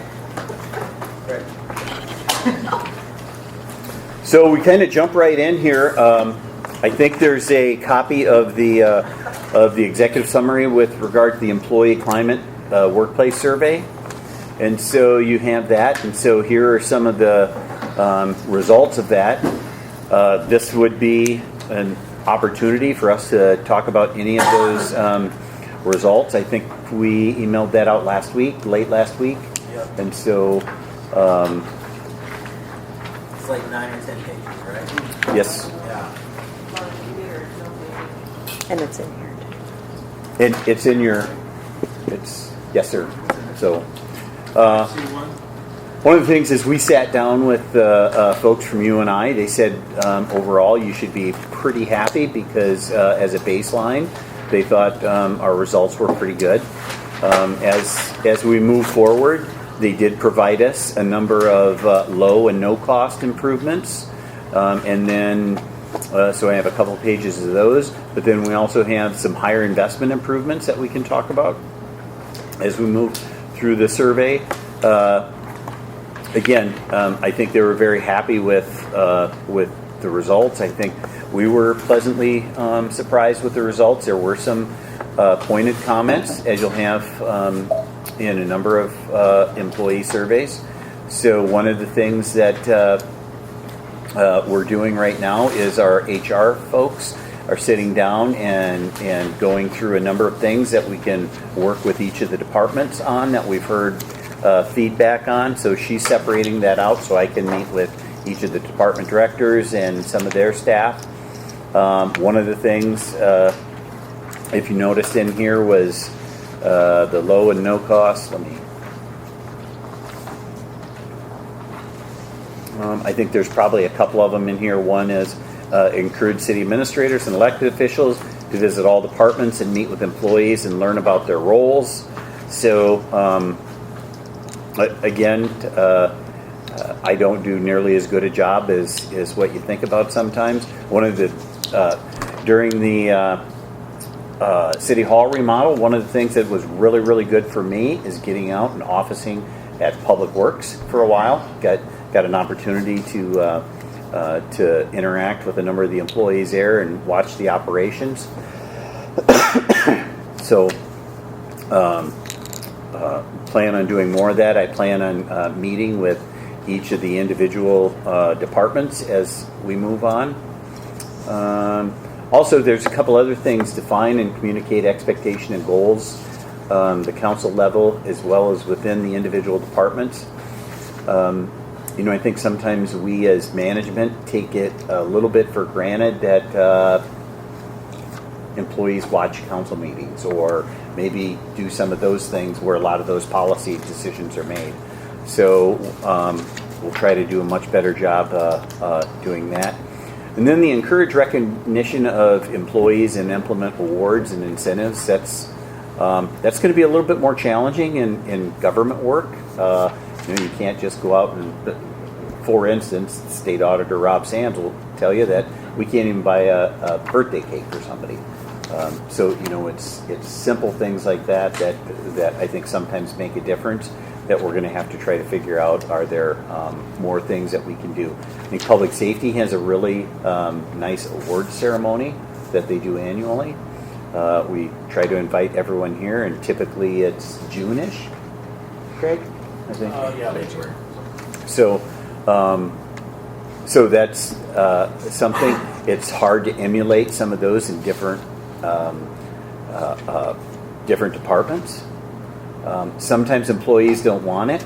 I remember when Public Works actually tried to recognize employees and say, "Hey, we're going to have an Employee of the Month parking spot," and the employees kind of rebelled and said, I don't want that. I don't. So there's a fine balance there to try to find some of that. So I think there's a balance of sometimes I say this is you don't want to be like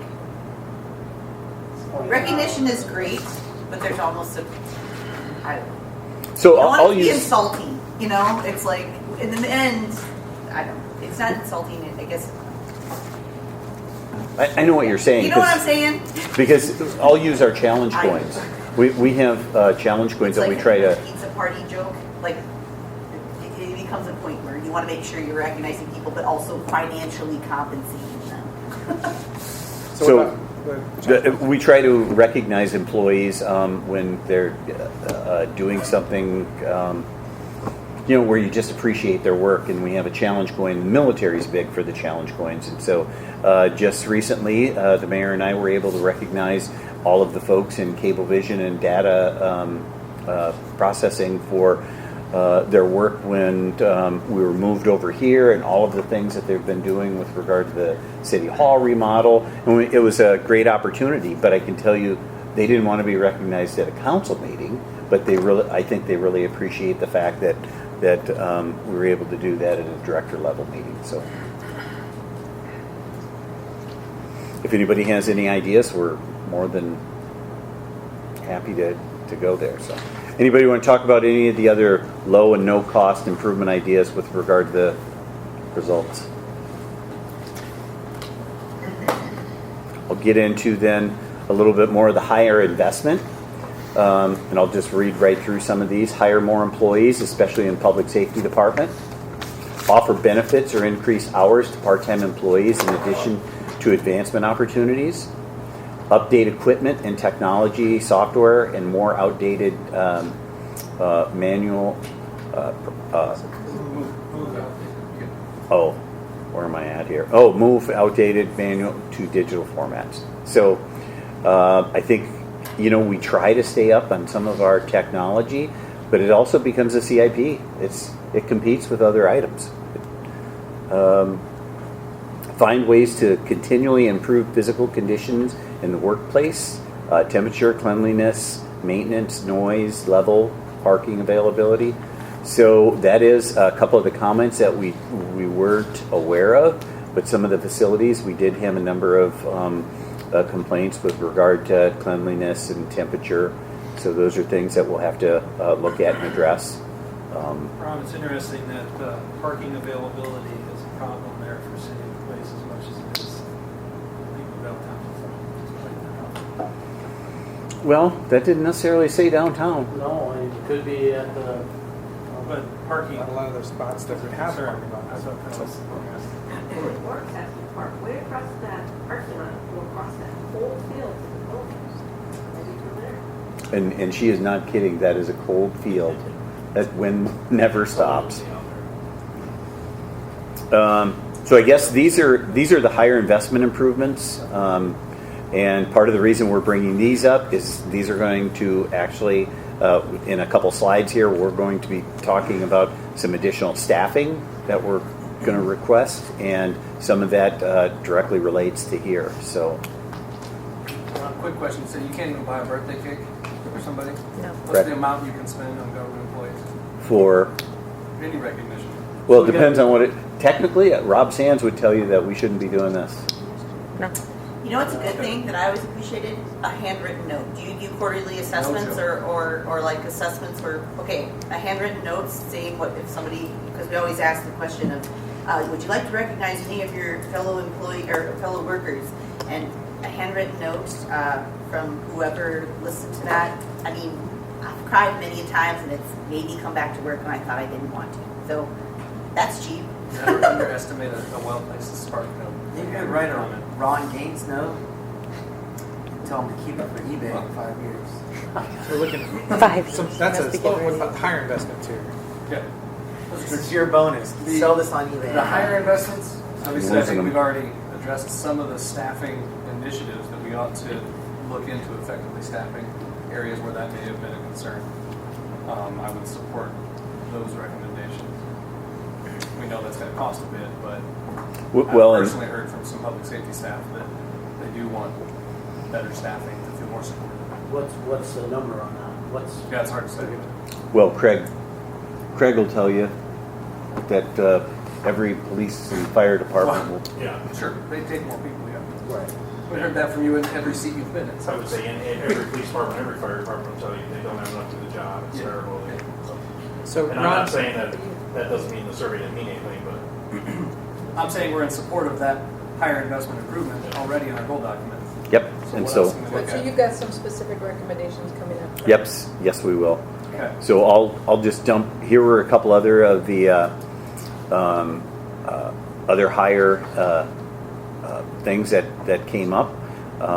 City elected officials supporting me in my department, only a rating of just less than 2.9. Is that on a 1 to 5 or how do you? Yeah, 1 to 5. 5 was strongly agree. 1 was strongly disagree. So as an employee of the public safety department, I feel support from city elected officials. That was only a rating of 2.1. Other comments that were in there were really about work-life balance. I will tell you that, it's one of those things that I think we have a great staff and we expect a lot out of our staff, but are we expecting too much with the work-life balance? I know there's employees that put in significant time. They come in on weekends. They come in. They're here late. So the mayor will tell you he runs into employees 7 o'clock on a Friday night. So I'll throw out there that that's a little bit top down. Are you putting in 60 hours a week? I'm not saying. I'm just saying that they'll follow the example that's set in some cases. So let's try and make sure we provide some margin time for all of our staff by holding ourselves accountable. I agree with that, but I'll do a little touche here with top down. The expectation from the top has to be that we hear comments at a council meeting. Well, this can get turned around in 2 weeks, right? Well, no, it's a week because we got to get it in the packet, and so that some of those things have to be turned around really quick. And so, how do you do that? You put in extra time.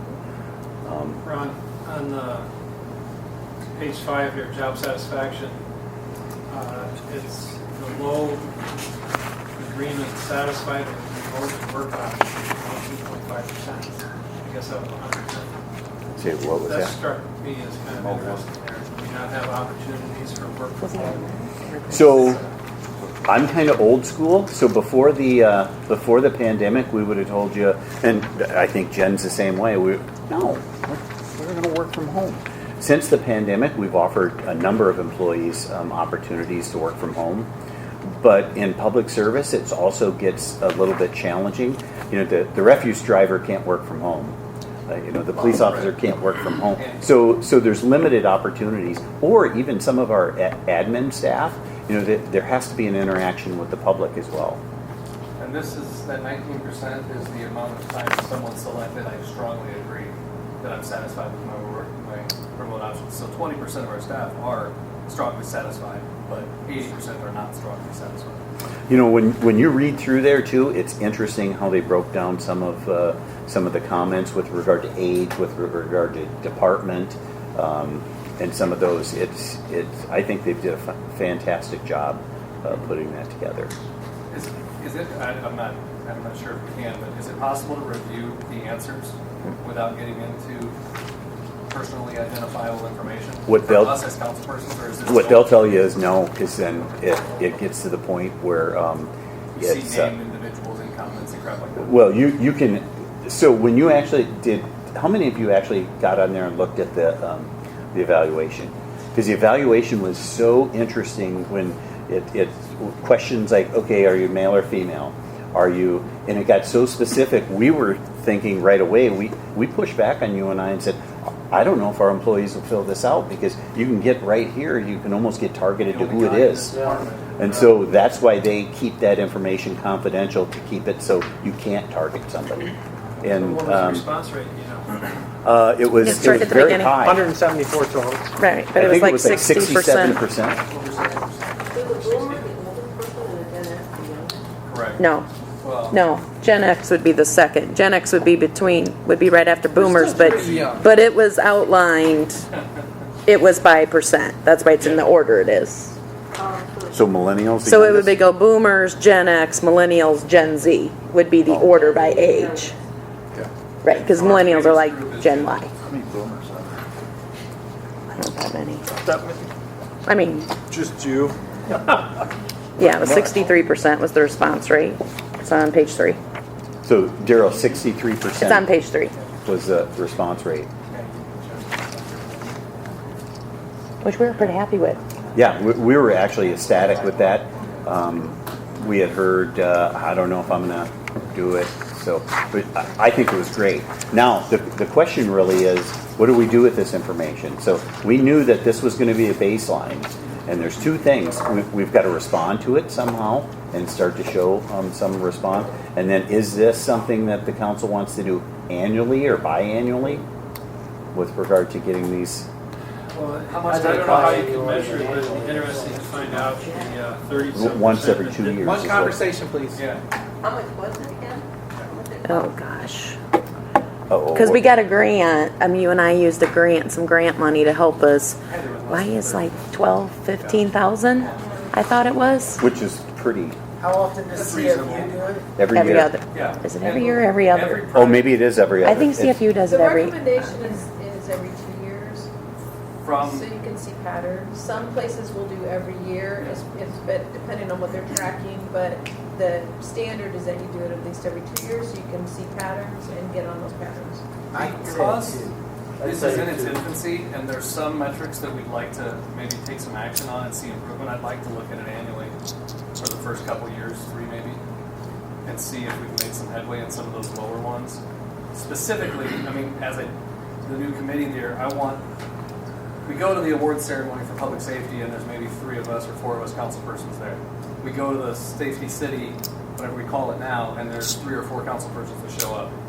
Personally, I'm just going to state this. I don't care if you're for the operational model or any of that stuff, political stuff in the past. Show up and support our staff. And they're saying they don't feel supported from us. So I'm going to encourage the councilpersons who haven't been there to do a better job this next year. And then let's take another assessment next year and see if that's helped improve the morale of our city staff. Is that a fair ask? I would know like us to ask you and I what their recommendation would be. I'm obviously pro doing this because I'm one of the ones that brought it up, but I think we should ask you and I what would be beneficial. It sounds like their recommendation is in 2 years. Was the ones that said that they didn't feel they were appreciated by the council, whatever, was that by department or was that just all No, staff overall? There was a section specifically for public safety, So if you look at the top, that was overall was 2.8. The 2.15 was public safety specifically. So there's a gap there. When we take these assessment tests, we kind of say any difference of 5% growth or detraction is a significant thing. And then anything that's lower than a baseline comparative, which I don't know if you and I had any other municipal surveys that went out that we could compare to. But if we were to compare ourselves with other cities and their public safety department said 3.5, we think we're supported. Well, our discrepancy or our difference is significant. We should do something about it. That's what it's saying. I think what you'll see in this discrepancy is the public safety model. All the controversy that's happened Right. over So I'm that. saying put that aside. We still need to have an assessment, an audit, if you will, of, hey, is this working as it should be? But besides all that, our men and women in uniform deserve our support, and they don't feel it right from So their I think mouths. we could do those things you're talking about doing. I don't know if we're gonna really get any value out of in another year going. Okay. You know, what's really shown and us commit to doing those things, and in 2 years go, hey, we've been showing you for 2 years.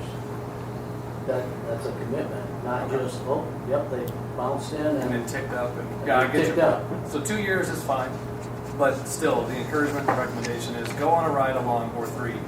Go to the events that we put on. But you know, Dustin, the only thing I want to add to that is you had mentioned men and women in uniform. We have a lot of employees here that do a lot of good things, and I think it behooves us for all of the employees. You know, it's a little more. Award ceremonies at public safety being a paramilitary activity is much easier than award ceremony out of public works or something like that. How do we incorporate the recognition there? How do we incorporate the ride-alongs out there as well? You know, start getting up at 3 a.m. to go ride with the plow drivers, and I mean it'll show you what they do. My favorite story, I probably shouldn't tell it here, but I'm gonna, is so Jim Brown's out shoveling when he's mayor, is shoveling his driveway, and he waves Brian Heath, hey, I want to ride along. So he jumps in, and all of a sudden, you know, there they are about 9 o'clock in the morning. People are out shoveling their yard. All of a sudden, everybody they drive by is flipping them the bird because, you know, you're filling in their driveway or whatever. Jim said he slowly started creeping down in the seat and goes, Brian, take me home. So it gives an appreciation for the type of work they do. You know, and it's not just them. It's as simple as if you've ever been in City Hall when somebody's mad about a parking ticket, that poor administrative assistant that is just taking the heat from somebody is got to be appreciated as well.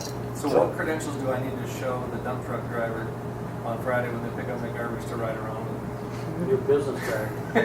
I would say just give Chase a call and he will have you. All right. You're gonna have to sign a waiver though. But we can start by all showing up to the retirement party Friday afternoon, right? All right. I think there's a I agree. retirement party Friday afternoon, right? Yes, we're- Somebody. Building inspector. I think he's kind of an outlaw. I don't think I'll go. He is not. He is not. No. So You guys, I went to school with him. I've known him since we were little kids. I went to school with you since Good we were Lord, I little know kids. he's an outlaw, and so does Gil. So Ron, are we saying it's worth putting something in the document he's got a lot of bikes. to take a supportive stance as electeds? I mean, I rode motocross. I don't know if words are going to mean as much as action, actually. Yeah, he was way good. But Yeah, that's what you're talking about. do we want to do something more about doing an employee survey every 2 years? Yeah, where are we at? Sorry. No, We're gonna that's okay, adjourn. page 22.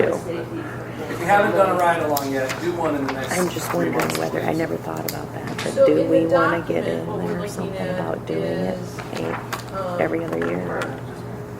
5A1 has some edits to it. Just about 6A1. Or 5A1. What the hell we have? 5A, page 22. That was just wordsmithing. So we've got, in terms of what's in the document, we've got that. Just some edits. And then for Ron, on the highlight end, do you want to talk about the actual benefits Was that a question? So we have some staffing coming up. I don't have a slide for benefits and pay. We do, but I do have for pay. You know, but again, employees mentioned benefits and pay, and we all saw the health thing, but they're saying, hey, we like our benefits. We want to keep or get more benefits. Pay is going to be another one. So I guess before we move on with this, do we want an actual goal in here about revisiting this in 2 years? Yeah. Okay, so that will be added. I'm going to move right on down now. This is our staffing request that asked all the department directors to look at where are we at and how can we move forward. So, as you can see, we have property acquisition specialists in the general fund. This is a position that a number of us are really trying to figure out, but it's very well needed. Somebody to go out and help acquire right-of-way, easements, those type of things. I would say that this person would save their salary in 4 or 5-fold per year, just because of what it costs us in contracts to do it. And remember, when the city does these, we have to follow any federal guidelines with regard to how we do that.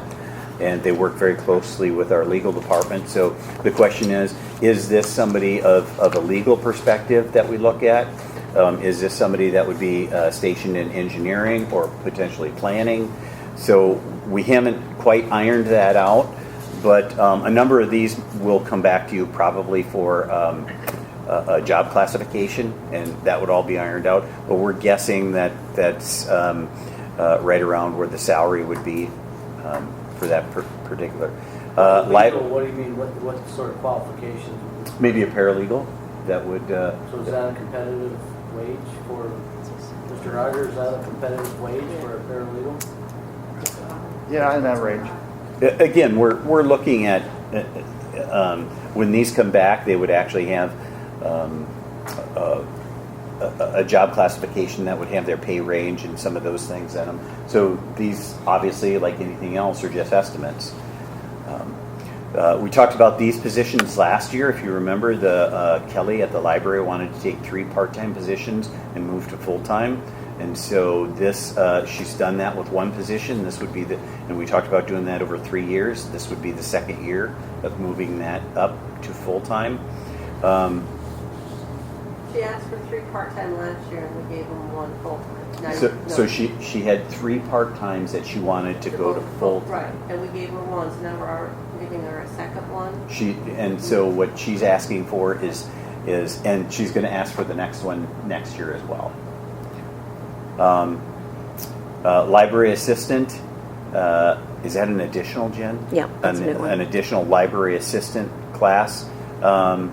We have a fitness coordinator down at the rec center, and what Mike's is telling us is that really needs to be moved up if we want to do the things that particular position can coordinate and do our wellness program. They'd really like to move that from a part-time to a full-time. We talked a little bit about adding an additional code enforcement officer. Public safety officer, adding an additional public safety officer. I'll get to that in just a minute. We have an actual additional slide for that. But so is this? Was that the salary plus benefits? Yes. So you're looking at these salary requests about $370,000 to the general fund. If we move over here, signal technician, part-time to full-time, that would actually be out of street construction fund, road use tax. That would be, we have a part-timer. We have 1 full-time person that does all the signal stuff, but if that person's gone and the part-time, we're a community that really needs the size to move that up. Part-time labor to full-time maintenance worker, that's in the refuse. And there's a mechanic position, part-time to full-time. What we're seeing with a lot of our part-time positions is we're a placeholder right now. Somebody will accept the city's part-time position, and whenever they want, they just leave for full time. It's pretty much a rotating door, especially in the mechanic and some of those other areas. So I would tell you that this probably isn't scratching the surface on what a lot of employees would want to see, but as knowing the cost that this is going to be to all of these positions, this is what the departments felt comfortable bringing forward. So this is our staffing request, but let's move forward to, so one of the things that we've heard from a number of council members and our new chief and some other folks is actually implementing a K-9 program within the public safety department, looking for a 2-dog program that Director Birdie's looking for. So the public safety officer that I said we have a slide for, this is where they would do. They would, what they're proposing is they would take one existing public safety officer and the new public safety officer, the budget, and they would have 2 dogs, probably second and third shift or something like that. So they have on separate shifts and start to implement that. That's total startup for that would be about a $44,000. And then recurring annual costs, $12,000. A couple things on this that I'll tell you from my perspective. One thing is with when you have an officer with a dog, you're not getting your total 40 hours out of that officer. Probably somewhere between 30 and 35, just because compensation with the hours. So it's not 1-to-1. And there's typically other costs that pop up with this type, but for the most part, I think we're pretty accurate on where we are with this. But this is a program that the police department's interested in for maybe quite some time now. So, yeah, and I would just add, we had dogs in the 70s, the 80s, 90s. We always had 2 dogs, and then we got out of a K-9 program. We relied on Waterloo and County. Waterloo has 4 dogs. I don't know what County has. I'd say either 1 or 2. Is that? I thought it was 3. Okay, and it may be 3. And so we relied on them, and Chief Howard definitely is interested in doing this. I am too. There's interest in the department. I believe there's some city councilmen interested too. We have a vehicle, so we don't have to buy a vehicle because we have a vehicle we can retrofit. But like Ron said, you probably about 10% of that officer's time, about 10 to 15% is caring for the dog. You have to compensate for caring for the dog. So you take an officer 40 hours a week. Now all of a sudden you're really getting maybe 30 to 35 hours a week between the training and certifications they have to maintain with the dog. So that really drives the request, for an employee. And, is that for 1 dog or 2 dogs? Those numbers up there are for 2 dogs. So I was for this and wanted to see it, but there's pluses and minuses and everything, right? So you guys are for it. Where do you see it? Is the pluses, and then what's our risk, or what do we lose by doing it? I don't think there's the risks anymore because we would stay away from an attack dog or patrol dog. I think we'd do an explosives dog. Waterloo will tell you their dog that sniffs out guns and ammo is by far the most valuable dog. Drug dogs, in time, they'll probably legalize marijuana and the drug dog not. And the courts have a lot of things have changed with dogs. There's places you can't take them that you used to be able to take them before and things you can do. So there's more limitations than there used to be. Probably, absolutely, the biggest benefit to a K-9 program is the public relations part of it. Taking the dog around kids and stuff is the biggest bang for the buck. Are you going to take those dogs into the schools, the drug dogs, and around the parking lots? Probably not. There's rules and limitations on those things. For example, the thing you can't do, we couldn't go to an apartment right now and walk through an apartment hallway with a dog. You cannot do it. Now, if that dog is partnered with an officer who goes there for a call, absolutely, they can take their dog.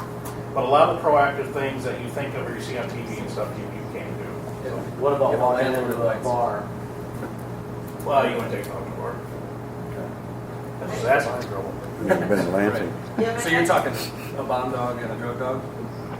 Or I think we probably get dogs that were trained in tracking, probably drugs, and explosives. you can have the same dogs do all those. Okay, so they'd both be kind of outfitted the same way.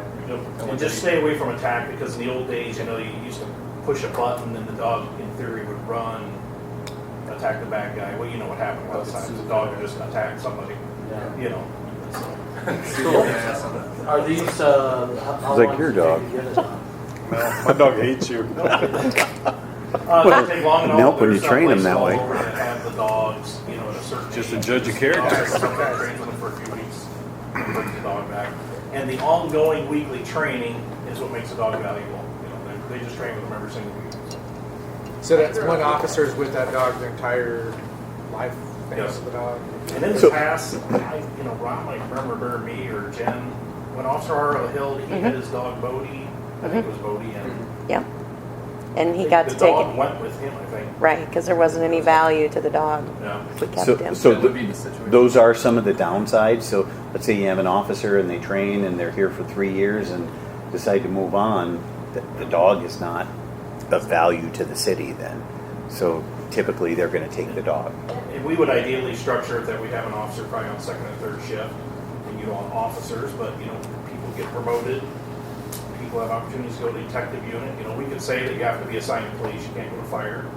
You know, we could put some steps to it, but, you know, there are enough negatives with it that in the 2000s, we made a conscious decision to not have dogs anymore. Now, I was probably a sergeant at the time. I wasn't part of the decision, but there's benefits of dogs. There's, I wouldn't say risks, but there's downsides. I grew up with this, the Woodbury County Canine Corps, they train their police dog with no hooks and scent, and the PR side of it is Yeah. just phenomenal. I think we could probably use some of that. So is there consensus then to move on with? So, and I guess, you know, I know you're seeing this for the first time and it's big numbers, but also, you know, where do we think we're at?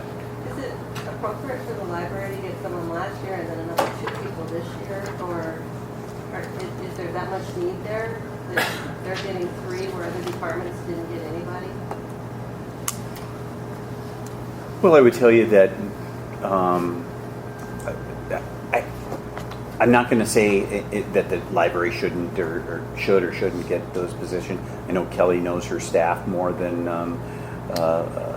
what I do, but I think that most departments that have asked for somebody, we've really looked at hard to say, hey, do they need somebody?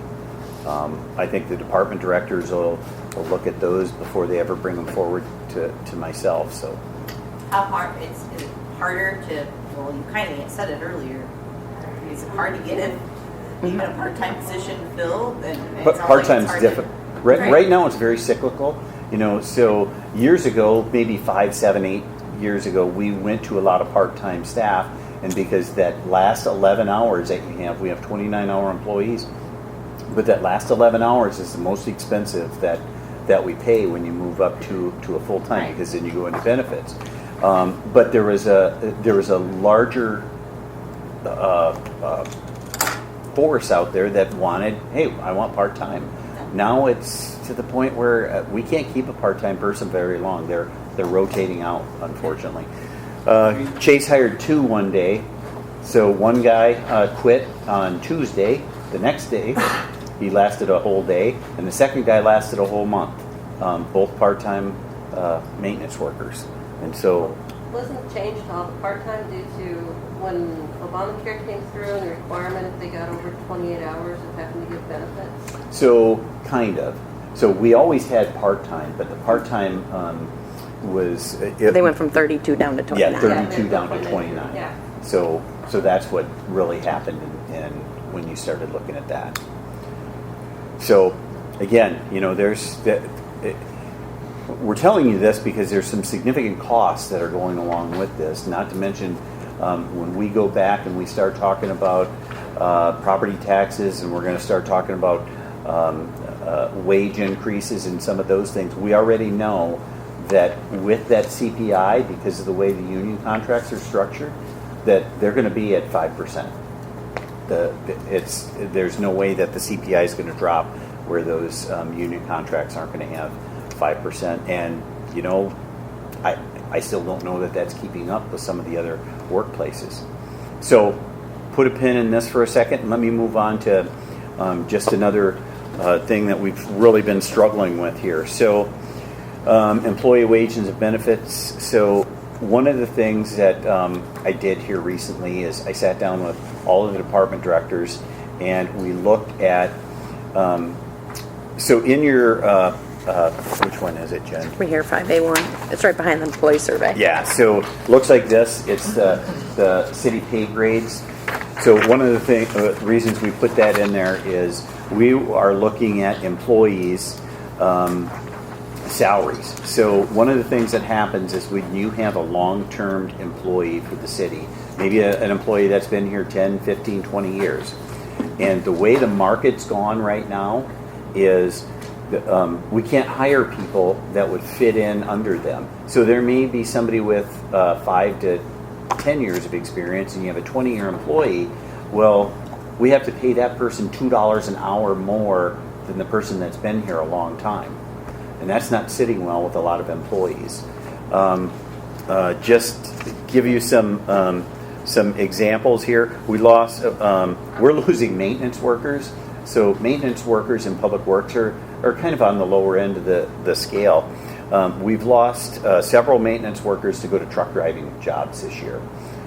Because why? Quickstar, Hy-Vee, Walmart, all $100,000 a year. They put you in a training program, and so that's difficult to stay. We just lost a level 2 wastewater employee.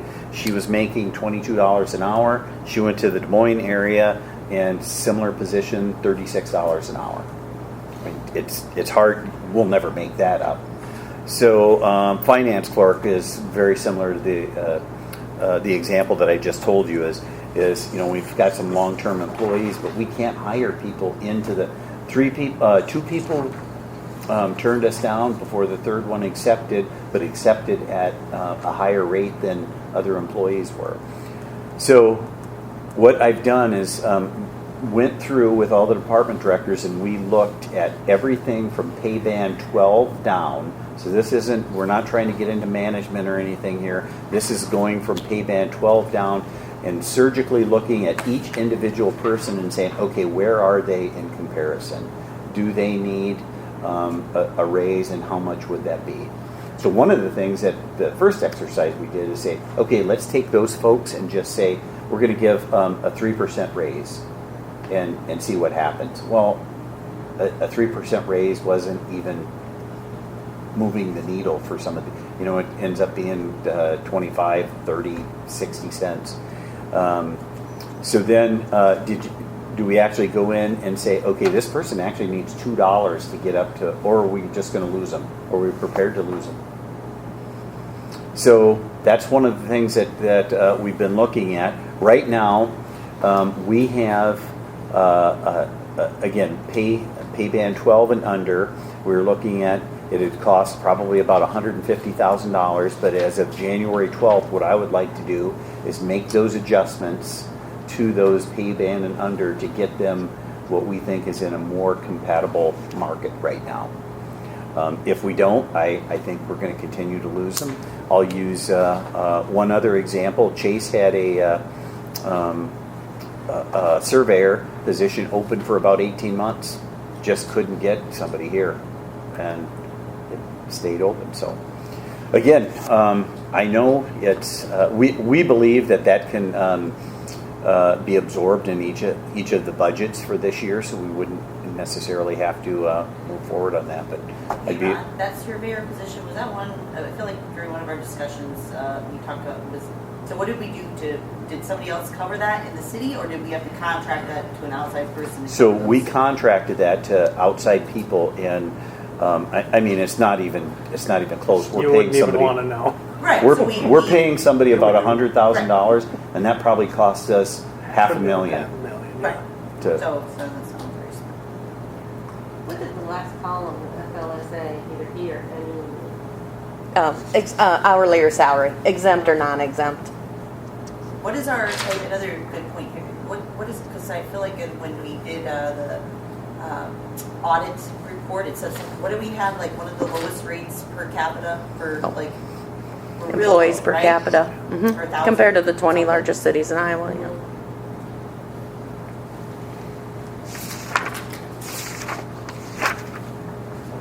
How many positions does that represent?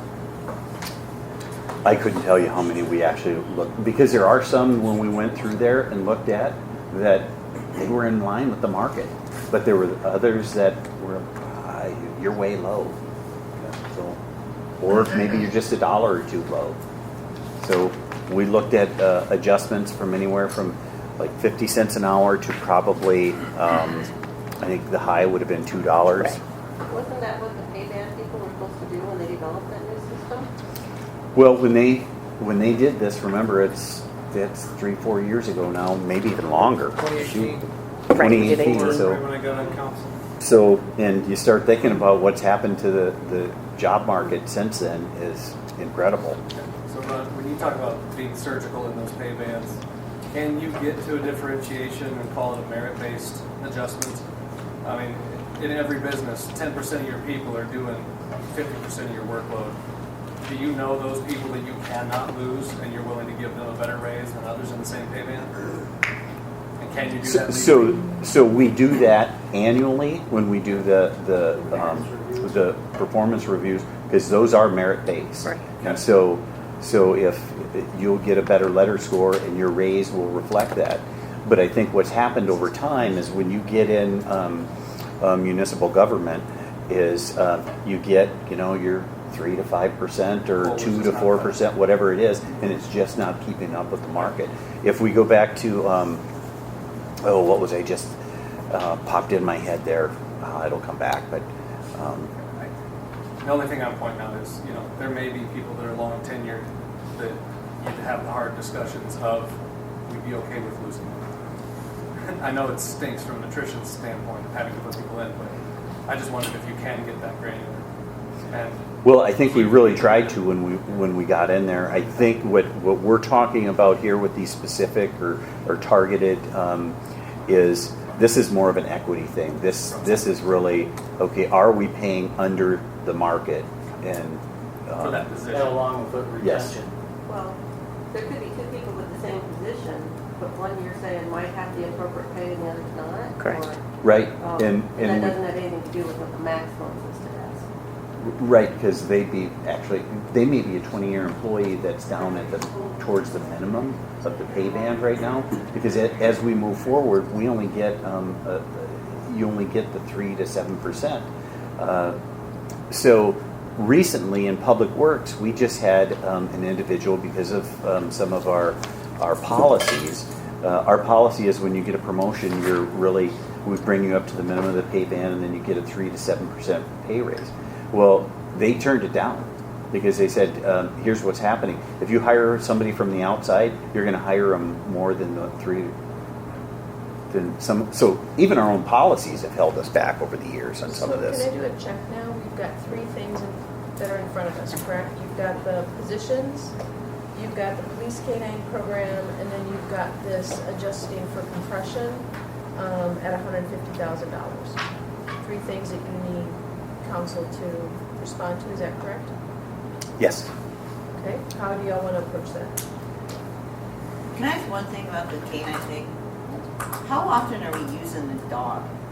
How often? No, yeah. It varies. I would say we use it, probably a half dozen to 2 times a year. And is it hard to get the dog from our, No, we get them from Waterloo or County, but it's whether they have a dog working. Right.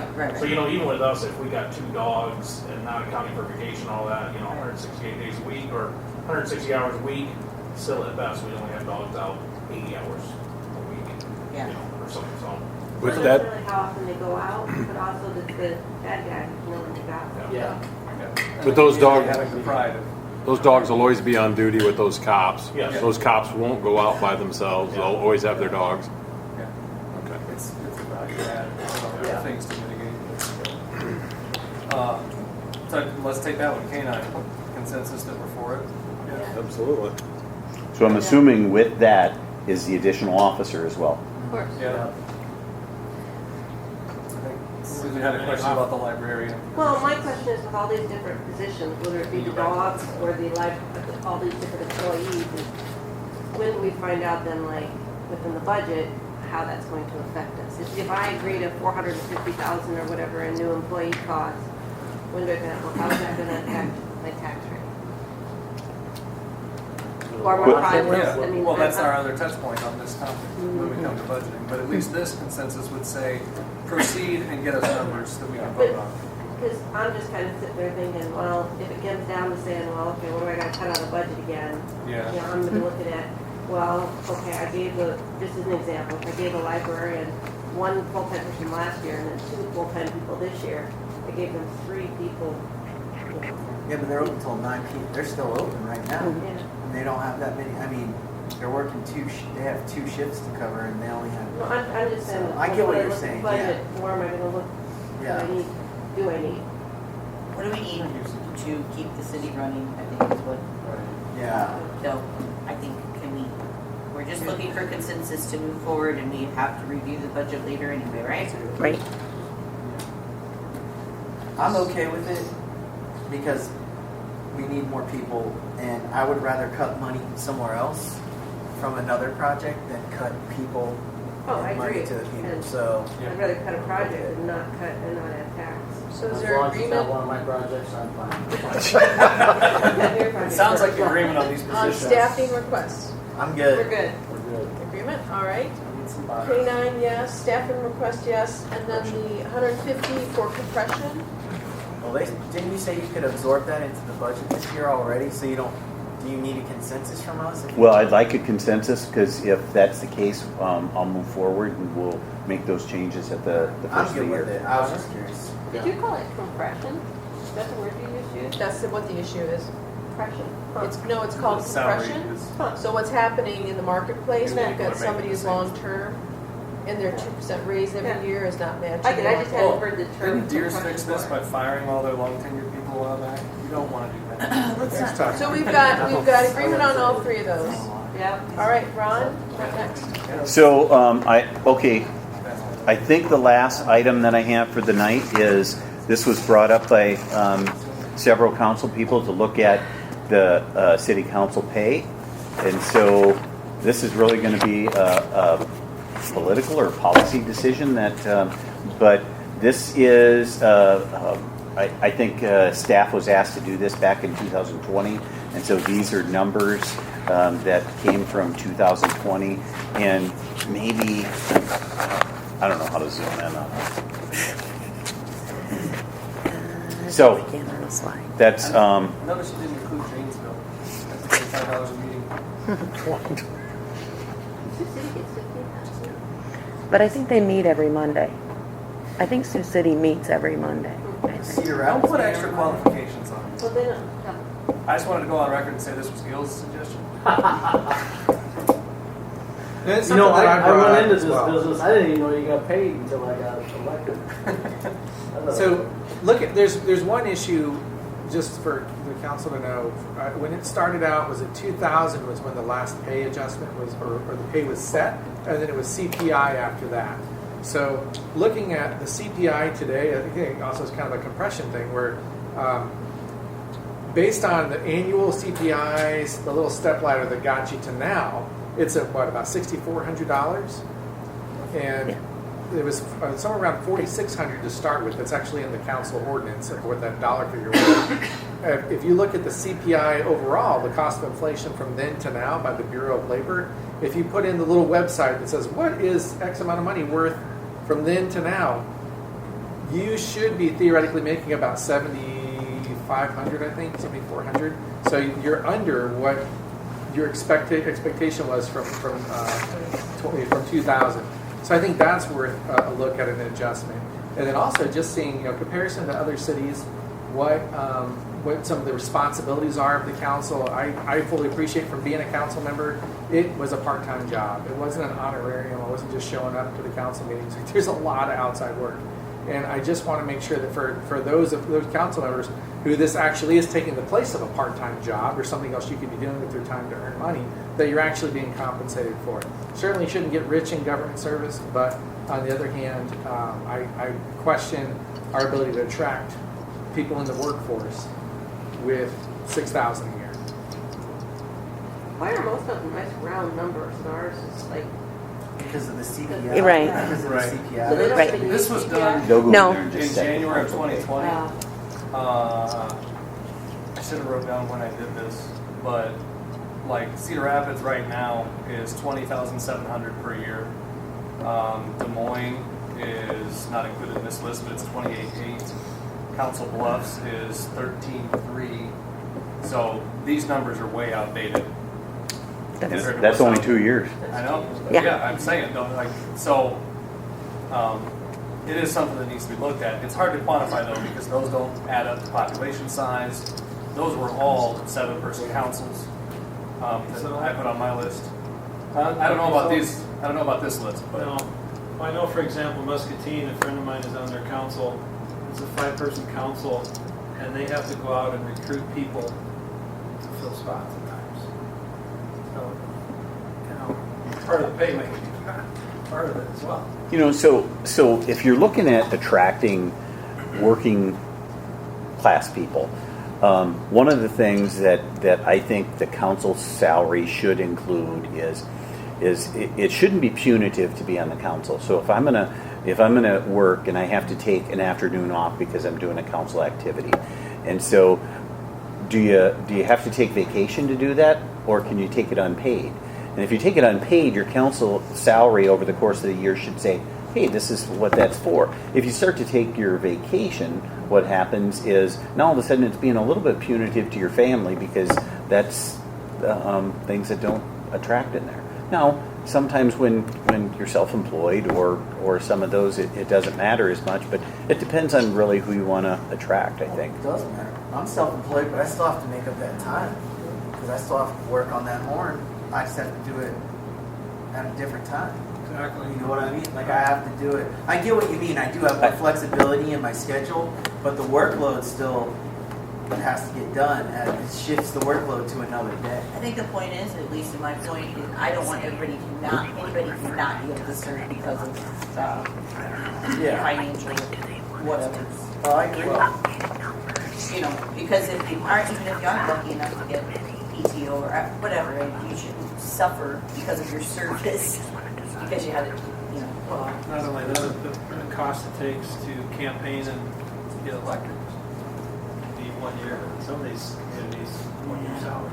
So if we can't really get a actual decision on this time, it'd be tough to try to nail down a figure. Right? Would we want to just send this over to Finance and Business Operations Committee? Yeah. And have a discussion on it? I think it's an honor to serve on the council. I'm glad to do it for what they pay us. I'm glad you And can it wouldn't afford that. matter.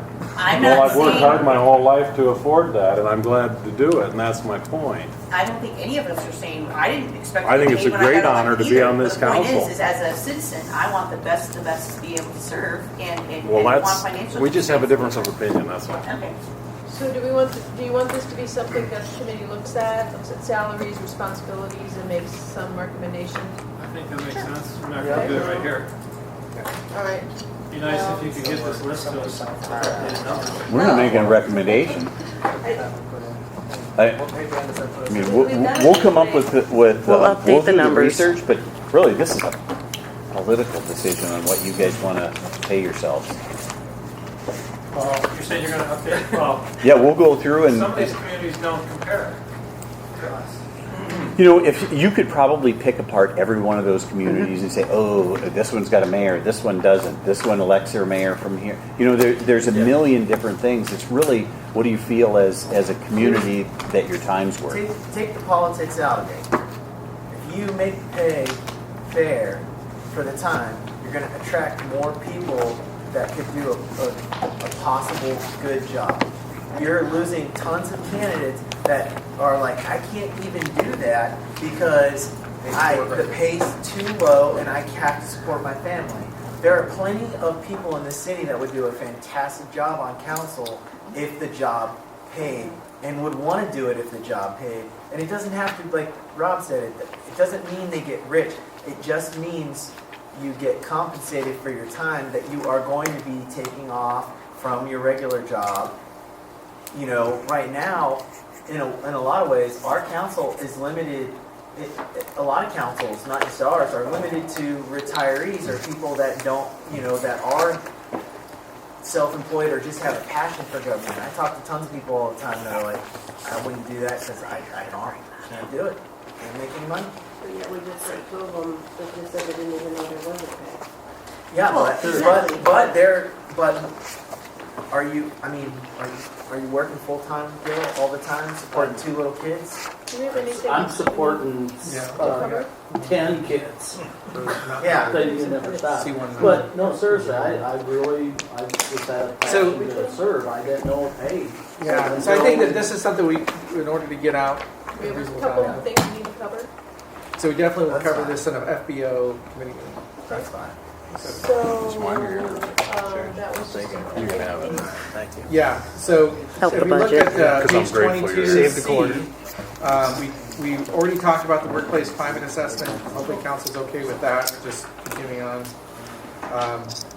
4 is just a text of wordsmith, maintain multi-year staffing and succession plans. I changed for 6, the tuition, it's changed to educational assistance because that's what it's called throughout city documents. And then the last one was, it's a request that I've got for council to consider. Might not be able to make a decision tonight, but I'd like to have council consider contracting with a third-party service for the evaluation of the city administrator, because as it is, it's whoever the mayor is, either can do one or can't do one. Whatever they bring to the table for their skill set for be able to evaluate, that's what the administrator gets. I just think the administrative position deserves something a little bit more formal than that, or more professional in terms of an evaluation. So still staff or mayor and council, possibly with a 360 from staff, like review from all around, would evaluate the administrator, but it would not be just the mayor doing it, writing it out and giving the administrator something on their own with some council input. So for thoughts, does it seem like a good idea that we could get consensus? And maybe we don't say contract, but consider contracting. Would that be like if we could just continue that discussion forward? We would need to know probably by what, March, April timeframe. Actually, more like May. We got to get your pay thing decided. Well, I think come January is when the employees start to get evaluated, and all of those things come forward around then. So we could have a discussion in December or January for it. That would, And then so it would be- whatever the cost, that would let us know what the cost Yeah. is. Yeah. Ron and I discussed it a bit. Again, it's a goal framework. I mean, Yeah. this one's a little more structured like marching orders, but I'm not against that verbiage, so I'm for it. Yeah, I just need to know if council's okay with the idea. It would still have, because obviously, so it need the input of the people who actually work with the administrator. Right. that's the only part I don't like about it. What's that? That's what you don't like about it? Well, it's we're going to pay somebody to come back and ask you how I'm doing, when you guys as elected officials could do that. That's Kind of a waste of money. Well, that was my thought. My question is to the mayor is is this something you were thinking, or and why is it that? Tell me again why you feel that we need someone other than yourself and us to do that. Well, other than me, like think of any mayor that you're going to get down the road. It's going to depend on what their skill set is. I'll do it. maybe we should get it more. I feel like, is there like some guidance to that? There's Is no it guidance. a concern that the person wouldn't be objective, or Well, the nice thing about doing it, so I'm going to argue out of both sides of my mouth here for a second. The nice thing about doing it is at least if we had a third party, they would do it. I don't know that it's fair to a city administrator to not have an evaluation done, and not have an evaluation done annually. And I can tell you, it hasn't been that way for the last couple of mayors. I mean, no offense to anybody, it just hasn't. So that is one good side of having it done, is we know that, hey, it will get done. Yeah, I did do one in 2020 and 2021, but I didn't do one in 2022 with the expectation that we would do it every other year if it's internal, so that council members have an opportunity to work with Ron for a bit of time before we jump into having them say how he's doing when it's only been 3 months. Because that may be based on opinion or what they've heard on the campaign trail rather than actually working with them. Well, does that position just get the percentage as just like other positions, or is it based off of whether you get a good or a bad rating? You get a higher percentage? None of that. It's based on what the mayor approves. Yeah, and that's the other weird thing. That's a discussion on its own too. But it's what I decide his rate should be. To remove the ambiguity in it, would it be better to state something of develop a performance review standard and to be conducted annually for the city administrator? So that it's a directed, whether it's third party or not is irrelevant. We'll come up with something that's standard and can be a policy of sorts for any incoming mayor to say, here's the review process we go through. That would work. And we save money in the long run, but it still gets done. And if it's okay, we might still have an outside consultant help us to develop that tool that then we do internally. Yeah. That would Better be a than great contracting. compromise. Yeah. I don't know exactly how we need to say that. You need that language. So developing a performance review process that can be used annually. Yeah, the templated process for that annual city administrator review. And do we have agreement around that? Sure. Yeah. And when the draft comes back, you can see, or even Thursday night, we can show you some language around that. I But like it. Probably not Thursday. Be pretty quick. right. Oh, okay, language Yeah, for that. I thought you meant because the tool. No, no, We'll have the review will happen. And That's why the council pays. And Ron, you can develop that by Thursday night, right? Well, the ICMA already has city manager evaluation forms Well, there you that go. were used for. processes and standards. Yeah, I mean, that's what we use for many years. Okay. Good to know. So C9, 5C9. Okay. Not calling Kevin Blunt. All right. And is that that's it for 5? Yeah, that's fine. And it's 9:15. So we want to move into 2? Let's go ahead. I thought some people were talking tough about going till midnight. Yep. That was Daryl, the night owl. Mayor, we done? Should I? So I will consider that there's nothing else that we need to cover for housekeeping. I'll consider the work session adjourned for the sake of recording. Recording. Recording. Recording. Recording. Recording. Recording.